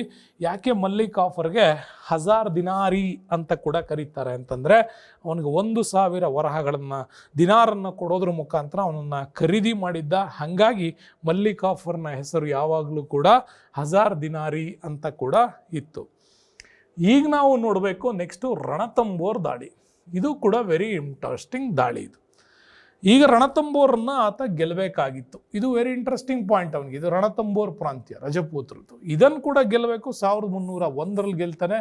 ಇಲ್ಲಿ ರಾಜ ಹಮ್ಮೀರದೇವ ಇದ್ದ. ಇವನ ಮೇಲೆ ಯಾಕೆ ಅವನಿಗೆ ಅಷ್ಟು ಸಿಟ್ಟು ಅಂತ, ಸಿಟ್ಟಿಷ್ಟೇ, ನಾನು ಆಗಲೇ ಹೇಳಿದೆ, ನವ ಮುಸ್ಲಿಮರಿಗೆ ಈತ ಆಶ್ರಯವನ್ನು ಕೊಟ್ಟಿದ್ದ ಅಂತ. ನವ ಮುಸ್ಲಿಮರಂದ್ರೆ ಯಾರು ಹೇಳಿದ್ದೀನಿ? ಜಲಾಲುದ್ದೀನ್ ಖಿಲ್ಜಿಯ ಸಂದರ್ಭದಲ್ಲಿ ಭಾರತಕ್ಕೆ ಬರ್ತಿದ್ದಂಥ ಮಂಗೋಲ್ ದಾಳಿಯಲ್ಲಿ ಸಿಕ್ಕ ಸೈನಿಕರನ್ನ ಇಸ್ಲಾಂಗೆ ಕನ್ವರ್ಟ್ ಮಾಡ್ತಾಯಿದ್ರು ಅಂಥ ನವ ಮುಸ್ಲಿಮರಿದ್ದರು. ಬಟ್ ಈ ನವ ಮುಸ್ಲಿಮರಿದಾರಲ್ಲ, ಇವ್ರು ಯಾವಾಗಲೂ ಕೂಡ ಈ ಒರಿಜಿನಲ್ ಮುಸ್ಲಿಮ್ರಿಗೆ ಇವ್ರು ಸಪೋರ್ಟ್ ಮಾಡ್ತಿರಲಿಲ್ಲ ಇವರು. ಯಾಕೆಂದರೆ ಇಸ್ಲಾಂನಲ್ಲಿ ಹೇಳೋ ವಿಚಾರಗಳನ್ನು ನವ ಮುಸ್ಲಿಮರು ಫಾಲೋ ಮಾಡ್ತಾಯಿದ್ರೆ, ಇವರು ಖಲೀಫರ ದಾರುಲ್ ಇಸ್ಲಾಂ ನೀತಿಗಳನ್ನು ಫಾಲೋ ಮಾಡ್ತಾಯಿದ್ರು. ಹಾಗಾಗಿ ಇವ್ರಿಗೂ ಅವ್ರಿಗೂ ಸ್ವಲ್ಪ ವೈಮನಸ್ಸಿತ್ತು. ಆ ವೈಮನಸ್ಸಿದ್ದನ್ನು ಪ್ಲಸ್ ಮಾಡ್ಕೊಳ್ಳೋಕ್ಕೆ ರಾಜ ಹಮ್ಮೀರದೇವ ಇವರಿಗೆ ಆಶ್ರಯ ಕೊಡ್ತಾ ಇದ್ದ. ಇವ್ರನ್ನ ಇಟ್ಕೊಂಡ್ಬಿಟ್ಟು ಸೈನ್ಯವನ್ನು ಪ್ರಬಲಗೊಳಿಸ್ಕೊಳ್ತಾ ಇದ್ದ. ಈ ವಿಚಾರ ಯಾವಾಗ ಅಲಾವುದ್ದೀನ್ ಖಿಲ್ಜಿ ಗೊತ್ತಾಯ್ತೋ, ರಣತಂಬೋರನ್ನ ಆತ ಗೆಲ್ಲಬೇಕು ಅಂತ ಹೊರಟ. ರಣತಂಬೋರನ್ನ ಗೆದ್ದ. ಅಲ್ಲಿ ಸಿಕ್ಕ ನವ ಮುಸ್ಲಿಮರನ್ನು ಸಂಪೂರ್ಣವಾಗಿ ಹಿಂಸೆಯಿಂದ ಆತ ಕೊಲೆ ಮಾಡಿದ್ದ. ಸಂಪೂರ್ಣ ರಕ್ತಪಾತವೇ ನಡೆದೋಗಿತ್ತು ರಣತಂಬೋರಲ್ಲಿ ಅಂತ ಕೂಡ ಹೇಳ್ತಾರೆ. ಹಂಗಾಗಿ ರಣತಂಬೋರ್ ನೆನ್ಪಿಟ್ಕೊಳ್ಳಿ. ರಾಜ ಹಮ್ಮೀರ್ ದೇವ ಯಾಕೆ ಅವನ ಮೇಲೆ ದಾಳಿ ಮಾಡಿದ್ದ ಅಂದರೆ, ನವ ಮುಸ್ಲಿಮರಿಗೆ ಆಶ್ರಯ ಕೊಟ್ಟಿದ್ದ ಅಂತ. ನೆಕ್ಸ್ಟ್ ಬರೋಣ, ಈ ಉಲುಗ್ ಖಾನ್ ಮತ್ತು ನಜರತ್ ಖಾನ್ ಇವರೇನೆ ಇಲ್ಲಿಯೂ ಕೂಡ ಹೆಲ್ಪ್ ಮಾಡಿದವರು. ಯಾಕೆ ಅಂತಂದರೆ, ಈ ಉಲುಗ್ ಖಾನ್ ನಜರತ್ ಖಾನ್ ರಣತಂಬೋರ್ ಮೇಲೆ ದಾಳಿ ಮಾಡಿಬಿಟ್ಟು 11 ತಿಂಗಳ ಮುತ್ತಿಗೆ ನಂತರ ಅದನ್ನು ವಶಪಡಿಸ್ಕೊಂಡಿದ್ರು. ಅಂದರೆ ನೆನ್ಪಿಟ್ಕೊಳ್ಳಿ ಎಷ್ಟು ಸ್ಟ್ರಾಂಗ್ ಆಗಿತ್ತು ಹಮ್ಮೀರದೇವನ ಆ ಸೇನೆ. ಆ ಸೇನೆಗೆ ಭಾಳಷ್ಟು ರೀತಿಯ ತರಬೇತಿಯನ್ನು ಕೊಟ್ಟವರೇ ಈ ಮಂಗೋಲಿಯನ್ಸ್, ಈ ನವ ಮುಸ್ಲಿಂ ಪಂಗಡಗಳೇ. ಹಾಗಾಗಿ ಅಷ್ಟು ಸ್ಟ್ರಾಂಗ್ ಆಗಿತ್ತು. ಅದನ್ನು ಸೋಲ್ಸೋದಕ್ಕೆ 11 ತಿಂಗಳ ಹೋರಾಟಗಳು ನಡೆದಿತ್ತು. ಅದು ನಮಗೆ ವೆರಿ ಇಂಟ್ರೆಸ್ಟಿಂಗಾಗಿ ಸಿಗ್ತಕ್ಕಂಥ ಒಂದು ಅಂಶ. ಅದಾದ ಮೇಲೆ ಬರೋಣ, ಭಾಳ ಹಿಸ್ಟಾರಿಕಲ್ ಸ್ಟೋರಿಯಲ್ಲಿ ಭಾರಿ ಫೇಮಸ್ ಮೇವಾಡದ ಮುತ್ತಿಗೆ ಅಲಾವುದ್ದೀನ್ ಖಿಲ್ಜಿ ಕಾಲದ ಭಾಳ ದೊಡ್ಡ ಹೋರಾಟ. ಈ ಚಿತ್ತೋರ್ ಅಂತ ಏನು ಕರಿತೀವಿ, ಇದನ್ನೇ ನಾವು ಮೇವಾಡ ಅಂತ ಕೂಡ ಹೇಳ್ತೀವಿ. ಈ ಚಿತ್ತೋಡ್ ಮೇವಾಡದ ರಾಜಧಾನಿ. ದೆಹಲಿ ಪಕ್ಕದಲ್ಲೇ ಇತ್ತು. ಗೆಲ್ಲೋದಕ್ಕೆ ತುಂಬಾ ಹೋರಾಟ ಮಾಡಬೇಕಾಗಿತ್ತು. ಬಟ್ ಇಲ್ಲಿ ಯಾಕೆ ಅಲಾವುದ್ದೀನ್ ಖಿಲ್ಜಿ ಚಟಗಳು ಒಂದಲ್ಲ ಎರಡಲ್ಲ, ಇಲ್ಲಿ ಇತಿಹಾಸದಲ್ಲಿ ನಾವು ಹೇಳಲೇಬೇಕು, ಅನಿವಾರ್ಯ. ಯಾಕೆಂದರೆ ಈ ಮೇವಾಡವನ್ನು ಆಳ್ತಾ ಇದ್ದಿದ್ದು ಸಿಸೋಡಿಯಾ ರಾಜಮನೆತನ. ಈಗ ನೀವು ಡೆಲ್ಲಿಯ ಆ್ಯಪು ವಿಚಾರ ರಾಜಕೀಯ ಓದುವಾಗ ಅಲ್ಲಿ ಸಿಸೋಡಿಯಾ ಅಂತ ಪದಗಳು ಬರ್ತಾವೆ ನೋಡಿ, ಅವರು ರಜಪೂತ್ ಪಂಗಡದವರು. ಈ ಮೇವಾಡದ ಸಿಸೋಡಿಯಾರು ಇಲ್ಲಿ ಆಳ್ತಾ ಇದ್ರು. ತುಂಬ ಸ್ಟ್ರಾಂಗೆಸ್ಟ್ ಆಗಿರ್ತಕ್ಕಂಥ ದೊರೆಗಳು. ಬಟ್ ಈ ಒಂದು ಸಿಸೋಡಿಯಾ ರಾಜಮನೆತನ ಚಿತ್ತೂರಿನ ಭದ್ರವಾದ ಕೋಟೆಯನ್ನು ಕಟ್ಕೊಂಡ್ಬಿಟ್ಟು ಅದನ್ನು ವಶಪಡಿಸ್ಕೊಳ್ಳೋದಕ್ಕೆ ಸಾಧ್ಯನೇ ಆಗದಿರೋರ ಮಟ್ಟಿಗೆ ಸ್ಟ್ರಾಂಗ್ ಆಗಿ ತನ್ನ ಸೇನೆಯನ್ನು ಅಲ್ಲಿ ನಿಲ್ಲಿಸ್ಕೊಂಡಿದ್ರು. ಬಟ್ ಇಲ್ಲಿ ಯಾಕೆ ಅಲಾವುದ್ದೀನ್ ಖಿಲ್ಜಿಗೆ ತುಂಬ ಇಂಪಾರ್ಟೆಂಟ್ ಆಗುತ್ತೆ ಅಂದರೆ, ಇದೇ ಸಿಸೋಡಿಯಾ ಮನೆತನದ ಮೇವಾಡದಲ್ಲಿ ಇದ್ದಿದ್ದೆ ರಾಣಿ ಪದ್ಮಿನಿ ಬೇಕಾಗಿತ್ತು. ಅದಕ್ಕೆ ಅಲಾವುದ್ದೀನ್ ಖಿಲ್ಜಿ ಎಲ್ಲಿ ದಾಳಿ ಮಾಡೋಕ್ಕೆ ಯೋಚನೆ ಮಾಡಿದ್ದ, ಚಿತ್ತೋಡನ್ನು ಗೆಲ್ಲಬೇಕು ಅಂತ ಆತ ಮುಂದೆ ಹೋರಾಟಕ್ಕೆ ಶುರು ಮಾಡ್ದ. ಅಲ್ಲಿ ಚಿತ್ತೋಡನ್ನು ಆಳ್ತಾ ಇದ್ದವನೇ ರಾಣಾ ರತನ್ ಸಿಂಗ್ ಅಂತ ಬರ್ತಾನೆ. ಇವನು ಆಳ್ತಾ ಇದ್ದ. ಅವನ ಸುಂದರವಾದ ಪತ್ನಿಯೇ ರಾಣಿ ಪದ್ಮಿನಿ. ಪದ್ಮಿನಿಯನ್ನು ಆತ ಆ ಕಾಲಕ್ಕೆ ಅವ್ನಿಗೆ ಯಾರು ತಂದು ಈ ಥರದ ಗುಪ್ತಚರ ಮಾಹಿತಿ ಕೊಡ್ತಿದ್ರೋ ಗೊತ್ತಿಲ್ಲ, ಬಹಳ ಅದ್ಭುತವಾಗಿದ್ದಾಳೆ ರಾಣಿ ಪದ್ಮಿನಿ ಅಂತ ಹೇಳ್ಬಿಟ್ಟಿದ್ದ. ನೋಡಲೇಬೇಕು ಅವಳನ್ನು ಅಂತ ಹೇಳಿ ಆತ ದಾಳಿ ಮಾಡಿದ್ದ. ದಾಳಿಯಲ್ಲಿ ಕೊನೆ ಪಕ್ಷ ಸೋಲೋ ಸಂದರ್ಭದಲ್ಲಾದರೂ ರಾಣಿ ಪದ್ಮಿನಿಯನ್ನು ನಾನು ನೋಡಲೇಬೇಕು ಅಂತ ಹಠಾಗ್ಬಿಟ್ಟಿದ್ದಂತೆ. ಬಟ್ ಅದ್ರ ಬಗ್ಗೆ ಬೇಕಾದಷ್ಟು ಜನ ಸ್ಟೋರಿಗಳನ್ನು ಬರೆದಿದ್ದಾರೆ. ಮೊಹಮ್ಮದ್ ಜಯಾಸಿ ಅಕ್ಬರ್ ಕಾಲಕ್ಕೆ ಪದ್ಮಾವತ್ ಅನ್ನೋ ಕೃತಿ ಬರೀತಾನೆ. ಮುಂದೆ ಮೊಘಲ್ ರಾಜವಂಶದ ಆಸ್ಥಾನದಲ್ಲಿ ಇದ್ದಂಥ ಪದ್ಮಾವತ್ ಕೃತಿ, ಆ ಪದ್ಮಾವತ್ ಕೃತಿಯಿಂದನೇ ನಮಗೆ ಈ ಒಂದು ಪದ್ಮಿನಿ ಸ್ಟೋರಿ ಸಿಗೋದು. ಬಟ್ ರಜಪೂತ್ ಇತಿಹಾಸದಲ್ಲಿ ಅದಕ್ಕೆ ಬೇರೆಯೇ ಇದೆ. ಬಟ್ ಇಲ್ಲಿ ನಾವು ದೆಹಲಿ ಸುಲ್ತಾನರ ಇತಿಹಾಸದಲ್ಲಿ ರಾಣಿ ಪದ್ಮಿನಿ ಸ್ಟೋರಿ ಹೇಳೋದೇ ಬೇರೆ ಥರ. ಇಲ್ಲಿ ರಾಣಿ ಪದ್ಮಿನಿಯನ್ನು ಆತ ಹೊತ್ಕೊಂಡು ಹೋಗಬೇಕು ಅಂತ ಬಂದ, ಹೋರಾಟ ಮಾಡ್ದ, ಎಲ್ಲ ಆಯಿತು. ಆದರೆ ಇಲ್ಲಿ ಯಾವುದೇ ಕಾರಣಕ್ಕೂ ರಾಣಿ ಪದ್ಮಿನಿ ಅವನಿಗೆ ಸಿಗಲಿಲ್ಲ. ಯಾಕೆ, ರಾಣಾ ರತನ್ ಸಿಂಗ್ ಇನ್ನೇನು ಯುದ್ಧದಲ್ಲಿ ಸೋಲ್ತಾನೆ ಅಂತ ಗೊತ್ತಾದ ತಕ್ಷಣ ಹಾಗೆ ಅವನ ಸೈನ್ಯದಲ್ಲಿದ್ದಂಥ ಸೈನಿಕರು ಸತ್ತಾಗ ಆ ಸೈನಿಕರ ಪತ್ನಿಯರು ಮತ್ತು ರಾಣಾ ರತನ್ ಸಿಂಗನ ಪತ್ನಿ ಪದ್ಮಿನಿ ಇವರೆಲ್ಲರೂ ಕೂಡ ಚೌಹಾರ್ ಪದ್ಧತಿಗೆ ಅವರು ಒಳಗಾದರು ಅಂತ ಕೂಡ ಇಲ್ಲಿ ಹೇಳ್ತಾರೆ. ಹೀಗೆ ಚಿತ್ತೋಡನ್ನು ವಶಪಡಿಸಿಕೊಂಡು ಸುಲ್ತಾನ ತನ್ನ ಹಿರಿಮಗ ಕಿಜರ್ ಖಾನ್ನನ್ನು ಇಲ್ಲಿ ಬಿಟ್ಟು ಹೋಗಿದ್ದ. ಇವನು ಮುಂದೆ ವೆರಿ ಇಂಪಾರ್ಟೆಂಟ್ ಆಗ್ತಾನೆ, ನಿಮಗೆ ನೆನಪಿಟ್ಕೊಳ್ಳಿ. ಯಾರಿವನು? ಕಿಜರ್ ಖಾನ್. ಕಿಜರ್ ಖಾನ್ನನ್ನು ಚಿತ್ತೋಡನ್ನು ನೋಡ್ಕೊಳ್ಳೋದಕ್ಕೆ ನೇಮಕ ಮಾಡಿ ಮೇವಾಡದ ರಾಜ್ಯದ ರಾಜ್ಯಪಾಲನಾಗಿ ಇವನನ್ನು ನೇಮಕ ಮಾಡಿ ಹೋಗಿದ್ದ. ಅಲ್ಲಿಗೆ ರಾಣಾ ರತನ್ ಸಿಂಗನ ಹೆಂಡತಿ ರಾಣಿ ಪದ್ಮಿನಿ ಸಿಗಲಿಲ್ಲ. ಆದರೆ ಇಲ್ಲಿ ನಮಗೆ ಅವನ ಇತರ ಆಕ್ರಮಣಗಳಲ್ಲಿ ಓದಬೇಕು ಇಂಪಾರ್ಟೆಂಟು. ಅದೇನೆ ಮಾಳ್ವಾ, ಉಜ್ಜಯಿನಿ, ಮಾಂಡು, ಥಾರ್, ಚಾಂದೇರಿ ಮತ್ತು ಝೊಲಾರ್ ಕದನಗಳು. ಇವುಗಳನ್ನೆಲ್ಲ ಆತ ಗೆದ್ದು ಉತ್ತರ ಭಾರತದಲ್ಲಿ ಭಾಳ ದೊಡ್ಡ ಮಟ್ಟದ ದಿಗ್ವಿಜಯಗಳನ್ನು ಆತ ಪೂರ್ಣಗೊಳಿಸಿದ್ದ ಅಂತ. ಆದರೆ ವೆರಿ ಇಂಟ್ರೆಸ್ಟಿಂಗ್ ಸ್ನೇಹಿತರೆ, ನಾವೆಲ್ಲ ತಿಳ್ಕೋಬೇಕು ಈ ಚೌಹಾರ್ ಸಿಸ್ಟಮ್ ಅಂದರೆ ಏನು ಅಂತ. ಈ ಚೌಹಾರ್ ಸಿಸ್ಟಮ್ ಅಂದರೆ ಇಷ್ಟೇ, ರಜಪೂತ ಮಹಿಳೆಯರು ಯಾವಾಗಲೂ ತಮ್ಮ ವೈರಿಗಳಿಂದ ತಮ್ಮ ಸತಿತ್ವವನ್ನು ಕಾಪಾಡಿಕೊಳ್ಳೋದು, ತಮ್ಮ ಪಾವಿತ್ರತೆಯನ್ನು ಕಾಪಾಡಿಕೊಳ್ಳೋದಕ್ಕಾಗಿ ಆ ಯುದ್ಧದಲ್ಲಿ ಹೋರಾಟ ಮಾಡಿ ಸತ್ತಂಥ ಸೈನಿಕರ ಹೆಂಡತಿಯರು ಪ್ಲಸ್ ರಾಜನ ಹೆಂಡತಿ ರಾಣಿಯರು ಅಷ್ಟು ಸೇರಿ ಒಂದೇ ಸರಿಗೆ ಅಗ್ನಿಕುಂಡದಲ್ಲಿ ಎಂಟ್ರಿ ಆಗಿಬಿಟ್ಟು ತಮ್ಮ ಜೀವಗಳನ್ನು ತ್ಯಾಗ ಮಾಡ್ತಾಯಿದ್ರು. ಹಾಗೆ ತ್ಯಾಗ ಮಾಡುವ ಪದ್ಧತಿಯನ್ನೇ ನಾವು ಚೌಹಾರ್ ಪದ್ಧತಿ ಅಂತ ಕೂಡ ಕರಿತೀವಿ. ಮತ್ತು ಇಲ್ಲಿ ನವ ಮುಸ್ಲಿಮರು ನಿಮಗೆ ಹೇಳಿದೆ, ಇದು ಕೂಡ ಇಲ್ಲಿ ನಮಗೆ ಕಂಡು ಬರ್ತದೆ.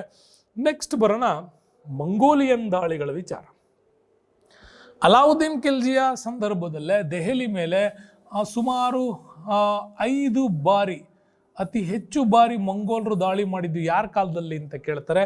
ಅತಿ ಹೆಚ್ಚು ಬಾರಿ ಮಂಗೋಲರು ದಾಳಿ ಮಾಡಿದ್ದು ಈ ಒಂದು ಅಲಾವುದ್ದೀನ್ ಖಿಲ್ಜಿಯ ಸಂದರ್ಭದಲ್ಲಿ. ಹಾಗಾಗಿ 1296ರಿಂದ 1308ರ ಅವಧಿಯಲ್ಲಿ ಅಲಾವುದ್ದೀನ್ ಮಂಗೋಲಿಯನ್ನರ ಅತಿ ಹೆಚ್ಚು ದಾಳಿಗಳಿಗೆ ಒಳಗಾಗ್ತಾರೆ. ಹಾಗಾಗಿ ಮಂಗೋಲರು ಪದೇ ಪದೇ ದಾಳಿಗಳನ್ನು ಮಾಡ್ತಾಯಿದ್ರು, ಸಾಮ್ರಾಜ್ಯಕ್ಕೆ ಬೆದರಿಕೆ ಇತ್ತು. ನವ ಮುಸ್ಲಿಮರು ಸಹಿತ ಮಂಗೋಲರಿಗೆ ನೆರವನ್ನು ನೀಡ್ತಾಯಿದ್ರು. ಹಾಗಾಗಿ ಮಂಗೋಲರ ದಾಳಿಯನ್ನು ಎದುರಿಸಲಿಕ್ಕೆ ಇವನ ಹತ್ರನೂ ಕೂಡ ಪ್ರಬಲವಾಗಿರ್ತಕ್ಕಂತಹ ಸೈನಿಕರಿದ್ದರು. ಜೊತೆಗೆ ರಸ್ತೆಗಳು, ಕೋಟೆಗಳು ಇವುಗಳನ್ನು ನಿರ್ಮಿಸೋದಕ್ಕೆ ಕಾವಲು ಪಡೆಗಳನ್ನು ಕೂಡ ಇರಿಸೋದು ಮತ್ತು ಸಾಕಷ್ಟು ಸಂಖ್ಯೆಯ ನುರಿತ ಸೈನಿಕರು ಕೂಡ ಉಲುಗ್ ಖಾನ್, ಅಸಫ್ ಖಾನ್ ಇಂಥವರೆಲ್ಲ ತುಂಬ ದೊಡ್ಡ ದೊಡ್ಡ ನಾಯಕರನ್ನ ನೇಮಕ ಮಾಡಿ ನವ ಮುಸ್ಲಿಮರನ್ನ ನಿರ್ದಯವಾಗಿ ಹತ್ಯೆಗೈಯೋದ್ರ ಮುಖಾಂತರವಾಗಿ ಈತ ಮಂಗೋಲ್ ದಾಳಿಗಳನ್ನು ಇಲ್ಲಿ ತಡೆಗಟ್ಟೋದಕ್ಕೆ ಕ್ರಮಗಳನ್ನು ಆತ ಕೈಗೊಂಡಿದ್ದ ಅಂತ ಕೂಡ ನಾವು ಇದನ್ನು ಹೇಳ್ತೀವಿ. ನೆಕ್ಸ್ಟ್ ಬರೋಣ ವೆರಿ ಇಂಟ್ರೆಸ್ಟಿಂಗ್, ದಕ್ಷಿಣ ಭಾರತದ ದಂಡಯಾತ್ರೆಗಳು. ಅಲಾವುದ್ದೀನ್ ಖಿಲ್ಜಿಯ ದಕ್ಷಿಣ ಭಾರತವನ್ನು ಗೆಲ್ಲಬೇಕು ಅನ್ನೋವಂಥ ಒಂದು ಹೋರಾಟದಲ್ಲಿ ಅಲಾವುದ್ದೀನ್ ಖಿಲ್ಜಿಗೆ ವೆರಿ ಇಂಪಾರ್ಟೆಂಟ್ ಆಗಿದ್ದೆ ದಕ್ಷಿಣ ಭಾರತ. ಆದರೆ ಇಂಪಾರ್ಟೆಂಟ್ ಕ್ವಶನ್ ಏನು ಅಂತಂದರೆ, ದಕ್ಷಿಣ ಭಾರತವನ್ನು ಗೆಲ್ಲುವ ಪ್ರಯತ್ನ ಮಾಡಿದ ಮೊಟ್ಟ ಮೊದಲ ದೆಹಲಿ ಸುಲ್ತಾನ್ ಯಾರು ಅಂತ ಕೇಳ್ತಾರೆ. ದಕ್ಷಿಣ ಭಾರತವನ್ನು ಗೆಲ್ಲಲೇಬೇಕು ಅನ್ನೋ ಒಂದು ಪ್ರಯತ್ನ ಕೇಳಿದವನೇ ಮೊಟ್ಟ ಮೊದಲ ಬಾರಿಗೆ ಅಲಾವುದ್ದೀನ್.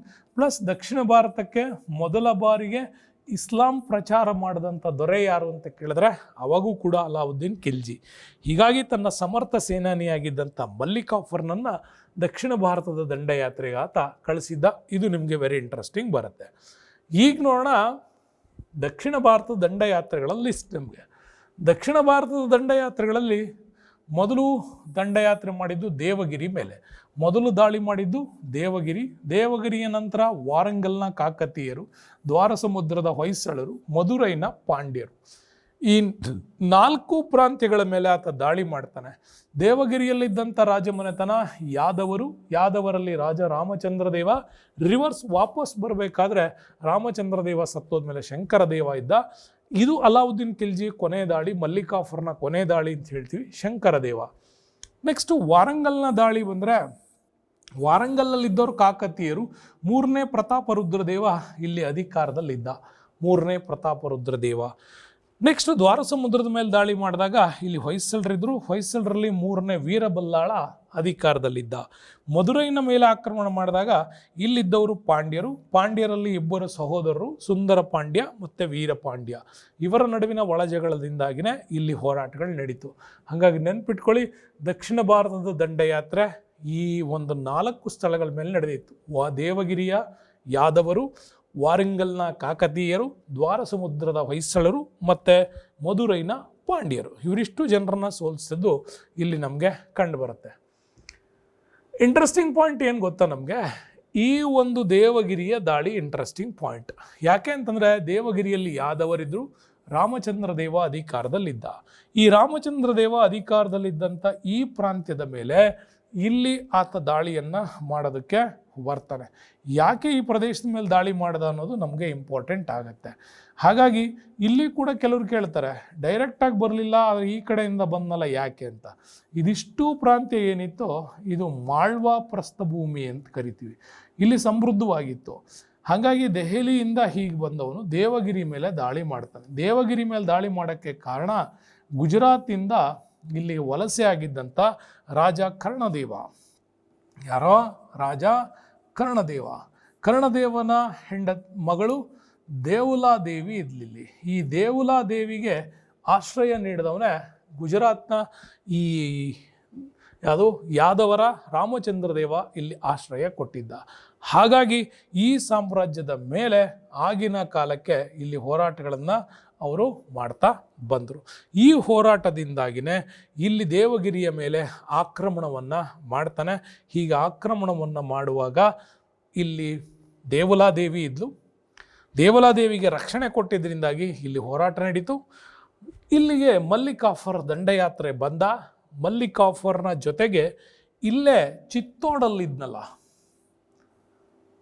ಯಾರೋ ಚಿತ್ತೋಡಲ್ಲಿ ಇದ್ದಂತಹ ಅವನ ಮಗ ಯಾರು ಕಿಜರ್ ಖಾನ್ ಕೂಡ ಇಲ್ಲಿದ್ದ ಚಿತ್ತೋಡಲ್ಲಿ. ಹಾಗಾಗಿ ಮಲ್ಲಿಕಾಫರ್ ಪ್ಲಸ್ ಕಿಜರ್ ಖಾನ್ ಇಬ್ಬರೂ ಕೂಡ ದೇವಗಿರಿಯ ಮೇಲೆ ದಾಳಿಯನ್ನು ಮಾಡಿದರು. ಈಗ ದಾಳಿ ಏನೋ ಮಾಡಿದ್ರು, ದೇವಗಿರಿಯನ್ನು ಲೂಟಿ ಮಾಡಿದ್ರು. ಲೂಟಿ ಮಾಡಿದ ಸಂದರ್ಭದಲ್ಲಿ ಇಲ್ಲಿ ದೇವಲಾದೇವಿ ಇಲ್ಲಿ ಸಿಕ್ಕಾಕ್ಕೊಂಡ್ಲು.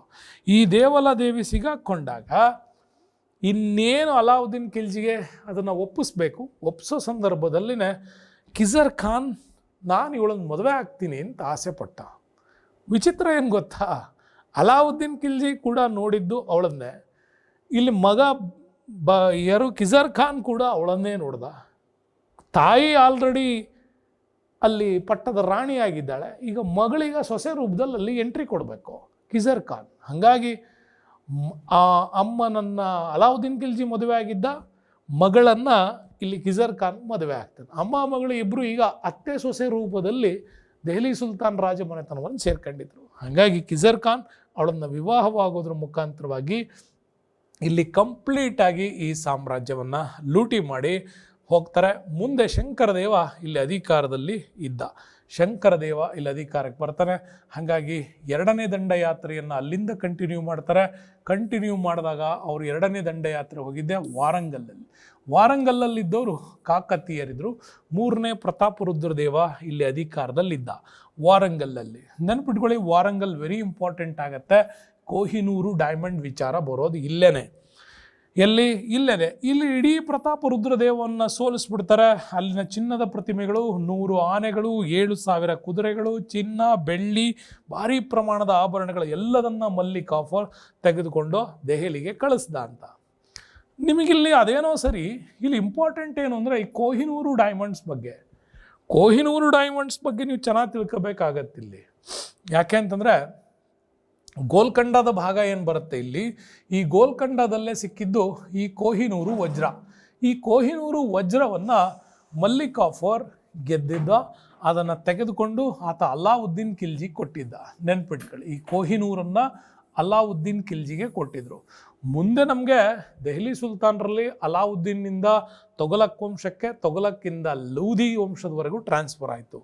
ಇಲ್ಲಿ ಇಬ್ರಾಹಿಂ ಲೂದಿ ಇದ್ನಲ್ಲ ಕೊನೆಯವನು, ಹಾಗಾಗಿ ಈ ಇಬ್ರಾಹಿಂ ಲೂದಿ ಮುಂದೆ ಈ ವಜ್ರವನ್ನು ಟ್ರಾನ್ಸ್ಫರ್ ಮಾಡಿದ್ದು ಎಲ್ಲಿಗೆ ನಮಗೆ ಬರ್ತದೆ? ಲೂದಿಗಳಾದಮೇಲೆ ಮೊಘಲ್ ಡೈನೆಸ್ಟಿಗ್ಸ್ ಬರ್ತದೆ.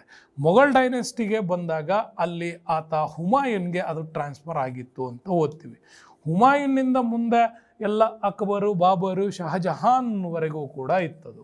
ಓಕೆ, ಶಹಜಹಾನ್ವರೆಗೆ ಇತ್ತು. ಈ ಶಹಜಹಾನ್ ಕಾಲಕ್ಕೆ ನೆನ್ಪಿಟ್ಕೊಳ್ಳಿ, ಬಾಬರ್ನಿಂದ ಮುಂದೆ ಶಹಜಹಾನ್ವರೆಗೂ ಇತ್ತು. ಶಹಜಹಾನ್ವರೆಗೆ ಹೋದಾಗ ಅಫ್ಘನ್ ಮೂಲದಿಂದ ಭಾರತದ ಮೇಲೆ ಆಗ ದಾಳಿ ಮಾಡ್ತಾರೆ. ಆಗ ದಾಳಿ ಮಾಡಿದಾಗ ಇದೇ ಶಹಜಹಾನ್ ಕಾಲದಲ್ಲಿದ್ದಂತಹ ಮಯೂರ ಸಿಂಹಾಸನ ಏನು ಬರುತ್ತೆ, ಮುಂದೆ ಶಹಜಹಾನ್ ಮಯೂರ ಸಿಂಹಾಸನಲ್ಲ ವಜ್ರವನ್ನು ಇಟ್ಟ ಮೇಲೆ ಅದನ್ನು ಆರಾಧನೆ ಮಾಡ್ತಾ ಇದ್ರು. ಮುಂದೆ ಇವರ ದೆಹಲಿ ವಂಶದ ಮೇಲೆ ದಾಳಿ ಮಾಡಿದಂತಹ ಅಫ್ಘನ್ರು ಇದನ್ನು ಹೊತ್ಕೊಂಡು ಹೋಗಿದ್ರು. ಅಫ್ಘನ್ರು ಹೊತ್ಕೊಂಡು ಹೋದ್ಮೇಲೆ ಅಫ್ಘನ್ ಸಾಮ್ರಾಜ್ಯದಿಂದ ವಾಪಸ್ ಭಾರತದ ಸಿಖ್ ಸಾಮ್ರಾಜ್ಯದ ಮಹಾರಾಜ ರಣಜಿತ್ ಸಿಂಗನಿಗೆ ಸಿಕ್ಕಿತ್ತದು.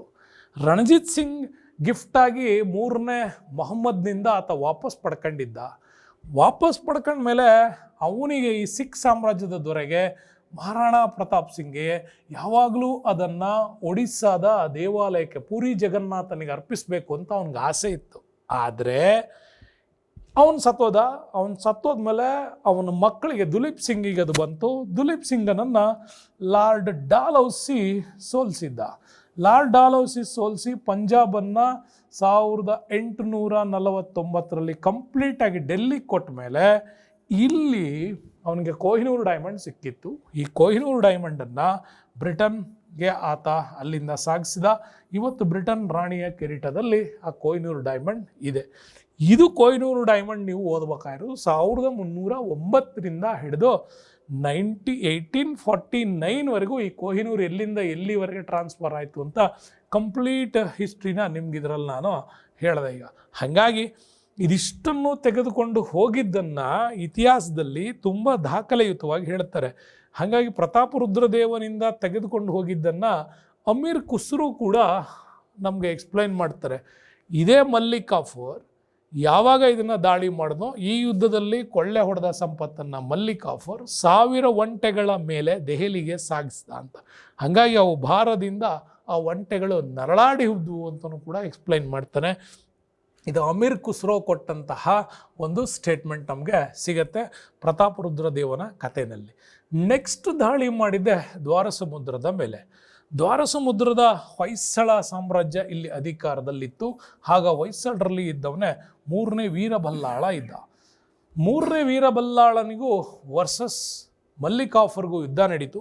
ಯುದ್ಧದಲ್ಲಿ ನಮಗೆ ಗೊತ್ತಿದೆ ಹೊಯ್ಸಳ ಸಾಮ್ರಾಜ್ಯಕ್ಕೆ ಆವಾಗ ಪಾಂಡ್ಯರು ಸಪೋರ್ಟ್ ಮಾಡಲಿಲ್ಲ, ಮತ್ತು ಮೇಲೆ ವಾರಂಗಲ್ನ ಕಾಕತೀಯರು ಸಪೋರ್ಟ್ ಮಾಡಲಿಲ್ಲ. ಬಲ್ಲಾಳನನ್ನು ಗೆಲ್ಲೋದಕ್ಕೆ ಬೇಕಾಗಿರೋ ಎಲ್ಲ ಐಡಿಯಾಗಳನ್ನು ಮಲ್ಲಿಕ್ ಕಾಫೂರ್ಗೆ ಟ್ರಾನ್ಸ್ಫರ್ ಮಾಡಿದ್ದೆ ವಾರಂಗಲ್ನ ಕಾಕತೀಯರು ಮತ್ತು ಮಧುರೈನ ಪಾಂಡ್ಯರು. ಇವು ಎರಡರ ಸೈನ್ಯದ ಅಸ್ತಿತ್ವ ಮತ್ತು ಅವೆಲ್ಲ ಸಪೋರ್ಟ್ ಸಿಕ್ಕಾಗಲೇ ಮಲ್ಲಿಕ್ ಕಾಫೂರ್ 3ನೇ ವೀರಬಲ್ಲಾಳನನ್ನು ಆತ ಸೋಲಿಸ್ತಾರೆ. ಸೋಲಿಸಿ ಅಪಾರವಾದ ಸಂಪತ್ತನ್ನು ಗೆಲ್ತಾನೆ. ಗೆದ್ದ ಮೇಲೆ ಮತ್ತು ಇನ್ನೇನು ಮಾಡಬೇಕು? 3ನೇ ವೀರಬಲ್ಲಾಳ ತನ್ನ ಒಂದು ಅಂತ್ಯದ ಸಂದರ್ಭದಲ್ಲೂ ಪಾಂಡ್ಯರು ಮಾಡಿದ ಮೋಸ ಕೂಡ ಅವನಿಗೆ ಗೊತ್ತಿತ್ತು. ಅವನು ಪಾಂಡ್ಯರ ಬಗ್ಗೆ ವಿಚಾರಗಳನ್ನು ಕೊಟ್ಟಿದ್ದ. ಹಾಗಾಗಿ ಮಲ್ಲಿಕ್ ಕಾಫೂರ್ ಹೊಯ್ಸಳರಿಂದ ಮುಂದೆ ಆತ ಎಲ್ಲಿಗೆ ಹೋಗ್ತಾನೆ? ಪಾಂಡ್ಯ ರಾಜವಂಶದ ಮೇಲೆ ದಾಳಿ ಮಾಡ್ತಾನೆ. ಅದರ ಮಧ್ಯೆ ನಮಗೆ ಸಂಪೂರ್ಣವಾಗಿ ಈ ಒಂದು ದಾಳಿಯ ವಿಚಾರಗಳು, ರಾಜಧಾನಿಯನ್ನು ರಕ್ಷಿಸಿಕೊಳ್ಳಲಿಕ್ಕೆ ಯಾವಾಗ ಬಲ್ಲಾಳನಿಗಾಗಲ್ಲ. ಹಾಗಾಗಿ ಮಲ್ಲಿಕ್ ಕಾಫೂರ್ ಇಲ್ಲಿ ದೇವಾಲಯಗಳನ್ನು ಆತ ನಾಶ ಮಾಡ್ದ, ಒಂದಿಷ್ಟು ಸಂಪತ್ತನ್ನು ಲೂಟಿ ಮಾಡ್ದ, ಅವುಗಳನ್ನು ಹಾಳು ಮಾಡ್ದ. ಮೊದಲನೇ ಬಾರಿ ಬೇಲೂರು, ಹಳೆಬೀಡು, ಸೋಮನಾಥಪುರದ ದೇವಾಲಯಗಳಲ್ಲಿ ಒಂದಿಷ್ಟು ಮೂರ್ತಿಗಳು ಅವನತಿಯಾಗಿದ್ದೆ ಇವನ ಕಾಲಕ್ಕೆ. ನೆಕ್ಸ್ಟ್ ಮೊಹಮ್ಮದ್ ಬಿನ್ ತುಘಲಕ್ ಮತ್ತೊಮ್ಮೆ ಬಂದಾಗ ಕಂಪ್ಲೀಟಾಗಿ ಅವು ಅವನತಿಯಾಗಿದ್ದು ನೆಕ್ಸ್ಟ್ ತುಘಲಕ್ ಹಿಸ್ಟ್ರಿನಲ್ಲಿ ಅದನ್ನು ನೋಡ್ತೀವಿ. ಹಾಗಾಗಿ ಈಗ ನೆಕ್ಸ್ಟ್ ಆತ ಮಾಡಿದ್ದು ಮಧುರೈನ ಆಕ್ರಮಣ. ಮಧುರೈನಲ್ಲಿದ್ದವರು ಪಾಂಡ್ಯರು. ಪಾಂಡ್ಯರಲ್ಲಿ 2 ಸಹೋದರರಿದ್ದರು. ಅವರೇನೇ ಸುಂದರ ಪಾಂಡ್ಯ ಮತ್ತು ವೀರಪಾಂಡ್ಯ ಇದ್ದರು. ಇವರಿಬ್ಬರು ಅಧಿಕಾರಕ್ಕೆ ಬರಲಿಕ್ಕೆ ತುಂಬಾ ಹೋರಾಟ ಮಾಡ್ತಾ ಇದ್ರು. ಈ ಒಂದು ಅಂತಃಕಲದ ಲಾಭವನ್ನು ಪಡ್ಕೊಂಡಂಥ ಮಲ್ಲಿಕ್ ಕಾಫೂರ್ ಇವ್ರ ಮೇಲೆ ದಾಳಿಯನ್ನು ಮಾಡಿ ಅವರನ್ನು ಸೋಲಿಸಿ ಇಡೀ ಪಾಂಡ್ಯ ರಾಜವಂಶವನ್ನು ಕ್ಲೋಸ್ ಮಾಡಿ, ಅದರಲ್ಲೂ ಕೂಡ ದಕ್ಷಿಣ ಭಾರತದವರೆಗೂ ಕೂಡ ದಾಳಿ ಮಾಡಿ ಮೊಟ್ಟ ಮೊದಲ ಬಾರಿಗೆ ದಕ್ಷಿಣ ಭಾರತದಲ್ಲಿ ಮೊದಲ ಒಂದು ಮಸೀದಿಯನ್ನು ಆತ ನಿರ್ಮಾಣ ಮಾಡ್ದ. ಮಸೀದಿಯನ್ನು ನಿರ್ಮಾಣ ಮಾಡಿದ ಮೇಲೆ ಅಲ್ಲಿನ ಸಂಪೂರ್ಣವಾದ ಮದುರೈ ಆಡಳಿತವನ್ನು ಸುಲ್ತಾನ ಪದವಿಯ ರೂಪದಲ್ಲಿ ಆರಾಧನೆ ಮಾಡೋದಕ್ಕೆ ಅವಕಾಶ ಕೊಟ್ಟ. ಹಾಗಾಗಿ ಮದುರೈ ಸುಲ್ತಾನರು ಅಂತ ಕೂಡ ನಮಗೆ ಇತಿಹಾಸದಲ್ಲಿ ಒಂದು ಸಣ್ಣ ರಾಜವಂಶದ ಒಂದು ವಿಚಾರ ಸಿಗತ್ತೆ. ಹಾಗಾಗಿ ಇಲ್ಲಿ ಮದುರೈನಲ್ಲಿ ಆತ ಆ ದೇವಾಲಯವನ್ನು ಲೂಟಿ ಮಾಡಿ ಅಪಾರವಾದ ಸಂಪತ್ತನ್ನು ಆತ ಗಳಿಸ್ಕೊಂಡಿದ್ದ ಅನ್ನೋದನ್ನು ಕೂಡ ನಮಗಿದು ಎಕ್ಸ್ಪ್ಲೈನ್ ಮಾಡುತ್ತೆ. ಹಾಗಾಗಿ ಅಲ್ಲಿಂದ ವಾಪಸ್ ಬರುವಾಗ ಪುನಃ ದೇವಗಿರಿ ಮೇಲೆ ದಾಳಿ ಮಾಡ್ತಾನೆ. ಕಾರಣ ಇಷ್ಟೇ, ಶಂಕರದೇವ ಈ ಹಿಂದೆ ಅವರಪ್ಪ ರಾಮಚಂದ್ರದೇವ ಏನು ಒಪ್ಪಂದ ಮಾಡ್ಕೊಂಡಿದ್ದ, ಆ ಒಪ್ಪಂದದ ಪ್ರಕಾರ ಯಾವುದೇ ರೀತಿಯ ಕಪ್ಪ ಕಾಣಿಕೆಯನ್ನು ಅಲಾವುದ್ದೀನ್ ಖಿಲ್ಜಿಗೆ ನಾನು ಕಳಿಸಲ್ಲ, ನಾನು ಸ್ವತಂತ್ರವಾಗಿ ಆಡಳಿತ ಮಾಡ್ತೀನಿ ಅಂತ ಇವನು ಅನ್ಕೊಂಡಿದ್ದರಿಂದಾಗಿ ಯಾವಾಗ ಈ ಕಪ್ಪ ಕಾಣಿಕೆಯನ್ನು ಕಳಿಸಲ್ಲ ಅಂತ ಹೇಳಿದ್ನೋ, ಹಾಗಾಗಿ ಮಲ್ಲಿಕ್ ಕಾಫೂರ್ ವಾಪಸ್ ಡೆಲ್ಲಿಗೆ ಬರೋ ಸಂದರ್ಭದಲ್ಲಿ ಇದೇ ಶಂಕರದೇವನ ಮೇಲೆ ದಾಳಿ ಮಾಡಿ ಅವನನ್ನು ಯುದ್ಧದಲ್ಲಿ ಸೋಲಿಸಿ ಆ ಪ್ರದೇಶವನ್ನು ದೆಹಲಿಗೆ ಹಸ್ತಾಂತರ ಮಾಡಿಬಿಟ್ಟಿದ್ದ. ನೆಕ್ಸ್ಟ್ ನಾವು ವೆರಿ ಇಂಪಾರ್ಟೆಂಟ್ ನೋಡಬೇಕಾಗಿರೋ ಟಾಪಿಕ್ಸ್ಗಳಲ್ಲಿ ಲಾಹೋರ್ನಿಂದ ಮದುರೈವರೆಗೆ ಇವನ ಸಾಮ್ರಾಜ್ಯ ವಿಸ್ತಾರವಾಗಿದ್ದು, ಈ ಕಡೆ ಗುಜರಾತಿಂದ ಬಂಗಾಳದವರೆಗೆ ಇವನ ಸಾಮ್ರಾಜ್ಯ ವಿಸ್ತಾರ ಆಗಿತ್ತು. ಆದರೆ ನಿಮ್ಗೆ ಈ ಚಿತ್ರದಲ್ಲಿ ನೋಡ್ಬೋದು, ಇದಿಷ್ಟನ್ನು ನಾವು ರೆಡ್ ಲೈನಲ್ಲಿ ಕೊಟ್ಟಿರ್ತೀವಿ, ಇದು ವೈಟಲ್ಲಿ ಕೊಟ್ಟಿದ್ದೀವಿ. ಕಾರಣ ಏನು ಅಂದರೆ ದೆಹಲಿಯಿಂದ ನೇರ ಆಡಳಿತಕ್ಕೆ ಒಳಪಟ್ಟಂಥ ಸಾಮ್ರಾಜ್ಯ ಇದಿಷ್ಟು. ಬಟ್ ಇದಿಷ್ಟು ಏನು ಅಂತಂದರೆ ಈ ದಕ್ಷಿಣ ಭಾರತ ಕಂಪ್ಲೀಟಾಗಿ ಅಲಾವುದ್ದೀನ್ ಖಿಲ್ಜಿಗೆ ಕಪ್ಪ ಕಾಣಿಕೆಗಳನ್ನು ಕೊಡೋದ್ರ ಮುಖಾಂತರ ಇವರು ಸಾಮಂತ ದೊರೆಗಳಾಗಿ ಅಧಿಕಾರವನ್ನು ನಡೆಸ್ತಾ ಇದ್ದರು. ಹಾಗಾಗಿ ಅಲಾವುದ್ದೀನ್ ಖಿಲ್ಜಿ ಸಾಮ್ರಾಜ್ಯ ಇದಿಷ್ಟೇ. ಬಟ್ ಕಪ್ಪ ಕಾಣಿಕೆ ಇವನ ಆದೇಶಗಳು ಎಲ್ಲವೂ ಫಾಲೋ ಆಗ್ತಾ ಇದ್ದು ಮದುರೈವರೆಗೆ. ಹಾಗಾಗಿ ಮದುರೈಯಿಂದ ಹಿಡಿದುಬಿಟ್ಟು ಲಾಹೋರ್ವರೆಗೆ, ಗುಜರಾತಿಂದ ಹಿಡಿದು ಬಂಗಾಳದವರೆಗೆ ಕಂಪ್ಲೀಟಾಗಿ ಇವನ ಸಾಮ್ರಾಜ್ಯ ಇತ್ತು ಅನ್ನೋದನ್ನು ನಾವಿಲ್ಲಿ ನೋಡ್ತೀವಿ. ಹಾಗಾಗಿ ಇವನು ತನ್ನ ನಾಣ್ಯಗಳಲ್ಲಿ ಸಿಕಂದರ್ ಅಥವಾ ಎರಡನೇ ಅಲೆಕ್ಸಾಂಡರ್ ಅಂತ ಬಿರುದು ಕೂಡ ಈ ಕಾಲಕ್ಕೆ ಸಿಕ್ಕಿತ್ತು ಅನ್ನೋದು ನಮಗೆ ಇವನ ನಾಣ್ಯಗಳಲ್ಲಿ ಗೊತ್ತಾಗುತ್ತೆ. ಮುಂದೆ ಬರಬೇಕು ಇಂಟ್ರೆಸ್ಟಿಂಗ್ ಪಾಯಿಂಟ್ಸ್, ಅದೇನೆ ಅಲಾವುದ್ದೀನ್ ಖಿಲ್ಜಿ ಸುಧಾರಣೆಗಳು. ಅಲಾವುದ್ದೀನ್ ಖಿಲ್ಜಿ ಸುಧಾರಣೆಗಳು ಈ ಟೆಕ್ಸ್ಟ್ ಬುಕ್ಕಲ್ಲಿ ನೀವು ಬಹಳ ಇಂಪಾರ್ಟೆಂಟಾಗಿ ಓದಬೇಕು. ಯಾಕೆ ಅಂತಂದರೆ ಬಹಳ ಬೃಹತ್ತಾದಂಥ ಸಾಮ್ರಾಜ್ಯವನ್ನು ಕಟ್ಟೋದು ಅಷ್ಟು ಸುಲಭ ಅಲ್ಲ. ಕಟ್ಟಿದ ಸಾಮ್ರಾಜ್ಯವನ್ನು ಉಳಿಸ್ಕೊಳ್ಬೇಕು ಅಂತಂದರೆ ಅವನು ಮೊದಲು ಮಾಡಿದ್ದೆ ಬಲಿಷ್ಠವಾದಂಥ ಕೇಂದ್ರಾಡಳಿತ ಸಿಸ್ಟಮ್. ಈ ಕೇಂದ್ರಾಡಳಿತ ಸರ್ಕಾರ ಪದ್ಧತಿಯನ್ನು ಬಹಳ ಅಚ್ಚುಕಟ್ಟಾಗಿ ಆತ ಮಾಡಿದ್ದ. ಜೊತೆಗೆ ರಾಜನನ್ನು ದೈವದತ್ತ ಸಿದ್ಧಾಂತದಲ್ಲಿ ತುಂಬ ನಂಬಿಕೆ ಇಡಬೇಕು ಅಂತ ಆತ ಇಟ್ಟಿದ್ದ. ಕಾರಣ ನಿಮಗೆ ಗೊತ್ತಿದೆ, ಭಾರತದಲ್ಲಿ ಗುಲಾಮಿ ವಂಶದಲ್ಲಿ ಬರ್ತಕ್ಕಂತಹ ಬಲ್ಬನ್ ಏನಿದ್ದಾನೆ ಇವನು ರಾಜನನ್ನು ದೇವರ ಪ್ರತಿರೂಪ ಅಂಥೇಳಿ ಭಾರತದಲ್ಲಿ ರೂಢಿ ಮಾಡಿಬಿಟ್ಟಿದ್ದ. ಹಾಗಾಗಿ ಅಲಾವುದ್ದೀನ್ ಖಿಲ್ಜಿ ಕೂಡ ದೇವರ ಪ್ರತಿರೂಪ, ಅಲ್ಲಾನ ಕುರುಹುವಾಗಿ ಇಲ್ಲಿ ನಾನು ಆಡಳಿತ ಮಾಡ್ತಾ ಇದ್ದೀನಿ ಅಂತ ಇವನಿಗೆ ರೆಸ್ಪೆಕ್ಟ್ಫುಲ್ಲಾಗಿ ಒತ್ತಾಯಪೂರ್ವಕವಾಗಿ ಜನರಿಂದ ಅದನ್ನು ಆರಾಧನೆ ಮಾಡಿಸ್ಕೊತಾ ಇದ್ದ. ಹಾಗಾಗಿ ಸುಲ್ತಾನನನ್ನು ಭೂಮಿಯ ಮೇಲಿನ ದೇವರ ಪ್ರತಿನಿಧಿ ಅಂಥೇಳಿ ಆರಾಧನೆ ಮಾಡೋದು ಇದ್ದಿದ್ದರಿಂದ ರಾಜನಿಗೆ ಇಲ್ಲಿ ತುಂಬಾ ಸಪೋರ್ಟು ಕೊಡ್ತಾಯಿದ್ರು. ಇನ್ನು ವೆರಿ ಇಂಟ್ರೆಸ್ಟಿಂಗ್ ಇವನ ಕ್ರಮ ಇದೆ. ಕೇಂದ್ರಾಡಳಿತದ ವಿರುದ್ಧ ಒಳಸಂಚಿಗಳು ನಡೀಬಾರ್ದು ಅಂಥೇಳಿ ಇವನು ಮಾಡಿದ್ದಂಥ ಒಂದು ಪ್ರಬಲವಾದ ಕ್ರಮ ಅಂತಂದರೆ ಅದು ದಂಗೆ ತಡಿಲಿಕ್ಕೆ ಕೆಲವೊಂದಿಷ್ಟು ಕ್ರಮಗಳನ್ನು ಹಾಕ್ಕೊಂಡಿದ್ದ. ಏನು ಮಾಡಿದ್ದ, ಇವನ ಅಧೀನದಲ್ಲಿದ್ದಂಥ ಸರದಾರರು ಅಥವಾ ಸಾಮಂತ ದೊರೆಗಳು ಜೊತೆಗೆ ಇವನ ಆಸ್ಥಾನದ ಕೆಲವು ಅಧಿಕಾರಿಗಳು, ಕೇಂದ್ರ ಸರ್ಕಾರದ ಉನ್ನತ ಹುದ್ದೆಯಲ್ಲಿದ್ದ ಅಧಿಕಾರಿಗಳು, ಇವ್ರ ಮಧ್ಯೆ ಯಾವಾಗಲೂ ವೈವಾಹಿಕ ಸಂಬಂಧ ಆತ ಬೆಳೆಯೋದಕ್ಕೆ ಬಿಡಲೇ ಇಲ್ಲ. ನೋಡಿ, ಇದು ಒಂದು ಸಣ್ಣ ಪಾಯಿಂಟ್ ಅನ್ಸಂಗಿಲ್ಲ, ಅದು ದೊಡ್ಡದೇ ಇದು. ಸರ್ದಾರರು ಮತ್ತು ಅಧಿಕಾರಿಗಳ ನಡುವೆ ವೈವಾಹಿಕ ಸಂಬಂಧಗಳೇನಾದರೂ ನಡೆದ್ರೆ ಇಡೀ ರಾಜನ ವೀಕ್ನೆಸ್ಸು ಸರ್ದಾರರಿಗೆ ಸಿಗುತ್ತೆ. ಸರ್ದಾರರು ಇವ್ರನ್ನೇ ಬಳಸ್ಕೊಂಡು ಸಾಮ್ರಾಜ್ಯವನ್ನು ಲೂಟಿ ಮಾಡ್ಬೋದು ಅಂಥೇಳಿ ಇವರಿಬ್ಬರ ನಡುವೆ ಯಾವುದೇ ಕಾರಣಕ್ಕೂ ವೈವಾಹಿಕ ಸಂಬಂಧಗಳನ್ನು ನಡೆಯದ ರೀತಿ ನೋಡ್ಕೊಂಡ. ಇವರಿಬ್ಬರ ನಡುವೆ ಯಾವುದೇ ರೀತಿಯಾದ ಗುಪ್ತ ಸಭೆಗಳು ನಡೆದೇ ಇರೋ ಹಂಗೆ ನೋಡ್ಕೊಂಡ. ಯಾವುದೇ ರೀತಿಯಲ್ಲಿ ಇವ್ರ ಮಧ್ಯೆ ಔತಣಕೂಟಗಳು ಕೂಡ ನಡೆಯಂಗಿಲ್ಲ. ಇದನ್ನೆಲ್ಲ ಆತ ನಿಷೇಧ ಮಾಡಿದ್ದ. ಹಾಗಾಗಿ ಶ್ರೀಮಂತರು ಅಧಿಕಾರಿಗಳು, ಈ ಸರದಾರರು, ಸಾಮಂತ ದೊರೆಗಳು ಇವ್ರು ಯಾವತ್ತೂ ಕೂಡ ಗುಪ್ತ ಸಭೆ ನಡೆಸ್ತಾ ಇರಲಿಲ್ಲ, ಔತಣಕೂಟ ಮಾಡ್ತಾ ಇರಲಿಲ್ಲ. ಅದನ್ನು ಹೆಂಗೆ ತಡೀತಿದ್ದ ಅಂತಂದರೆ ಇವೆರಡನ್ನ ತಡೆಯೋದಕ್ಕೆ ವೆರಿ ಇಂಟ್ರೆಸ್ಟಿಂಗ್ ಗುಪ್ತಚರ ಇಲಾಖೆ. ಮೌರ್ಯ ಸಾಮ್ರಾಜ್ಯ ಓದುವಾಗ ಚಂದ್ರಗುಪ್ತ ಮೌರ್ಯ ಹೇಳ್ತಾನೆ, ಸಾಮ್ರಾಜ್ಯ ಬಲಿಷ್ಠವಾಗಿರಬೇಕು ಅಂತಂದರೆ ರಾಜನಿಗೆ ಗುಪ್ತಚರ ಇಲಾಖೆ ತುಂಬಾ ಸ್ಟ್ರಾಂಗ್ ಆಗಿರಬೇಕು ಅಂತ. ಹಾಗಾಗಿ ಗುಪ್ತಚರ ಇಲಾಖೆ ಅಲಾವುದ್ದೀನ್ ಖಿಲ್ಜಿಗೆ ತುಂಬ ನಿಯತ್ತ ಕೆಲಸ ಮಾಡಿದ್ರಿಂದ ಅಲಾವುದ್ದೀನ್ ಖಿಲ್ಜಿ ಇಷ್ಟು ದೊಡ್ಡ ಸಾಮ್ರಾಜ್ಯ ರಕ್ಷಣೆ ಮಾಡ್ಕೊಂಡ ಅಂತ ಹೇಳ್ತೀವಿ. ಹಾಗಾಗಿ ಜೊತೆಗೆ ಮದ್ಯಪಾನ, ಜೂಜಾಟ ಇವುಗಳನ್ನು ನಿಷೇಧ ಮಾಡಿದ್ದ. ಇದು ವೆರಿ ಇಂಟ್ರೆಸ್ಟಿಂಗ್. ಅಂದರೆ ಉಲೇಮರು ಅಂತ ಕರಿತೀವಿ. ಯಾರು ಈ ಉಲೇಮರು ಅಂತಂದರೆ, ಹಿಂದೂ ಪದ್ಧತಿಯಲ್ಲಿ ಮಠಾಧೀಶರು ಅಂತ ಹೆಂಗೆ ಕರಿತೀವೋ ಹಾಗೆ ಇಸ್ಲಾಮಲ್ಲಿ ಉಲೇಮರು ಅಂತ ಕರಿತೀವಿ. ಇವರು ಯಾವತ್ತೂ ಕೂಡ ರಾಜಕೀಯದಲ್ಲಿ ಹಸ್ತಕ್ಷೇಪ ಮಾಡಂಗಿರಲಿಲ್ಲ. ಅವನ ಕಂಡೀಷನ್ನೇ ಅದು. ನಿಮ್ಮ ಕೆಲಸ ಏನಿದೆ, ಧರ್ಮ ಪ್ರಚಾರ, ಧರ್ಮದ ಬೋಧನೆಗಳು, ನ್ಯಾಯ ತೀರ್ಮಾನ ಇಂಥವನ್ನೇನು ಮಾಡಬೇಕೋ ಅದಷ್ಟೇ ನೀವು ಮಾಡಬೇಕು, ಬಿಟ್ಟರೆ ಯಾವುದೇ ಕಾರಣಕ್ಕೂ ರಾಜಕೀಯ ವಿಚಾರಗಳಲ್ಲಿ ನಿಮ್ಮ ಹಸ್ತಕ್ಷೇಪ ಇರಕೂಡ್ದು ಅಂತ ಆತ ಹೇಳಿದ್ದ. ಹಾಗಾಗಿ ಉಲೇಮರು ಆಡಳಿತದಲ್ಲಿ ಹಸ್ತಕ್ಷೇಪ ಮಾಡದೇ ಇದ್ದರಿಂದಾಗಿ ಜನರಿಗೆ ಯಾವತ್ತೂ ಕೂಡ ರಾಂಗ್ ಡೈರೆಕ್ಷನ್ಗಳು ಇರ್ತಿರಲಿಲ್ಲ, ತಿಳುವಳಿಕೆಗಳು ಇರ್ತಿರಲಿಲ್ಲ. ಅಲಾವುದ್ದೀನ್ ಖಿಲ್ಜಿ ಏನು ಹೇಳ್ತಾನೋ ಅದನ್ನೇ ಫಾಲೋ ಮಾಡೋ ಲೆವೆಲ್ಗೆ ಆತ ಕಂಟ್ರೋಲ್ ಮಾಡಿದ್ದ ಅಂತ. ಇನ್ನು ವೆರಿ ಇಂಟ್ರೆಸ್ಟಿಂಗ್ ಅಂತಂದರೆ ಸೈನಿಕ ಪದ್ಧತಿ ಬರ್ತೀವಿ. ಮೊಟ್ಟ ಮೊದಲ ಬಾರಿಗೆ ದೆಹಲಿಯಲ್ಲಿ ಸ್ಥಾಯಿ ಸೈನ್ಯ ಪದ್ಧತಿ ಅಂತ ಕರಿತೀವಿ. ಅಂದರೆ ಯುದ್ಧಕ್ಕಾಗಿ ಯಾವಾಗಲೂ ರೆಡಿಯಾಗಿ ಅರಮನೆಯ ಜೊತೆಗೇ ಸೈನ್ಯ ರೆಡಿ ಇರಬೇಕು. ಆ ಥರ ಸ್ಥಾಯಿ ಸೈನ್ಯ ಪದ್ಧತಿಯನ್ನು ಅಳವಡಿಸಿದ್ದವನೇ ಅಲಾವುದ್ದೀನ್ ಖಿಲ್ಜಿ. ದಿನ ಬೆಳಗ್ಗೆ ಅವ್ರು ರೆಡಿ ಇರ್ಬೇಕು, ಸೇನೆ ಯೂನಿಫಾರ್ಮ್ ಹಾಕೊಂಬಂದ್ಬಿಟ್ಟು ಕುದುರೆ ನಿಲ್ಲಿಸ್ಕೊಂಡು ರೆಡಿ ಇರ್ಬೇಕು. ಯುದ್ಧ ಸ್ಟಾರ್ಟ್ ಅಂದರೆ ಸುಮ್ಮನೆ ಹೋಗ್ತಾ ಇರಬೇಕು ಆ ಲೆವೆಲ್ಲಿಗೆ. ಇಲ್ಲ ಅಂದಿದ್ರೆ ಏನಾಗ್ತಿತ್ತು, ಇಷ್ಟು ದೊಡ್ಡ ಪ್ರಾಂತ್ಯವನ್ನು ಕಂಟ್ರೋಲ್ ಮಾಡಲಿಕ್ಕೆ ಆಗ್ತಿರಲಿಲ್ಲ. ಇನ್ನು ಹಾಗಾಗಿನೇ ಸ್ಥಾಯಿ ಸೇನಾ ಪದ್ಧತಿ ಅಂತಂದಿದ್ದ. ಬಟ್ ಸೈನಿಕರನ್ನ ಕಂಟ್ರೋಲೇ ಮಾಡಬೇಕಾಗಿ ಕುದುರೆಗಳಿಗೆ ಈ ಧಾಗ್ ಪದ್ಧತಿಯನ್ನು ಅಳವಡಿಸಿದ್ದ. ಕುದುರೆಗೆ ಚಹರೆ ಪದ್ಧತಿ ಕೂಡ ಇತ್ತು. ಕಾರಣ ಅಂದರೆ ಸೆಂಟ್ರಲ್ ಗೌರ್ಮೆಂಟಿಂದ ಈ ಸೈನಿಕರು ಕುದುರೆಗಳನ್ನು ಪಡ್ಕೊಳ್ತಿದ್ರು. ಕೆಲವೊಬ್ರು ಏನು ಮಾಡ್ತಾಯಿದ್ರು ಅಂದರೆ ಆ ಕುದುರೆಗಳಿಗೆ ಕೊಡ್ತಿದ್ದಂಥ ಹಣಕಾಸು ಇದೆಯಲ್ಲ, ಅದರ ಮೇಂಟೆನೆನ್ಸಿಗೆ ಕೊಡ್ತಿದ್ದ ದುಡ್ಡನ್ನು ಇವರು ವೈಯಕ್ತಿಕವಾಗಿ ಬಳಸ್ಕೊಂಬಿಟ್ಟು ಕುದುರೆಗಳನ್ನು ಸರಿಯಾಗಿ ನೋಡ್ಕೊತಾ ಇರಲಿಲ್ಲ. ಹಾಗಾಗಿ ಕುದುರೆ ಸತ್ತೋತು ಅಂತ ಯಾವುದನ್ನು ತೋರಿಸೋರು, ಇನ್ನೇನೋ ಮಾಡೋರು. ಅದು ಯಾವುದೂ ಆಗಬಾರ್ದು ಅಂತ ಸಾಮ್ರಾಜ್ಯದಿಂದ ಇವನಿಗೆ ಕೊಟ್ಟ ಕುದುರೆಗೆ ಧಾಗ್ ಸಿಸ್ಟಮ್ ತಂದಿದ್ದ. ಜೊತೆಗೆ ಆ ಕುದುರೆ ಚಹರೆಯನ್ನು ಬರೆದಿಡ್ತಾ ಇದ್ದ. ಅದರ ಮೇಲೆ ಒಂದು ಮುದ್ರಣ, ಒಂದು ನಂಬರಿಂಗ್ ಸಿಸ್ಟಮ್ ಅಂತ ತಂದಿದ್ದ. ಜೊತೆಗೆ ಆ ಒಂದು ಚಹರೆಯನ್ನು ಬರೆದಿಡ್ತಾ ಇದ್ದ. ಕುದುರೆ ಹೆಂಗೈತಿ, ಏನೇನೈತಿ, ಅದಕ್ಕೆ ಎಲ್ಲೆಲ್ಲಿ ಏನೇನಿದೆ, ಯಾವ್ಯಾವ ಗೊರ್ಸು ಹೆಂಗಿದೆ, ಕೂದಲು ಹೆಂಗಿದೆ, ಅದರ ಚಹರೆಯನ್ನು ಬರೆಸ್ತಾ ಇದ್ದ. ಜೊತೆಗೆ ಸೈನಿಕರಿಗೆ ಕಡ್ಡಾಯ ಹಾಜರಾತಿ ಪದ್ಧತಿಯನ್ನು ಆತ ಮಾಡಿದ್ದ.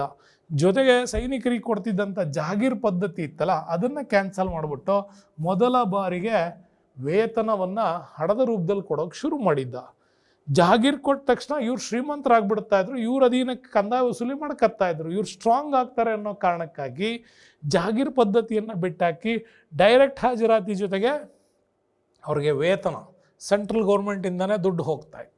ಹೀಗೆ ಸೈನಿಕರನ್ನ ಕಂಟ್ರೋಲ್ ಮಾಡೋದ್ರ ಜೊತೆಗೆ ಸೈನಿಕರಿಗೆ ವಾರ್ಷಿಕವಾಗಿ ಅತ್ಯಧಿಕ ವೇತನ ಕೊಡ್ತಿದ್ದ. 234 ಟಂಕಗಳನ್ನು ಕೊಡ್ತಾ ಇದ್ದ. ಯಾಕೆ ಸೈನಿಕರಿಗೆ ಅಧಿಕ ವೇತನ ಕೊಡ್ತಿದ್ದ ಅಂತಂದರೆ, ಇವ್ರು ಯಾವತ್ತೂ ಕೂಡ ರಾಜನಿಗೆ ವಿರುದ್ಧ ಆಗಬಾರ್ದು. ಜೊತೆಗೆ ಇವರಿಗೆ 2 ಕುದುರೆಗಳನ್ನು ನಿರ್ವಹಣೆ ಮಾಡೋದಕ್ಕೂ ಕೂಡ ಅದರಲ್ಲಿ ಸೇರ್ತಾ ಇತ್ತು. ಸೈನಿಕರಿಗೆ 78 ಟಂಕಗಳ ಹೆಚ್ಚುವರಿ ವೇತನ ಕೂಡ ಕೆಲವೊಮ್ಮೆ ಕೊಡ್ತಾ ಇದ್ದ. ಇದು ಬೋನಸ್ ಮೇಲೆ ಬೋನಸ್ ಕೂಡ ಕೆಲವೊಮ್ಮೆ ಸಿಗ್ತಾ ಇತ್ತು.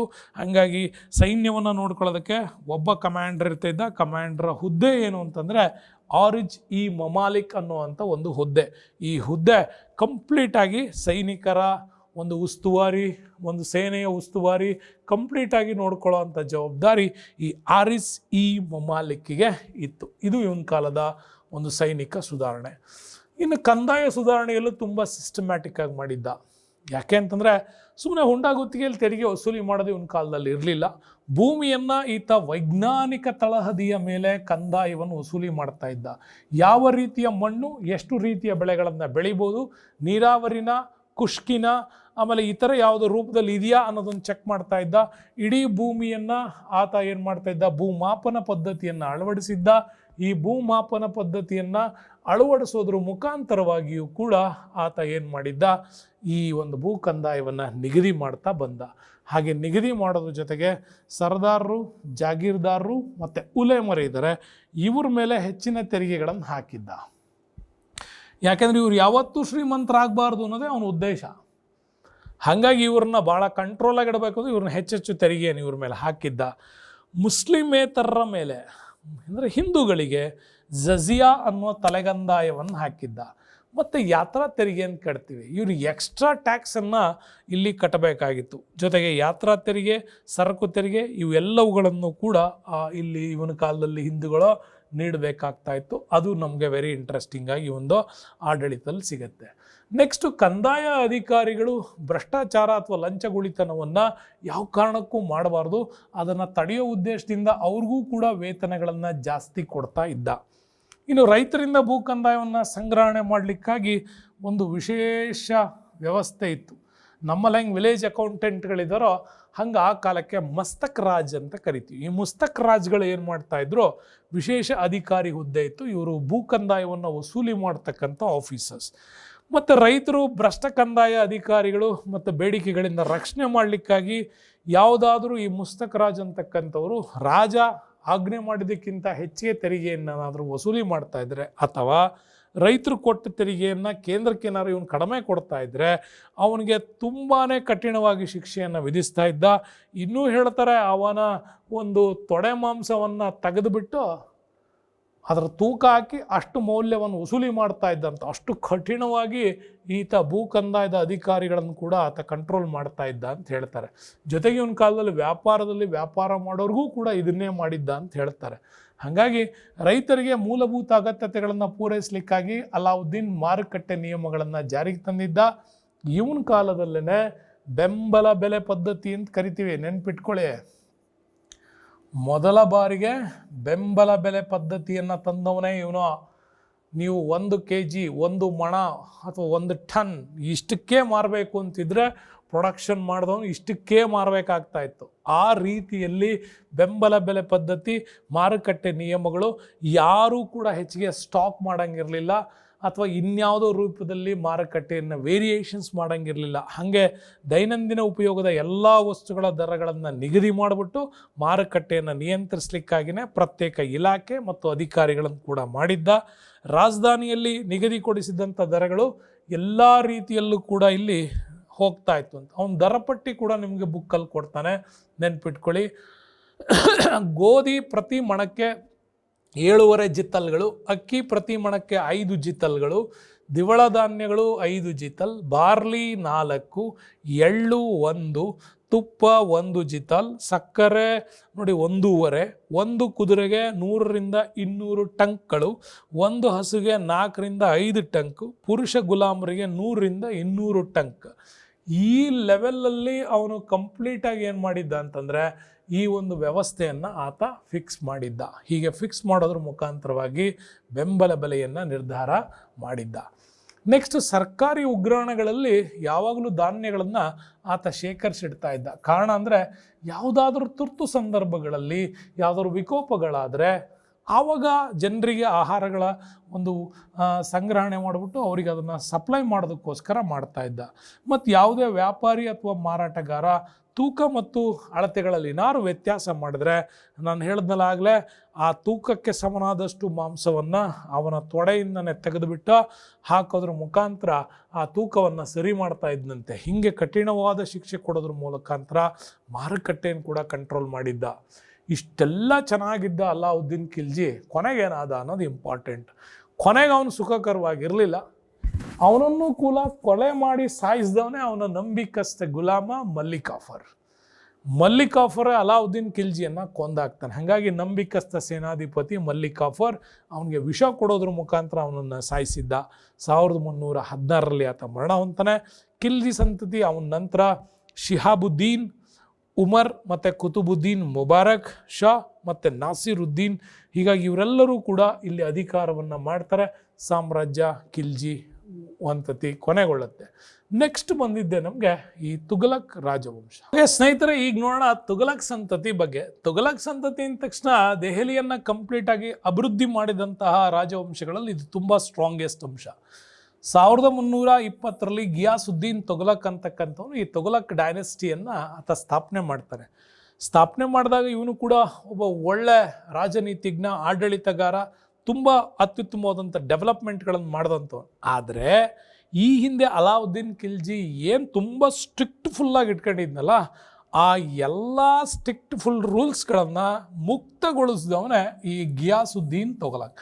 ಅದನ್ನೆಲ್ಲ ಮುಕ್ತಗೊಳಿಸ್ಬಿಟ್ಟು ರಾಜ್ಯದಲ್ಲಿ ತುಂಬ ಫ್ರೀ ಆದಂಥ ಆಡಳಿತವನ್ನು ಜಾರಿಗೆ ತಂದವನೇ ಈ ಗಿಯಾಸುದ್ದೀನ್ ತೊಗಲಕ್. ಇವನ ನಂತರ ಅಧಿಕಾರಕ್ಕೆ ಬಂದವನಿದಾನಲ್ಲ, ಇವನೇ ಕಣ್ರಿ ಇಡೀ ಡೆಲ್ಲಿ ಸುಲ್ತಾನರಲ್ಲಿ ಇವನನ್ನು ಹೆಂಗೆ ಬೇಕಂಗೆ ಓದ್ಬೇಕು ನಾವು. ಯಾಕೆಂದ್ರೆ ಮಹಮ್ಮದ್ ಬಿನ್ ತೊಗಲಕ್. ಮಹಮ್ಮದ್ ಬಿನ್ ತೊಗಲಕ್ನ ಮೊದಲ ಹೆಸರೇ ನೆನ್ಪಿಟ್ಕೊಳ್ಳಿ, ಜುನಾ ಖಾನ್ ಅಂತ ಇವನು ಮೊದಲ ಹೆಸರು. ಇವನು ಮೊಹಮ್ಮದ್ ಬಿನ್ ತೊಗಲಕ್ ಅನ್ನೋ ಬಿರುದಿನೊಂದಿಗೆ ತನ್ನ ತಂದೆನೇ ಸಾಯಿಸಿ ಅಧಿಕಾರಕ್ಕೆ ಬಂದಂಥ ದೊರೆ ಇವನು. ಓಕೆ, ಹಾಗಾಗಿ 1325 ಆತ ಸಿಂಹಾಸನ ಏರ್ತಾನೆ. ಅವನು ಅನೇಕ ರೀತಿಯ ಸುಧಾರಣೆಗಳಲ್ಲಿ, ಸೈನಿಕ ಇರ್ಬೋದು, ಆರ್ಥಿಕ ಸುಧಾರಣೆಗಳಿರ್ಬೋದು, ಆಡಳಿತಾತ್ಮಕ ಸುಧಾರಣೆಗಳಿರ್ಬೋದು, ಈ ಎಲ್ಲ ಪ್ರಯೋಗಗಳನ್ನು ಮಾಡ್ದ. ಬಟ್ ಪ್ರಯೋಗಗಳು ಸಕ್ಸಸ್ಫುಲ್ ಆಗಲಿಲ್ಲ. ಬಟ್ ಇದೇ ಜುನಾ ಖಾನ್ ಇಲ್ಲಿ ಅಧಿಕಾರಕ್ಕೆ ಬರ್ತಾನೆ. ಬಂದ ಮೇಲೆ ಇವನು ಮಾಡಿದಂಥ ಪ್ರಯೋಗಗಳಿಂದಾಗಿಯೇ ಇವನ ಸಾಮ್ರಾಜ್ಯ ಅವನತಿಯತ್ತ ಹೋಗುತ್ತೆ. ಇಲ್ಲಿ ಇಂಟ್ರೆಸ್ಟಿಂಗಾಗಿ ಓದಬೇಕಾಗಿರೋದು ಒಂದು ವಿಚಾರ, ಇವನು ಹೆಂಗೆ ಅಧಿಕಾರಕ್ಕೆ ಬಂದ ಅಂತ. ನಾನು ನಿಮ್ಗೆ ಹೇಳಿದೆ, ತಂದೆಯನ್ನೇ ಕೊಂದು ಅಧಿಕಾರಕ್ಕೆ ಬಂದ ಅಂತೀವಲ್ಲ, ಅದು ಸೈನಿಕ ಆಕ್ರಮಣಗಳಲ್ಲಿ ಬರುತ್ತೆ. ವಾರಂಗಲ್ ಮೇಲೆ ದಾಳಿ ಮಾಡಿರ್ತಾನೆ, ಪ್ರತಾಪ ರುದ್ರದೇವನನ್ನು ಸೋಲಿಸಿರ್ತಾನೆ. ಸೋಲಿಸಿದಾಗ ಅಲ್ಲಿಂದ ಇವನಿಗೆ ಅಪಾರ ಪ್ರಮಾಣದಲ್ಲಿ ಚಿನ್ನ, ಬೆಳ್ಳಿ ಎಲ್ಲ ಸಿಗತ್ತೆ.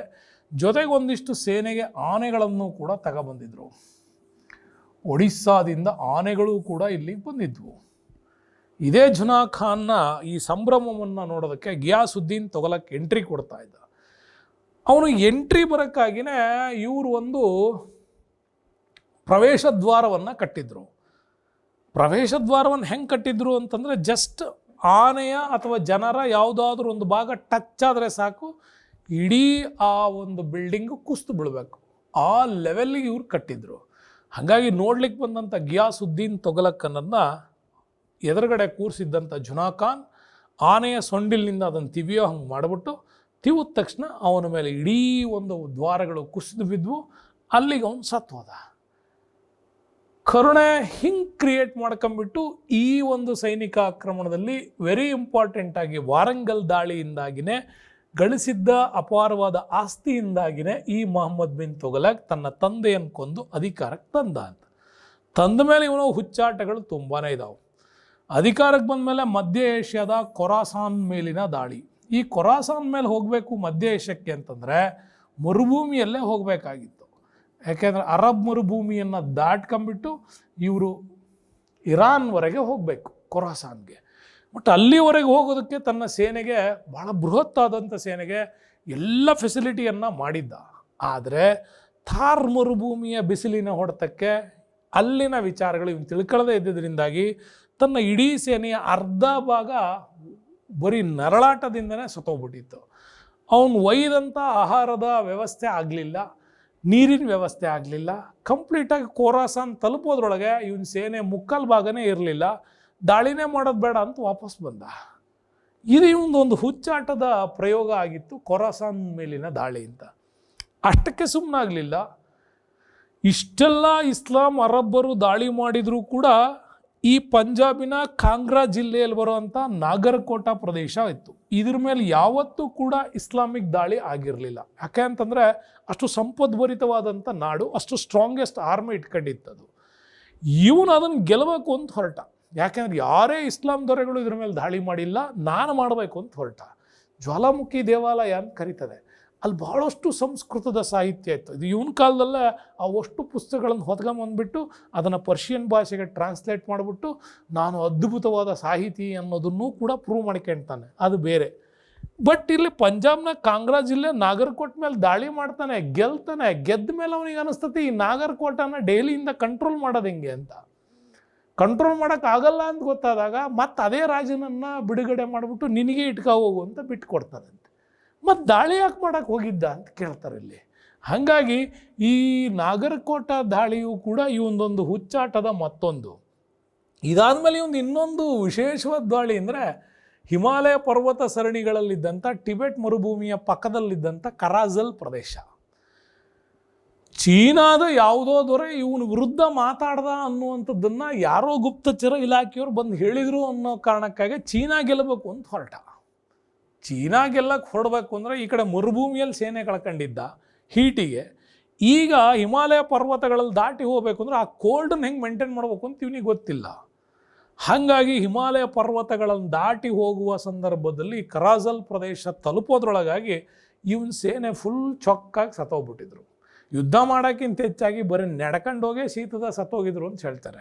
ಹಾಗಾಗಿ ಕರಾಜಲ್ ಪ್ರದೇಶಕ್ಕೆ ಹೋಗಿ ಸೈನಿಕರ ಅಪಾರ ಸಾವು ನೋಡಿಬಿಟ್ಟು ಮೊಹಮ್ಮದ್ ಬಿನ್ ತುಘಲಕ್ ಬ್ಯಾಡ್ ಬರ್ರಿ ವಾಪಸ್ ಅಂತೇಳಿ ಕರ್ಸ್ಕೊಂಡಿದ್ದ. ಹಿಂಗೆ ಹೋಗೋದು ಬರೋದು ಬಿಟ್ಟರೆ ಈ ಸೈನ್ಯದ ಪೂರ್ಣ ವೆಚ್ಚ ಇವನಿಗೆ ಬರ್ತಾಯಿತ್ತು. ಈ ವೆಚ್ಚವನ್ನು ಕೂಡ ಆತ ಸರಿದೂಗಿಸೋದಕ್ಕಾಗಿಯೇ ತೆರಿಗೆ ಪದ್ಧತಿಯಲ್ಲಿ ಬರ್ತದೆ. ಆವಾಗ ಹೇಳ್ತೀನಿ ಏನೇನೆಲ್ಲ ಮಾಡ್ದ ಈ ಮೇಂಟೆನೆನ್ಸ್ ಮಾಡೋಕ್ಕಾಗಿ ಅಂತ. ಹಾಗಾಗಿ ಇಲ್ಲೂ ಕೂಡ ಕರಾಜಲ್ ದಂಡಯಾತ್ರೆ ಕೂಡ ಈ ಒಂದು ವೇಸ್ಟ್ ದಾಳಿ. ನೆಕ್ಸ್ಟು ಈತ ಕಂಪಿಲಿ ರಾಯ, ಹೊಯ್ಸಳರ ವೀರ ಬಲ್ಲಾಳ ಇವ್ರ ವಿರುದ್ಧವೂ ಕೂಡ ದಾಳಿ ಮಾಡ್ತಾನೆ. ದಾಳಿ ಮಾಡಿ ಸಾಮ್ರಾಜ್ಯವನ್ನು ಗೆಲ್ಲೋದಕ್ಕಂತೂ ಸಾಧ್ಯ ಆಗಲಿಲ್ಲ. ಅಲ್ಲಿನ ದೇವಸ್ಥಾನಗಳನ್ನು ಲೂಟಿ ಮಾಡ್ಕೊಂಡು ಬಂದ. ಇಸ್ಲಾಂನ ಪ್ರಚಾರ ಮಾಡ್ತೀನಿ ಅಂತ ದಕ್ಷಿಣ ಭಾರತದಲ್ಲಿ ಇಸ್ಲಾಂನ ಪ್ರಚಾರಕರನ್ನೆಲ್ಲ ಕಳಿಸ್ದ. ಇದನ್ನೆಲ್ಲ ಮಾಡಿಬಿಟ್ಟು ಈ ಅವಧಿಯಲ್ಲೇ ಹಿಂದೂ ಮುಖಂಡರು ಮತ್ತು ಮುಸ್ಲಿಂ ಪ್ರಾಂತೀಯ ರಾಜ್ಯಪಾಲರುಗಳು ಎಲ್ಲರೂ ಸೇರ್ಕೊಂಡ್ಬಿಟ್ಟು ಮೊಹಮ್ಮದ್ ಬಿನ್ ತುಘಲಕ್ಕನ ಕಾಲದಲ್ಲೇ ದಕ್ಷಿಣ ಭಾರತದಲ್ಲಿ ಅತಿ ದೊಡ್ಡ ದಂಗೆಗಳು ನಡೆದಿದ್ದೆ ಇಲ್ಲಿ. ಇದೇ ಸಂದರ್ಭದಲ್ಲಿ ಇವನ ದಾಳಿಗಳಿಂದ ತತ್ತರಿಸಿ ಹೋಗಿದ್ದಂತಹ ಹಿಂದೂ ಸರದಾರಗಳೆಲ್ಲ ಸೇರ್ಕೊಂಡ್ಬಿಟ್ಟೆ ವಿಜಯನಗರ ಸಾಮ್ರಾಜ್ಯದ ಅಸ್ತಿತ್ವಕ್ಕೆ ವಿದ್ಯಾರಣ್ಯರು ಹಾಕಿದ್ದೆ ಈ ದಾಳಿಯಿಂದಾಗಿ. ಇದು ಕೂಡ ನಿಮಗೆ ನೆನಪಿಟ್ಕೋಬೇಕು. ಹರಿಹರ ಮತ್ತು ಬುಕ್ಕರಾಯನನ್ನು ಕರ್ಕೊಂಡ್ಬಿಟ್ಟು ಸಾಮ್ರಾಜ್ಯ ಕಟ್ಟಿದ್ದೆ ಮೊಹಮ್ಮದ್ ಬಿನ್ ತುಘಲಕ್ಕನ ಈ ಹುಚ್ಚಾಟವನ್ನು ತಡೆಯೋಕ್ಕಾಗಿ ಅಂತಲೂ ಕೂಡ ಹೇಳ್ತಾರೆ. ಇರಲಿ, ಇಲ್ಲಿ ಇಂಟ್ರೆಸ್ಟಿಂಗ್ ಇವನ ಆಡಳಿತ ಪ್ರಯೋಗಕ್ಕೆ ಬರೋಣ.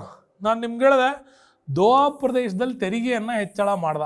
ಕಾರಣ ಇಷ್ಟೇ, ಸೇನೆಯನ್ನು ಕರ್ಕೊಂಡೋಗಿ ಬರ್ತಾ ಇದ್ನಲ್ಲ, ಅದರ ಅಷ್ಟು ಮೇಂಟೆನೆನ್ಸ್ ಮಾಡೋದಕ್ಕೆ ಇವನ ಹತ್ರ ದುಡ್ಡು ಇರಲಿಲ್ಲ.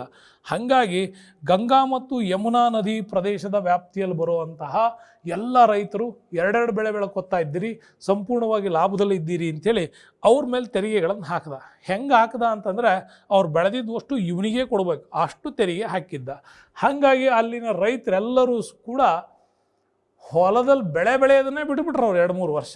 ಕಾರಣ ಇವ್ರು ಬೆಳೆದ್ರೆ ತಾನೇ ತೆರಿಗೆ ಕೇಳೋದು, ಬೆಳೆಯೋದೇ ಇಲ್ಲ ಅಂತ ಕುಂತ್ಬಿಟ್ರು. ಹಂಗೆಲ್ಲ ಮಾಡಬೇಡ್ರಿ ಅಂತೇಳಿ ಮತ್ತೆ ತೆರಿಗೆ ಮುಕ್ತಗೊಳಿಸ್ಬಿಟ್ಟ. ಈಗ ಇಂಥವೆಲ್ಲ ಪ್ರಯೋಗಗಳನ್ನು ಮಾಡಿ ತನ್ನ ಸಾಮ್ರಾಜ್ಯದ ರಕ್ಷಣೆಗಾಗಿ ಇವನ ತೆರಿಗೆ ನೀತಿ ಬಹಳ ಕೆಟ್ಟದಾಗಿತ್ತು.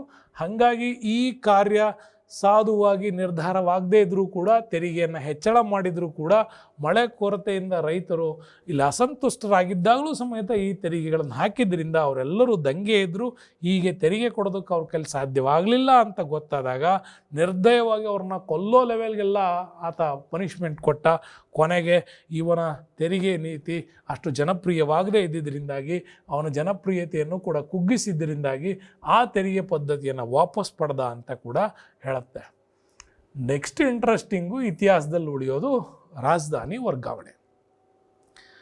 ನಿಮಗೆ ತುಘಲಕ್ ಅಂತ ಒಂದು ಕನ್ನಡದಲ್ಲಿ ನಾಟಕ ಬರುತ್ತೆ, ಭಾಳ ಚೆನ್ನಾಗಿರುತ್ತೆ, ಓದಿ ಯಾವ್ದಾದ್ರು ಪುಸ್ತಕ ಸಿಕ್ಕರೆ ಭಾಳ ಚೆನ್ನಾಗಿದೆ.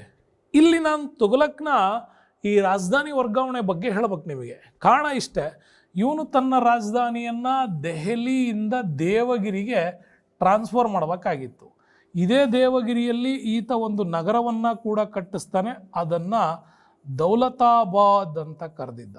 ಈ ದೇವಗಿರಿಯಲ್ಲಿ ಒಂದು ನಗರ ಕಟ್ಟಿದ್ದ ದೌಲತಾಬಾದ್, ದೆಹಲಿಯಷ್ಟೇ ಸುಂದರವಾದ ನಗರವನ್ನು ಕಟ್ಟಿದ್ದ.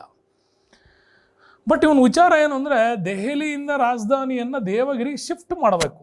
ಯಾಕೆ ಅನ್ನೋ ಪ್ರಶ್ನೆ ಬರುತ್ತೆ. ಯಾಕೆ ಶಿಫ್ಟ್ ಮಾಡ್ತಿದ್ದ? ಶಿಫ್ಟ್ ಮಾಡೋದಕ್ಕೆ ಮೊದಲನೇ ಕಾರಣ ಅಂದರೆ ಈ ದೆಹಲಿಯ ಮೇಲೆ ಪದೇ ಪದೇ ಮಂಗೋಲರು ದಾಳಿ ಮಾಡ್ತಾಯಿದ್ರು. ದೆಹಲಿಯನ್ನು ಸಂರಕ್ಷಣೆ ಮಾಡ್ಕೊಳ್ಳೋದು ಅವನಿಗೆ ಕಷ್ಟ ಆಗ್ತಾಯಿತ್ತು, ಒಂದನೇದು. ಎರಡನೇದು ಏನಪ್ಪ ಅಂದರೆ ದಕ್ಷಿಣ ಭಾರತದಲ್ಲಿ ಒಂದು ಇಸ್ಲಾಮನ್ನು ಆತ ಪ್ರಚಾರ ಮಾಡಬೇಕು ಅನ್ನೋ ಒಂದು ಹುಚ್ಚುತನ ಇತ್ತು. ಮೂರನೇದಾಗಿ ತನ್ನ ಇಡೀ ಸಾಮ್ರಾಜ್ಯಕ್ಕೆ ಇದು ಕೇಂದ್ರ ಪ್ರದೇಶ ಆಗಿತ್ತು. ಹಾಗಾಗಿ ಇಲ್ಲಿ ಯಾವುದೇ ರೀತಿಯಾದಂತಹ ದಾಳಿಗಳಾಗಲ್ಲ, ರಾಜಧಾನಿ ಸೇಫ್ ಆಗಿರುತ್ತೆ ಅಂತ ಒಂದು. ಪ್ಲಸ್ ಹೊಸ ಪ್ರದೇಶಗಳಲ್ಲಿ ದೆಹಲಿಯಲ್ಲಿದ್ದಷ್ಟು ಈ ಸರದಾರರು ಮಾರ್ಕೆಟಿಂಗ್ ಮಾಡ್ತಕ್ಕಂಥವ್ರು ಇವರೇನು ಒಂದು ಇಲ್ಲಿ ಜಾಂಡ ಹೊಡ್ಕೊಂಡು ಕೂತಿದ್ರಲ್ಲ, ಸಂಪೂರ್ಣ ವ್ಯಾಪಾರದ ನಿಯಂತ್ರಣ ಇಟ್ಕೊಂಡಿದ್ರು. ಅದನ್ನು ತಪ್ಪಿಸ್ಬೇಕು ಅಂತ ಇನ್ನೊಂದು ಕಾರಣ ಇತ್ತು. ಈ ಎಲ್ಲ ಕಾರಣಗಳಿಂದ ದೆಹಲಿ ಟು ದೇವಗಿರಿಗೆ ಆತ ಶಿಫ್ಟ್ ಮಾಡೋದಕ್ಕೆ ಹೊರಟ. ಪ್ಲಾನ್ ಚೆನ್ನಾಗಿತ್ತು, ಉದ್ದೇಶನೂ ಚೆನ್ನಾಗಿತ್ತು, ಆದರೆ ಅವನು ಕೈಗೊಂಡ ಕ್ರಮ ತಪ್ಪಾಗ್ಬಿಟ್ಟಿತ್ತು. ಅವನು ಕೇವಲ ರಾಜಮನೆತನದವ್ರನ್ನ ಮಾತ್ರ ಶಿಫ್ಟ್ ಮಾಡಿದರೆ ಇದು ಚೆನ್ನಾಗಿರ್ತಾ ಇತ್ತು. ಬಟ್ ಅವನು ಹಂಗೆ ಮಾಡಲಿಲ್ಲ. ಇಡೀ ದೆಹಲಿಯಲ್ಲಿ ಒಂದು ನರಿ, ನಾಯಿ, ಕುಂಟ, ಕುರುಡ ಎಲ್ಲರನ್ನೂ ಕೂಡ ಶಿಫ್ಟ್ ಟು ದೇವಗಿರಿ ಅಂದ್ಬಿಟ್ಟ. ಅವ್ರು ಅಷ್ಟ್ರೂ ಒಯ್ಯಕ್ಕೆ ದುಡ್ಡು ಬೇಕಲ್ಲ, ಅವ್ರು ಅಷ್ಟ್ರೂ ಅಲ್ಲಿಗೆ ಟ್ರಾನ್ಸ್ಫರ್ ಮಾಡೋದಕ್ಕೆ ಅವಕಾಶಗಳು ಬೇಕಲ್ಲ. ಇದು ಯಾವುದೂ ಆಗದೆ ಇದ್ದಾಗ ಇಲ್ಲಿಂದ ಎಷ್ಟು ಜನ ಹೊರಟ್ರೋ ದೇವಗಿರಿ ತಲುಪೋದ್ರೊಳಗೆ 3% ಜನ ಮಧ್ಯನೇ ಸತ್ತೋಗ್ಬಿಟ್ಟಿದ್ರು. ಸರಿ, ಇಲ್ಲಿಗೆ ಬಂದು ನೋಡ್ದ, ಭಾಳಷ್ಟು ಅವ್ಯವಸ್ಥತೆ ಆಗರ ಆಯಿತು. ಅಷ್ಟು ಜನರಿಗೆ ಇವು ನಗರದಲ್ಲಿ ವ್ಯವಸ್ಥೆ ಮಾಡ್ಕೊಡೋಕ್ಕಾಗಲಿಲ್ಲ. ಯಾವಾಗ ವ್ಯವಸ್ಥೆ ಮಾಡ್ಕೊಡೋಕ್ಕಾಗಲಿಲ್ಲ, ಎಲ್ಲ ರಸ್ತೆ ಬೀದಿಗಳಲ್ಲೆಲ್ಲ ಒಂದು ರೀತಿ ತೊಂದರೆಗಳು ಶುರುವಾಯಿತು. ಒಂಥರ ಗಿಜಿ ವಾತಾವರಣ ಸೃಷ್ಟಿಯಾಯಿತು. ಸಡನ್ನಾಗಿ ಇಲ್ಲಿಂದ ಆ ರಾಜಧಾನಿ ಶಿಫ್ಟ್ ಟು ದೆಹಲಿ ಅಂದ. ಉಳ್ಕೊಂಡಿದ್ದ ಅಷ್ಟು ಜನ ವಾಪಸ್ ಹೋಗೋದ್ರೊಳಗಡೆ ಮತ್ತೊಂದಿಷ್ಟು ಜನ ಹಾಳಾಗಿ ಹೋಗ್ಬಿಟ್ಟಿದ್ರು ಇಲ್ಲಿ. ಹಾಗಾಗಿ ಇವನು ಇಡೀ ಸೇನೆ ಬರೀ ಇವನ ವಸ್ತುಗಳನ್ನು ಇಲ್ಲಿಂದ ಇಲ್ಲಿಗೆ, ಇಲ್ಲಿಂದ ಅಲ್ಲಿಗೆ ಸಾಗಿಸೋದ್ರೊಳಗೆ ಇಡೀ ದಖನ್ ಪೂರ್ವ ಪಶ್ಚಿಮ ಭಾಗಗಳಲ್ಲಿ ಇವನ ವಿರುದ್ಧ ದಂಗೆಗಳನ್ನು ಶುರು ಮಾಡಿದ್ದೆ ಈ ಒಂದು ಕಾರಣದಿಂದ ಅಂತ ಹೇಳ್ತಾರೆ. ಬಟ್ ಈ ಒಂದು ನಿಮಗೆ ಗಿರೀಶ್ ಕಾರ್ನಾಡ್ ಅವರು ಬರೆದಿರೋ ನಾಟಕ ತುಂಬ ಚೆನ್ನಾಗಿದೆ. ಪ್ರತಿ ಸ್ಟೇಟ್ಮೆಂಟ್ಗಳನ್ನು, ಪ್ರತಿ ಡೈಲಾಗ್ಗಳನ್ನೆಲ್ಲ ಬರೆದಿದ್ದಾರೆ. ಒಂದು ಸಾರಿ ದಯವಿಟ್ಟು ಓದಿ. ಕಾರ್ನಾಡ್ ಅವರು ಬರೆದಿರ್ತಕ್ಕಂಥ ತುಘಲಕ್ ನಾಟಕ. ಇಲ್ಲಿ ಹೇಳ್ತಾರೆ, ಒಂದಿಷ್ಟು ಆಧಾರಗಳು ಸಿಗ್ತಾವೆ ನಮಗೆ. ಬರವನಿ ಹೇಳ್ತಾನೆ, ಒಂದು ಬೆಕ್ಕು ಒಂದು ನಾಯಿನೂ ಬಿಡಲಿಲ್ಲ ಇವನು ಹಾಗೆ ತನ್ನ ಇಡೀ ಸಾಮ್ರಾಜ್ಯದವನ್ನು ಶಿಫ್ಟ್ ಮಾಡಿದ್ದ ಅಂತ. ಇಬನ್ ಬತೂತ ಹೇಳ್ತಾನೆ, ಅವನ ಸಾಮ್ರಾಜ್ಯದ ಒಬ್ಬ ಕವಿ, ವಿದ್ವಾಂಸ ಮತ್ತು ಅವನ ಆಶ್ರಯದಾತ ಮತ್ತು ವಿದೇಶದವನು ಬೇರೆ. ಇವನು ಭಾರತಕ್ಕೆ ಬಂದಾಗ ಹೊಸ ರಾಜಧಾನಿಗೆ ಹೋಗಲಿಕ್ಕೂ ಇಚ್ಛಿಸಿದ ಒಬ್ಬ ಕುರುಡ ಮತ್ತು ಹೆಳವನನ್ನು ಕೂಡ ಎಳ್ಕೊಂಡು ಹೋಗಿದ್ದ ಅಂತ ಬರೀತಾನೆ ಯಾವನು ಇಬನ್ ಬತೂತ ತನ್ನ ಪುಸ್ತಕದಲ್ಲಿ. ಹಾಗಾಗಿ ರೆಹಲಾ ಅಂತ ಇವನ ಪುಸ್ತಕ, ಆ ಪುಸ್ತಕದಲ್ಲಿ ಅವನು ಉಲ್ಲೇಖ ಮಾಡ್ತಾನೆ. ಹಾಗಾಗಿ ಈ ಬದಲಾವಣೆಗಳು ಸಮರ್ಪಕವಾಗಿಲ್ಲದೇ ಇದ್ದರಿಂದಾಗಿ ಇವನು ಅನುಸರಿಸಿದಂಥ ಈ ಕ್ರಮಗಳಿಂದಾಗಿ ಇಲ್ಲಿ ಸಂಪೂರ್ಣವಾಗಿ ಅವನದು ಫೇಲ್ಯೂರ್ ಆಗಿತ್ತು. ಇನ್ನೊಂದು ಹುಚ್ಚುತನ ಅಂದರೆ ನಾಣ್ಯ ಪದ್ಧತಿ ಬದಲಾವಣೆ ಮಾಡಿದ್ದು. ಇವನಿಗೆ ಏನು ಅನ್ನಿಸ್ಬಿಡ್ತು ಅಂತಂದರೆ, ಮಹಮ್ಮದ್ ಬಿನ್ ತುಘಲಕ್ಕಿಗೆ ನಾಣ್ಯ ಪದ್ಧತಿಯಲ್ಲಿ ವ್ಯತ್ಯಾಸ ಮಾಡಬೇಕು, ಪ್ರಯೋಗಗಳನ್ನು ಮಾಡಬೇಕು ಅಂತ ಆಸೆ. ಮತ್ತು ಸಾಮ್ರಾಜ್ಯದಲ್ಲಿ ಹೆಚ್ಚೆಚ್ಚು ಕಾಯಿನ್ಗಳನ್ನು ತರಬೇಕು ಅಂತಂದರೆ ಇವನ ಹತ್ರ ಚಿನ್ನ ಬೆಳ್ಳಿ ಇರಲಿಲ್ಲ. ಹಾಗಾಗಿ ದುಬಾರಿ ಲೋಹಗಳಾಗಿರ್ತಕ್ಕಂಥ ಚಿನ್ನ ಬೆಳ್ಳಿಯನ್ನು ಸಾಮ್ರಾಜ್ಯದಲ್ಲಿ ಉಳಿತಾಯ ಮಾಡ್ಕೋಬೇಕು, ಟ್ರೆಜೂರಿಯಲ್ಲಿ ಅದನ್ನು ಹೆಚ್ಚು ಸಂಗ್ರಹ ಮಾಡಬೇಕು ಅನ್ನೋ ಕಾರಣಕ್ಕಾಗಿ ಇವನೇನು ಮಾಡ್ದ, ಹೆಚ್ಚೆಚ್ಚು ಮಾರುಕಟ್ಟೆಯಲ್ಲಿ ಹಣವನ್ನು ಬಿಡುಗಡೆ ಮಾಡಬೇಕು ಅನ್ನುವಂಥ ವಿಚಾರ ಬಂದಾಗ ಚಿನ್ನ ಬೆಳ್ಳಿ ನಾಣ್ಯಗಳನ್ನು ತರದೇನೆ ತಾಮ್ರದ ನಾಣ್ಯಗಳನ್ನು ಹೊರಡಿಸೋಣ ಅಂತ ಒಂದು ಐಡಿಯಾ ಬಂತು. ಸಾಮ್ರಾಜ್ಯದ ಖಜಾನೆಗೆ ಚಿನ್ನ ಬೆಳ್ಳಿ ಸ್ಟಾಕ್ ಆಗುತ್ತೆ ಅನ್ನೋದು ಇವನು ತಲೆ ಒಳಗೆ ಬಿಟ್ಟರೆ, ಇಡೀ ಸಾಮ್ರಾಜ್ಯದಲ್ಲಿ ಹೆಚ್ಚು ನಾಣ್ಯಗಳನ್ನು ಚಲಾವಣೆ ಮಾಡಿದ್ರೆ ವ್ಯಾಪಾರ ಹೆಂಗೆ ಹದಗೆಡುತ್ತೆ, ಆರ್ಥಿಕತೆ ಹೆಂಗೆ ಹದಗೆಡುತ್ತೆ ಅಂತ ಇವನಿಗೆ ಅರಿವಿರಲಿಲ್ಲ. ಮತ್ತು ತಾಮ್ರದ ನಾಣ್ಯಗಳನ್ನು ಹೆಂಗೆ ತರಬೇಕು ಅನ್ನೋವಂಥ ಪಾಲಿಸಿ ಕೂಡ ಇವನ ತಲೆನಲ್ಲಿ ಇರಲಿಲ್ಲ. ಒಟ್ಟು ಇವು ಹೆಂಗೆ ಕಾಣ್ತಾವೋ ಹಂಗೆ ಪ್ರಿಂಟ್ ಹೊಡೀರಿ ಇಂದ. ಆದರೆ ಈ ನಾಣ್ಯಗಳ ಮೇಲಿನ ಸಂಪೂರ್ಣ ಹಿಡಿತ ಕೇಂದ್ರ ಸರ್ಕಾರಕ್ಕೆ ಇವನು ಇಟ್ಕೊಂಡಿರಲಿಲ್ಲ. ಕಂಡೋರೆಲ್ಲ ನಾಣ್ಯ ಜಜ್ಜಕ್ಕೆ ಶುರು ಮಾಡಿದ್ರಂತೆ. ಸಿಕ್ಸ್ ತಾಮ್ರದ ತಗಡೆಲ್ಲ ನಾಣ್ಯ ಆದವು. ಈಗ ಅದ್ರಾಗ ಒರಿಜಿನಲ್ ನಾಣ್ಯ ಯಾವುದು, ಡೂಪ್ಲಿಕೇಟ್ ಯಾವುದು, ಕೇಂದ್ರ ಸರ್ಕಾರದ್ದು ಯಾವುದು, ನಾನು ಕೊಟ್ಟಿದ್ದು ಯಾವುದು ಅಂತಲೇ ಕಂಡು ಹಿಡಿಯೋದರಷ್ಟು ಮಟ್ಟಿಗೆ ನಾಣ್ಯಗಳು ಬಂದ್ಬಿಟ್ಟು. ಯಾಕೆ ಇಷ್ಟೊಂದು ನಾಣ್ಯ ಪ್ರೊಡ್ಯೂಸ್ ಮಾಡಿದ್ರು ಎಲ್ಲರೂ ಅಂತಂದರೆ, ಇವನು ಹೊರಡಿಸಿದ್ದ ಆದೇಶ ಹಂಗಿತ್ತು. ನಿಮ್ಮಲ್ಲಿರೋ ತಾಮ್ರದ ನಾಣ್ಯಗಳು ಈಗ ಚಲಾವಣೆಯಲ್ಲಿರೋ ಬೆಳ್ಳಿಯ ನಾಣ್ಯಗಳ ಟಂಕಗಳಿಗೆ ಸಮ ಅಂದ್ಬಿಟ್ಟಿದ್ದ. ಬೆಳ್ಳಿ ವ್ಯಾಲ್ಯೂ ಜಾಸ್ತಿ, ತಾಮ್ರದ ವ್ಯಾಲ್ಯೂ ಕಡಿಮೆ. ಈಗಿನ ನಾವು ಪ್ರಸ್ತುತ ಹೋದ್ರೆ ಇವನು ಹಂಗಲ್ಲ, ಒಂದು ತಾಮ್ರದ ನಾಣ್ಯ ಕೊಡ್ತೀರ, ಒಂದು ಬೆಳ್ಳಿ ನಾಣ್ಯ ಟ್ರಾನ್ಸಾಕ್ಷನ್ ಮಾಡ್ಕೊಳ್ಳಿ ಇಂದ. ಸರಿ, ಉಳಿದವರೆಲ್ಲ ಏನು ಮಾಡೋದು, ಇರೋಬರೋ ಬೆಳ್ಳಿನೆಲ್ಲ ತಮ್ಮಲ್ಲೇ ಸ್ಟಾಕ್ ಹೊಡ್ಕೊಂಡ್ರು, ಇರೋಬರೆಲ್ಲ ತಾಮ್ರದ ನಾಣ್ಯ ತಂದುಬಿಟ್ರು ಮಾರ್ಕೆಟಿಗೆ. ಹಾಗಾಗಿ ತಾಮ್ರ ನಾಣ್ಯಗಳನ್ನು ಅಚ್ಚು ಹಾಕೋದು ಸರ್ಕಾರದ ಏಕಸ್ವಾಮ್ಯದ ನೀತಿಯನ್ನು ಮಾಡದೇ ಇರೋದರಿಂದಾಗಿ ಇವನ ಸಾಮ್ರಾಜ್ಯದಲ್ಲಿ ತಾಮ್ರದ ನಕಲಿ ನಾಣ್ಯಗಳ ಪ್ರವಾಹನೇ ಹರಿದು ಬಿಡ್ತು ಅಂತಾರೆ.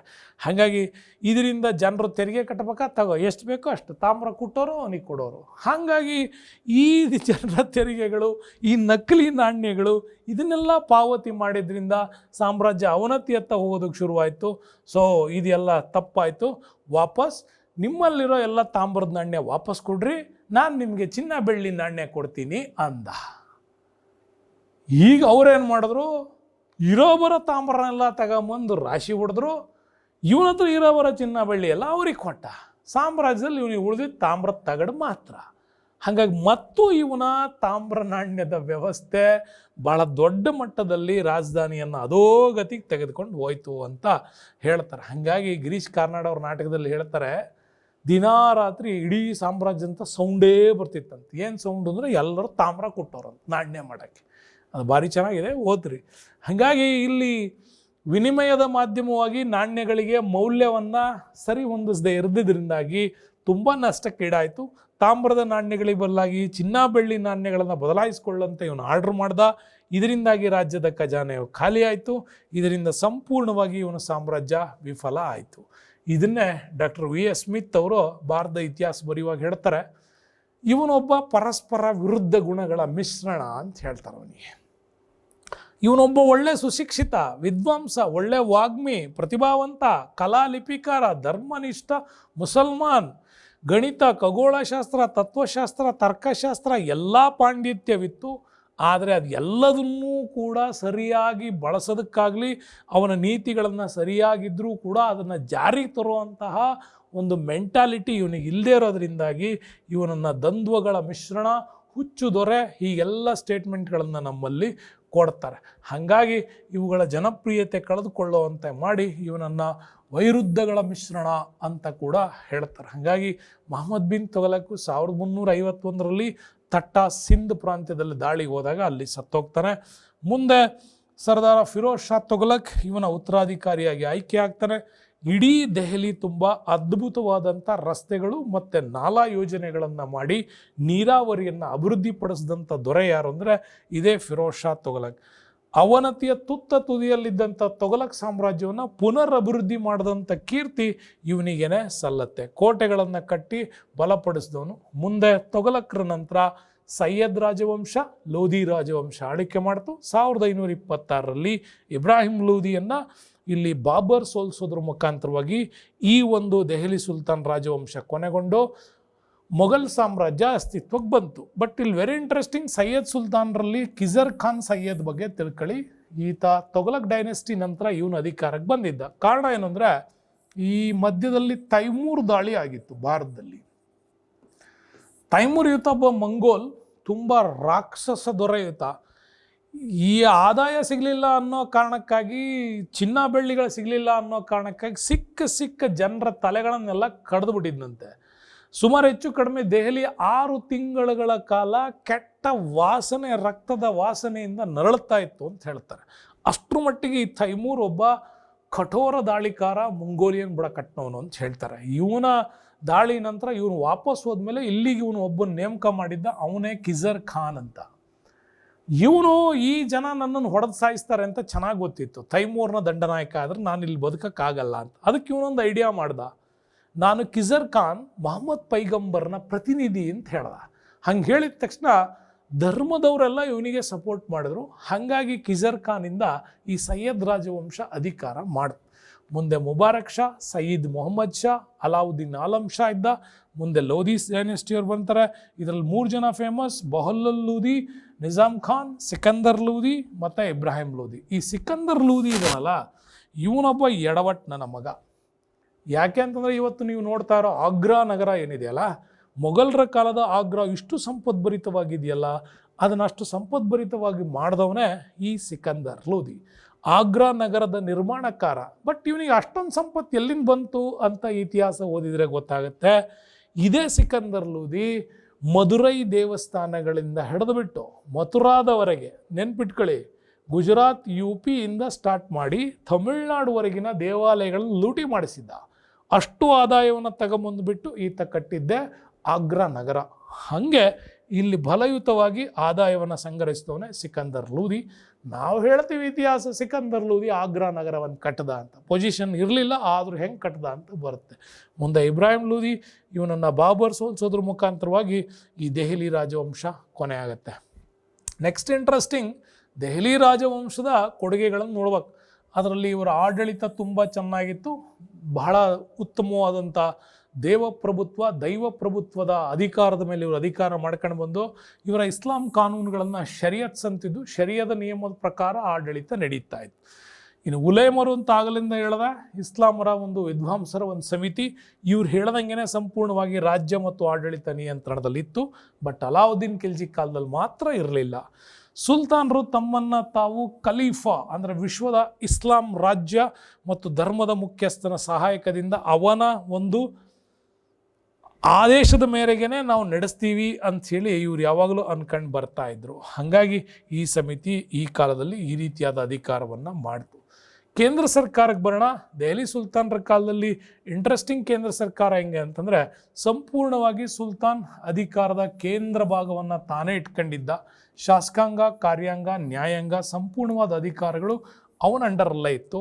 ಬಟ್ ಆಗಿಂದಾಗೆ ಉಲೇಮರ ಮಾರ್ಗದರ್ಶನ ಇವೆಲ್ಲ ಇತ್ತು. ಅಲಾವುದ್ದೀನ್ ಖಿಲ್ಜಿ ಇದನ್ನು ಆತ ಏನು ಮಾಡಿದ್ದ, ತೆಗೆದಿದ್ದ ಅನ್ನೋದು ಇಂಪಾರ್ಟೆಂಟ್. ನೆಕ್ಸ್ಟ್ ಇವನ ಕಾಲದಲ್ಲಿ ಮಂತ್ರಿಗಳ ನೆರವಿನಿಂದಲೇ ಯಾವಾಗಲೂ ದೆಹಲಿ ಸುಲ್ತಾನರು ಆಡಳಿತ ನಡೆಸ್ತಾ ಇದ್ರು. ವಿದೇಶಾಂಗ ವ್ಯವಹಾರ, ಕಂದಾಯ, ರಾಜಪತ್ರ, ಕೃಷಿ, ಮಾರುಕಟ್ಟೆ, ನ್ಯಾಯಾಡಳಿತ, ಹಣಕಾಸು ಎಲ್ಲದನ್ನು ನೋಡ್ಕೊಳ್ಳೋದಕ್ಕೆ ಇವ್ರ ಕಾಲದಲ್ಲಿ ಅವಾಗವಾಗ ಒಂದಿಷ್ಟು ಅಧಿಕಾರಿಗಳನ್ನು ನೇಮಕ ಮಾಡಿದರು. ಆ ಅಧಿಕಾರಿಗಳ ಪಟ್ಟಿ ನೀವು ನೋಡೋದಾದರೆ ಹಿಂಗೆ ಕಾಣುತ್ತೆ ನೋಡಿ. ವಜೀರ್ ಭಾಳ ದೊಡ್ಡ ಪೋಸ್ಟ್ ಅದು ದೆಹಲಿ ಸುಲ್ತಾನರಲ್ಲಿ. ಅವನನ್ನು ಪ್ರಧಾನಮಂತ್ರಿ ಅಂತ ಕರಿತೀವಿ. ಸುಲ್ತಾನ್ನ ನಂತರ ಅತ್ಯಧಿಕ ಸ್ಥಾನ ಇದ್ದಿದ್ದೆ ಇವನಿಗೆ. ಕಂದಾಯ, ಹಣಕಾಸು ಎಲ್ಲದನ್ನು ವಜೀರ್ ನೋಡ್ಕೋಬೇಕು. ಇನ್ನು ಆರಿಜಿ ಮಮಾಲಿಕ್ ಹೇಳಿದ ನಿಮಗೆ ಅಲಾವುದ್ದೀನ್ ಖಿಲ್ಜಿ ಕಾಲದಲ್ಲಿ ಬಂದಿದ್ದು ಸೈನಿಕ ಇಲಾಖೆ. ಅಮೀರ್ ಇ ಮಜ್ಲಿಸ್ ರಾಜ್ಯದ ಉತ್ಸವಗಳು, ಸಭೆಗಳ ಉಸ್ತುವಾರಿ ನೋಡ್ಕೊಳ್ತಿದ್ದ. ಬರೀದ್ ಇ ಮಮಾಲಿಕ್ ರಾಜ್ಯದ ಸಮಾಚಾರಗಳು. IT ಡಿಪಾರ್ಟ್ಮೆಂಟ್ ನೋಡ್ಕೊಳ್ಳೋನು ಅವನೇ, PSI ಡಿಪಾರ್ಟ್ಮೆಂಟ್ ಅವನೇ ನೋಡ್ತಾ ಇದ್ದ. ಇನ್ನು ದಬೀರ್ ಇ ಮಮಾಲಿಕ್ ಅಂತ ಕರಿತೀವಿ, ಪತ್ರ ವ್ಯವಹಾರ. PTI ಅಂತೇನು ಕರಿತೀವಲ್ಲ, ಪ್ರೆಸ್ ಟ್ರಸ್ಟ್, ಈಗ ಅದನ್ನು ದಬೀರ್ ಇ ಮಮಾಲಿಕ್. ಸದರ್ ಉಸ್ ಸದರ್ ಧಾರ್ಮಿಕ ವಿಷಯಗಳನ್ನು ನೋಡ್ಕೊಳ್ತಿದ್ದವನು ಅವನೇನೆ. ಖಾಜಿ ಉಲ್ ಖಾಜತ್ ಈತ ನ್ಯಾಯಾಧೀಶ. ಸುಪ್ರೀಂ ನಾಲೆಡ್ಜ್ ಎಲ್ಲ ಇವ್ರ ಕಡೆಯಿಂದನೇ ಬರ್ತಾ ಇತ್ತು. ಸುಪ್ರೀಂ ಕೋರ್ಟ್ ಎಲ್ಲ ನೋಡ್ಕೊತಿದ್ದವ್ರು ಅವರೇನೆ. ಇನ್ನು ಕಂದಾಯಕ್ಕೆ ಬಂದರೆ ಇವ್ರ ಕಾಲದಲ್ಲಿ ಇಂಪಾರ್ಟೆಂಟಾಗಿ ಕಂದಾಯವನ್ನು ಎಲ್ಲರ ಕಾಲದಲ್ಲೂ ಡೆವಲಪ್ಮೆಂಟ್ ಮಾಡ್ತಾರೆ. ಯಾಕೆಂದರೆ ಇವ್ರ ರಾಜ್ಯಕ್ಕೆ ಆದಾಯ ಬರ್ತಿದ್ದಿದೆ ಭೂ ಕಂದಾಯದಿಂದ. ಹಾಗಾಗಿ ಯುದ್ಧದ ಲೂಟಿ, ಭೂ ಕಂದಾಯದಿಂದ, ವಾರ್ಷಿಕ ಕಪ್ಪ ಕಾಣಿಕೆ, ಗೃಹ, ನೀರು, ಧಾರ್ಮಿಕ ತೆರಿಗೆ, ತಲೆಗಂದಾಯ ಎಲ್ಲ ತೆರಿಗೆಗಳ ಮುಖಾಂತರವಾಗಿ ರಾಜ್ಯದ ವಿವಿಧ ಆದಾಯದ ಮೂಲಗಳಿಂದ ಇವರು ನಗದು ರೂಪದಲ್ಲಿ ಮತ್ತು ಧಾನ್ಯ ಸಂಗ್ರಹಣೆ ರೂಪದಲ್ಲೂ ಕೂಡ ಕಂದಾಯವನ್ನು ವಸೂಲಿ ಮಾಡೋದ್ರ ಮುಖಾಂತರ ಸಾಮ್ರಾಜ್ಯವನ್ನು ಮೇಂಟೈನ್ ಮಾಡಿದರು. ಇನ್ನು ನ್ಯಾಯಾಂಗದ ವಿಚಾರಕ್ಕೆ ಬಂದರೆ ಇವ್ರ ಕಾಲದಲ್ಲಿ ಖಾಜಿ ಉಲ್ ಖಾಜತ್ ಅಂತ ಕರಿತೀವಿ. ಇವನೇ ಮುಖ್ಯ ನ್ಯಾಯಾಧೀಶ. ಇವನ ನೆರವಿನಿಂದನೇ ನ್ಯಾಯಾಡಳಿತ ನಡೀತಾ ಇತ್ತು. ಬಟ್ ಇವ್ರು ಕೈ ಕೆಳಗಡೆ ಕೆಲಸ ಮಾಡಲಿಕ್ಕೆ ಖಾಜಿಗೆ ಒಬ್ಬ ಮುಫ್ತಿ ಅಂತ ಕೊಡ್ತಾಯಿದ್ರು ಒಂದು ಪೋಸ್ಟ್. ಇವನು ಇಸ್ಲಾಮಿಕ್ ಕಾಯ್ದೆಗಳನ್ನು ಓದಿ ಹೇಳುವಂಥ ವ್ಯಾಖ್ಯಾನಕಾರ. ಶರಿಯತ್ತಲ್ಲಿ ಇದಕ್ಕೆ ಏನು ಅಧಿಕಾರ ಇದೆ, ಏನೇನು ಕೊಡಬೇಕು ಅಂತ ಹೇಳ್ತಿದ್ದೋದೇ ಮುಫ್ತಿ. ನಗರ ಮತ್ತು ಪಟ್ಟಣಗಳಲ್ಲಿ ಮುಫ್ತಿಗಳ ನೆರವನ್ನು ಪಡೆದಂಥ ಒಂದು ಖಾಜಿಗಳ ನೇತೃತ್ವದಲ್ಲಿ ನ್ಯಾಯಾಲಯಗಳಿರ್ತಾ ಇತ್ತು. ಅವರು ಕಾನೂನು ಮತ್ತು ಸಮರ್ಥನೆಯನ್ನು ಮಾಡಿಕೊಂಡು ಆ ಒಂದು ಸುವ್ಯವಸ್ಥತೆಯನ್ನು ನೋಡ್ಕೊಳ್ತಾ ಇದ್ರು. ಮತ್ತು ಪೊಲೀಸ್ ಡಿಪಾರ್ಟ್ಮೆಂಟನ್ನು ನೋಡ್ಕೊಳ್ಳೋಕ್ಕೆ ಕೊತ್ವಾಲ್ ಅನ್ನುವಂಥ ಪೋಸ್ಟಿಂಗ್ಸ್ ಇತ್ತು ಪೊಲೀಸ್ ಇಲಾಖೆಗೆ. ಇನ್ನಿವ್ರ ಕಾಲದಲ್ಲಿ ಸೈನ್ಯ ಇಂಪಾರ್ಟೆಂಟ್ ಆಗತ್ತೆ. ಸೈನ್ಯ ಕೂಡ ಸುಲ್ತಾನರು ಪ್ರಬಲವಾದ ಸೈನ್ಯವನ್ನು ಹೊಂದಿದ್ರು.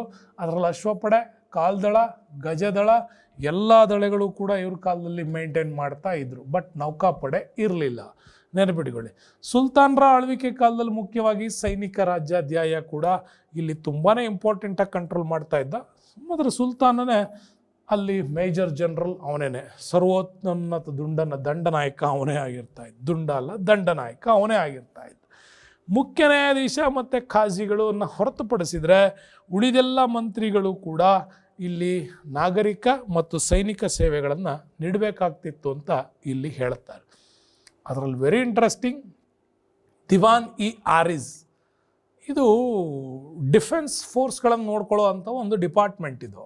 ಹಾಗಾಗಿ ಸೈನ್ಯ ಆಡಳಿತವನ್ನು ನೋಡ್ಕೊಳ್ಳೋಕ್ಕೆ ದಿವಾನ್ ಇ ಆರಿಜ್ ಅನ್ನುವಂಥ ಒಂದು ವ್ಯವಸ್ಥೆ ಇತ್ತು. ಈ ಸಂಘಟನೆ ಮೂಲಕನೇ ಇಲ್ಲಿ ಎಲ್ಲ ಉಸ್ತುವಾರಿಯನ್ನು ನೋಡ್ಕೊಳ್ತಾ ಇದ್ರು. ಇನ್ನು ಪ್ರಾಂತೀಯ ಆಡಳಿತಗಳಲ್ಲಿ ಇಕ್ತಾಗಳಿತ್ತು. ನೆನಪಿಟ್ಕೊಳ್ಳಿ, ಇಲ್ತಮಸ್ನ ಕಾಲದಿಂದ ಪ್ರಾಂತ್ಯಗಳಿಗೆ ಇಕ್ತಾದಾರ್ ಸಿಸ್ಟಮ್ ಜಾರಿಗೆ ಬಂತು. ಇಕ್ತಾದಾರರ ನೇಮಕ ಮಾಡೋದ್ರ ಮುಖಾಂತರ ಪ್ರಾಂತ್ಯಗಳನ್ನು ಕಂಟ್ರೋಲ್ ಮಾಡ್ತಾ ಇದ್ರು. ಹಾಗೆಯೇ ಪ್ರತಿಯೊಂದು ನಾಯಿಬ್ ಸುಲ್ತಾನ್ ಅಂತಕ್ಕಂಥ ರಾಜ್ಯಪಾಲನನ್ನು ನೇಮಕ ಮಾಡ್ತಾ ಇದ್ರು. ಅವನು ಇಡೀ ಪ್ರಾಂತ್ಯದ ಜವಾಬ್ದಾರಿ ಜೊತೆಗೆ ರಾಜನಿಗೆ ಇವನು ಅಧೀನವಾಗಿ ಇರ್ತಾ ಇದ್ದ ಅಂತ. ನೆಕ್ಸ್ಟ್, ರಾಜ್ಯಪಾಲ ತನ್ನ ಪ್ರಾಂತ್ಯದಲ್ಲಿ ಯಾವಾಗಲೂ ನಿರಂಕುಶ ಪ್ರಭುತ್ವವನ್ನು ನೋಡ್ಕೊಳ್ತಾ ಇದ್ದ. ಜೊತೆಗೆ ರಾಜನ ಎಲ್ಲ ಆದೇಶಗಳನ್ನು ಪಾಲನೆ ಮಾಡೋದು, ಜೊತೆಗೆ ಪ್ರಾಂತ್ಯದಲ್ಲಿ ಆಡಳಿತ, ಕಂದಾಯ, ವಸೂಲಿ, ಕಾನೂನು, ಶಾಂತಿ ಪಾಲನೆ ಎಲ್ಲ ಕಾರ್ಯಗಳನ್ನು ಈತ ಮೇಂಟೈನ್ ಮಾಡಬೇಕಾಗಿತ್ತು.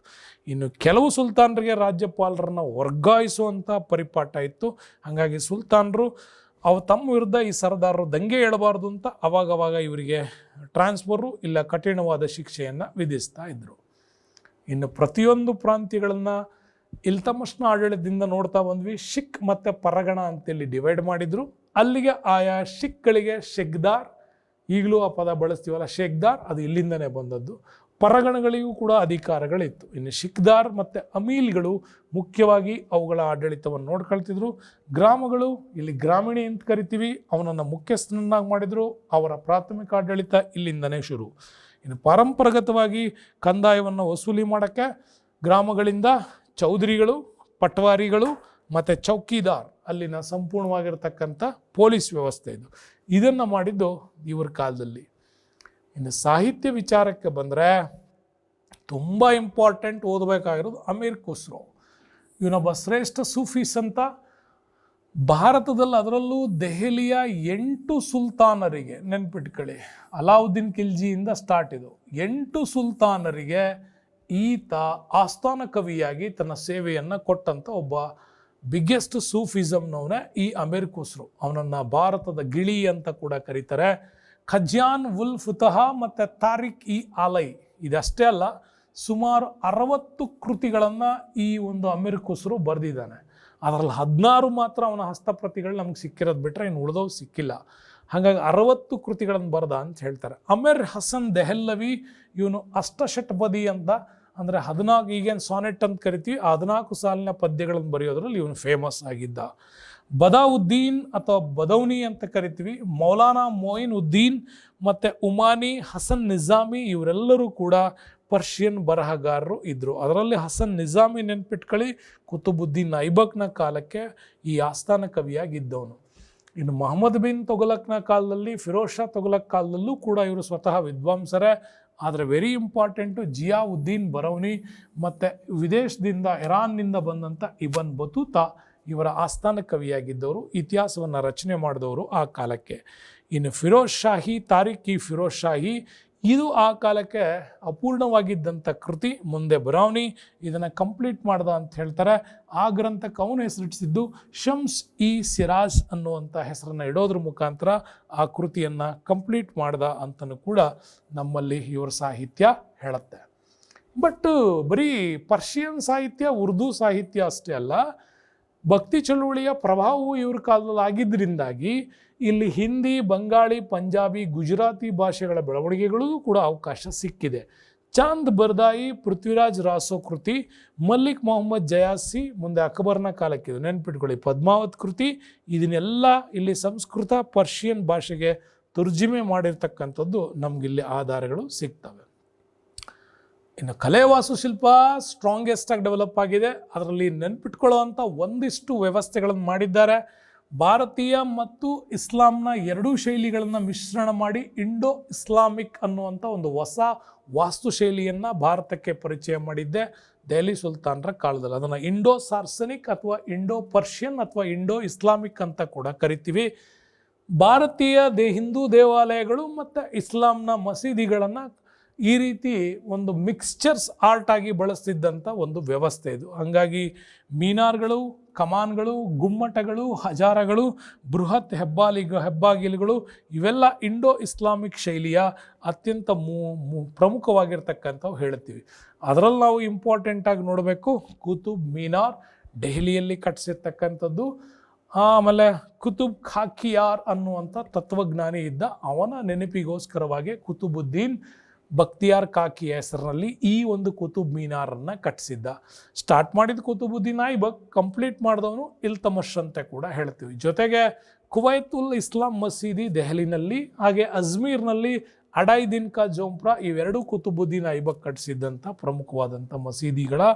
ನೆಕ್ಸ್ಟ್ ಕುತುಬ್ ಮೀನಾರ್ ಕೂಡ ರಚನೆ ಆಗಿತ್ತು. ಇದರ ನಿರ್ಮಾಣ ಕುತುಬುದ್ದೀನ್ ಐಬಕ್ನಿಂದ ಆರಂಭ ಆಗಿ ಇಲ್ತಮಷ್ ಕಾಲಕ್ಕೆ ಇದು ಕಂಪ್ಲೀಟ್ ಆಗಿತ್ತು ಅಂತ ಕೂಡ ಹೇಳ್ತೀವಿ.